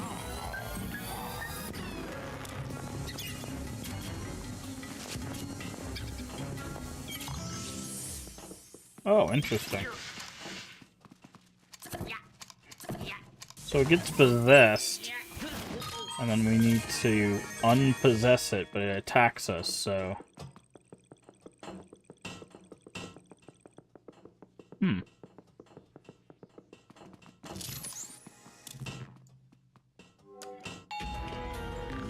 Oh, hi there, friends.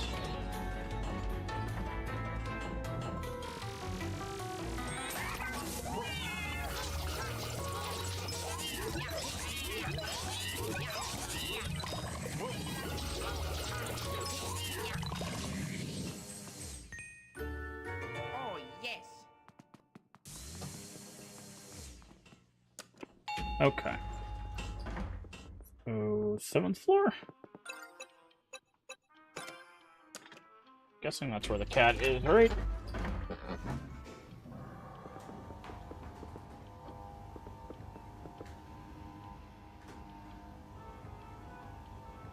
Yes, no, maybe so. Whoa.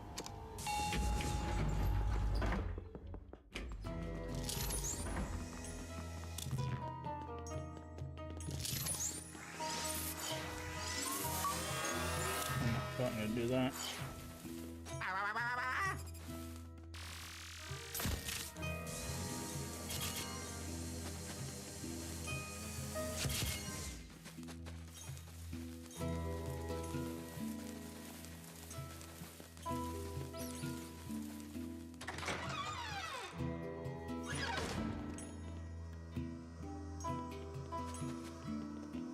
The beehive? What is that?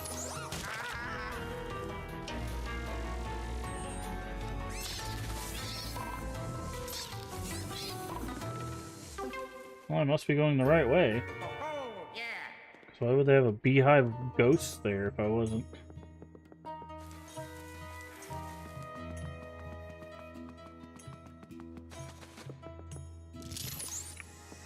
Oh, yep.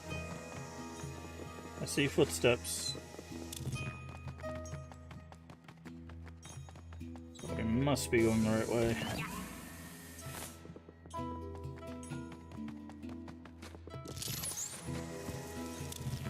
Yeah, looks like the cat's in here.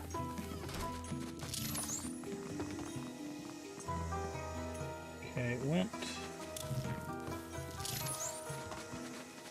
Okay.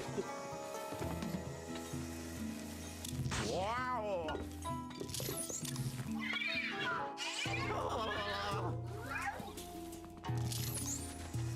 Wow.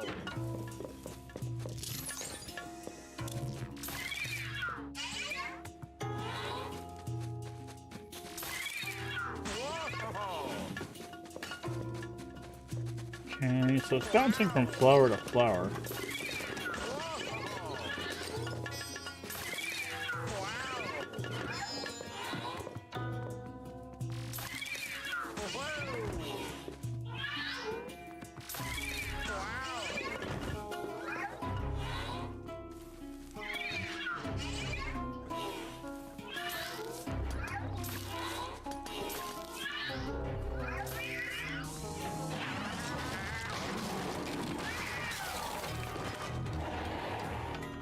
Okay. So we have to do this. It creeps up on us. We wait for it to open its eyes, and then we stun it.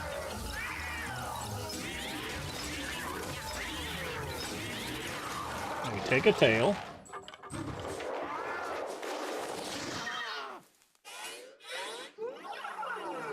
And it goes through there.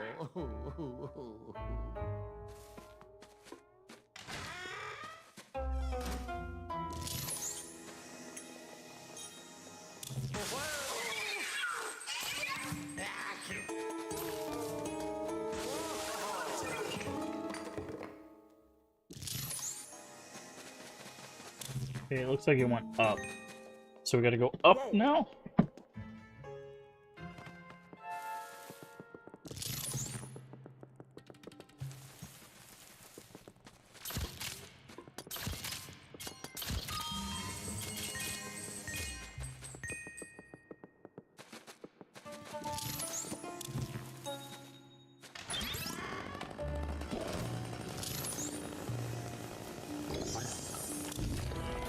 the hell?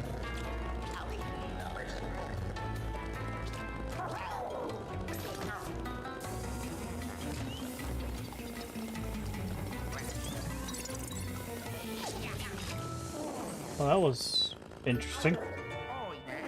Well, hello. Well, it's definitely in here. You can see it in the bathtub.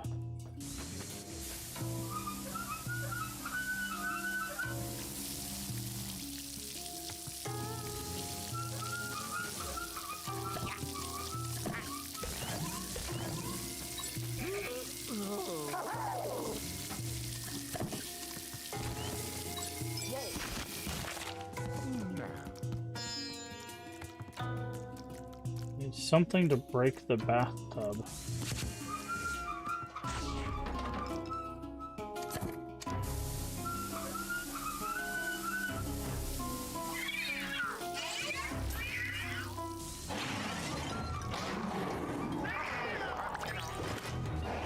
Okay, look away.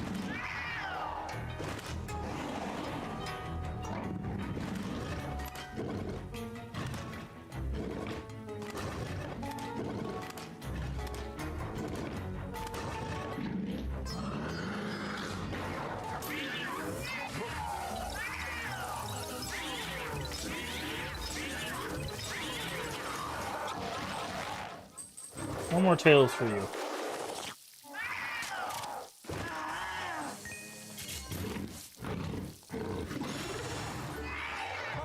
Yeah. Took off its tails and it coughed up a button.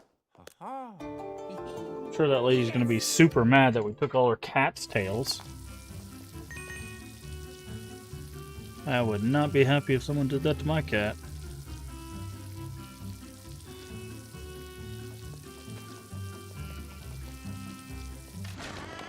Alright. Let's get on out of here. We got a new floor to explore.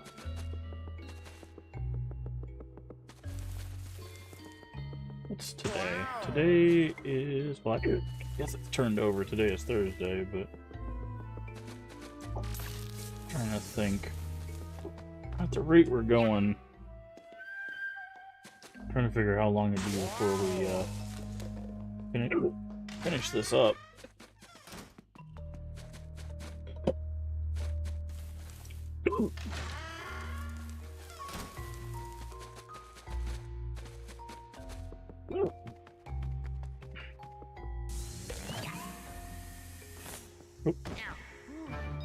Yeah, close enough. Got the hiccups now.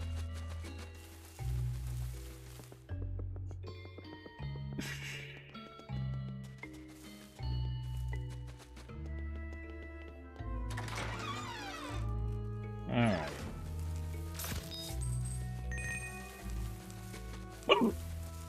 Oof. Okay, I'm stuck. Stuck and I have the hiccups. Jesus Christ. Ugh, come on. Ugh.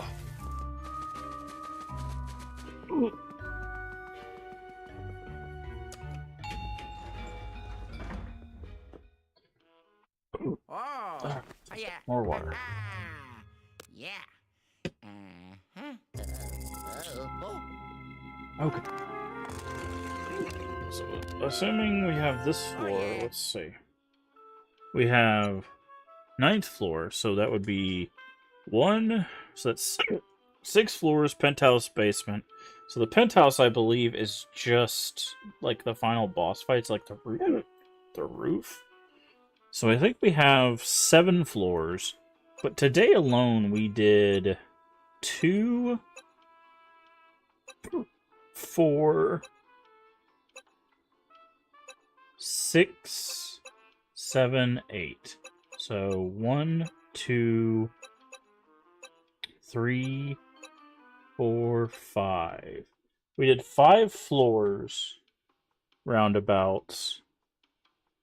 So if we started with 9 and we have 7 floors, so maybe like what, 2 more streams?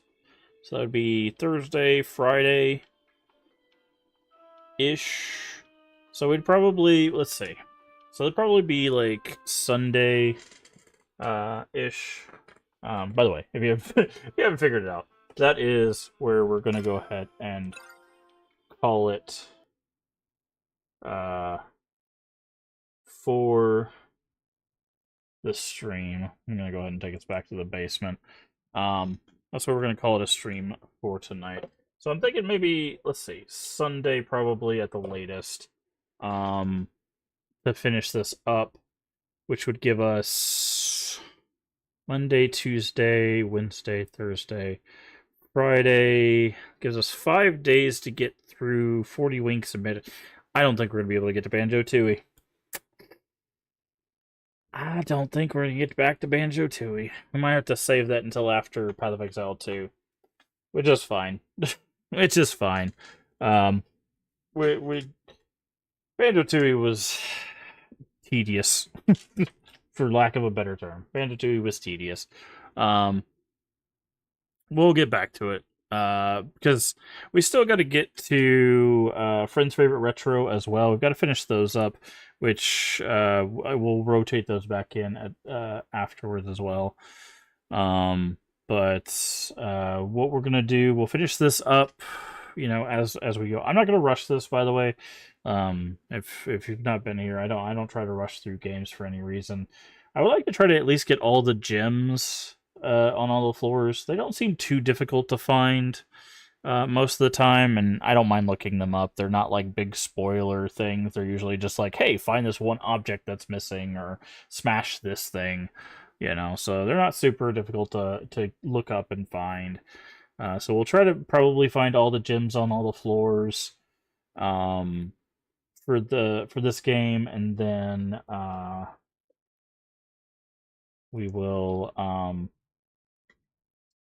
probably jump into 40 Winks after we beat this one, or we will jump into 40 Winks after we beat this one, and we'll see where we're at time-wise after that. But I don't think we're going to get back to Banjo-Tooie, because I think even though we're only missing like 14 Jiggies, hey D-Man, I still don't know if we would have the time, because we have 3 levels we could get them in, but the levels are just so big in Banjo-Tooie, it would just take too long to get them, I think, with the time that we have left. Because we essentially have, what, like a week and a couple days, right? Yeah, we have, because I don't stream on Saturdays, and even if I did stream on Saturday, I just don't know if we'd have enough time to get back to Banjo-Tooie. Which, like I said, we'll get back to it, but it's not done. We will get back to Banjo-Tooie, maybe just not next month. But the plan is after St. Jude month, which of course is still going to be rolling on for the rest of this month. We're still chugging along with our goals. After St. Jude month, we're going to be jumping into Path of Exile 2. So it's going to be a whole lot of Path of Exile 2. If that's not your jam, I completely understand. Like I said, there's a lot of great people in our community that you can go check out. A lot of great people on our stream team you can go check out next month if that's not your jam. If you're interested in Path of Exile 2 and you want to learn a bit about it as we're messing around with stuff, feel free to join us. I would love to talk to people about it that are interested. It is the last big update before the end of the year, where they're going to, hopefully, fingers crossed, release the 1.0 as they're intending. So if you're interested in it, it is the time to check it out. So there is that. And then after Path of Exile, we'll probably get back to our normal rotation of stuff. So horror game, retro game, sometimes retro horror game at the same time. And we'll be checking out all sorts of cool stuff. I've got some stuff planned for after Path of Exile 2 that I think people will be interested in. We might be revisiting some stuff to kind of clean up some stuff that we needed to do before. We've got Friend's Favorite Retro to finish up. We've got 3 games in that vein to do, as well as just some new stuff. Just some new stuff. And by new stuff, I mean new to the channel, maybe not new as in brand new games, although there might be some new games in there. Who knows? There's a lot of games that have come out as of as of the release and stuff. But again, thank you everybody for coming and hanging out with us. Hopefully you had a good time. Thank you, Suzimon, for the raid. Thank you everybody for the follows and everything. And thank you everybody so far for the support for St. Jude Children's Research Hospital. We'll be continuing our fundraiser all month long. So if you want to help us with that, obviously donation link is at the top of chat. You can help with that all month long. But if you haven't already, please do hit the follow button, or if you're over there on YouTube, the subscription button. Both are completely free and help the channel out tremendously. Also, feel free to share us out with your friends, your family, your Discord communities. We are family friendly here, except when we do collabs. Everyone is welcome as long as they are kind. That is it. That is the only prerequisite. Also, a follow and a subscription will let you know when we go live. We usually go live at 10 p.m. Central Time, US. If you're not sure what time it is for you locally, down in the panels there's an extension, as well as the Twitch schedule should tell you when we go live for your time zone. It does the math, so you don't have to. And finally, if you missed any of our playthroughs, all the VODs are here on Twitch for 30 days and on YouTube for the foreseeable future. Here on Twitch, just go down below. You should find a link to YouTube. If you're on YouTube, you're already there. Go check out the videos. Go check out the live. Go check out the playlist. Hey, Riggs. I have a good one. Also, go check out Riggs Rec, another member of the Crypt Stream team. Also, playing Gamble with Friends. I've seen that game. I haven't seen it with my own eyes, but I've seen that game release. But go check out our YouTube. I've been doing this for basically 5.5 years, almost 5.5 years at this point. We have a lot of stuff on YouTube. We've got retro horror, we've got regular horror, we've got cozy, we've got whatever genre you're looking for. We probably have played something in that vein. Also, everything we play for St. Jude will be in a single playlist, as well as having probably its own individual playlist. So if you want to check out all the Luigi Mansion stuff, that will have the whole series will be in a single playlist, as well as the St. Jude playlist having everything. So thank you so much for being here. Remember to take care of yourself mentally and physically. Both are very important. Remember to stay hydrated. And as always, remember, we can make the world a better place. And all you have to do is be kind. Let's find someone to raid. Also, bye, YouTube.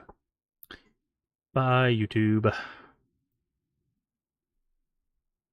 Let's find someone to raid. Hopefully we got people on tonight. Nope. God. Sweet message. Yep, that's our outro. It's our outro that we go with every time we end stream.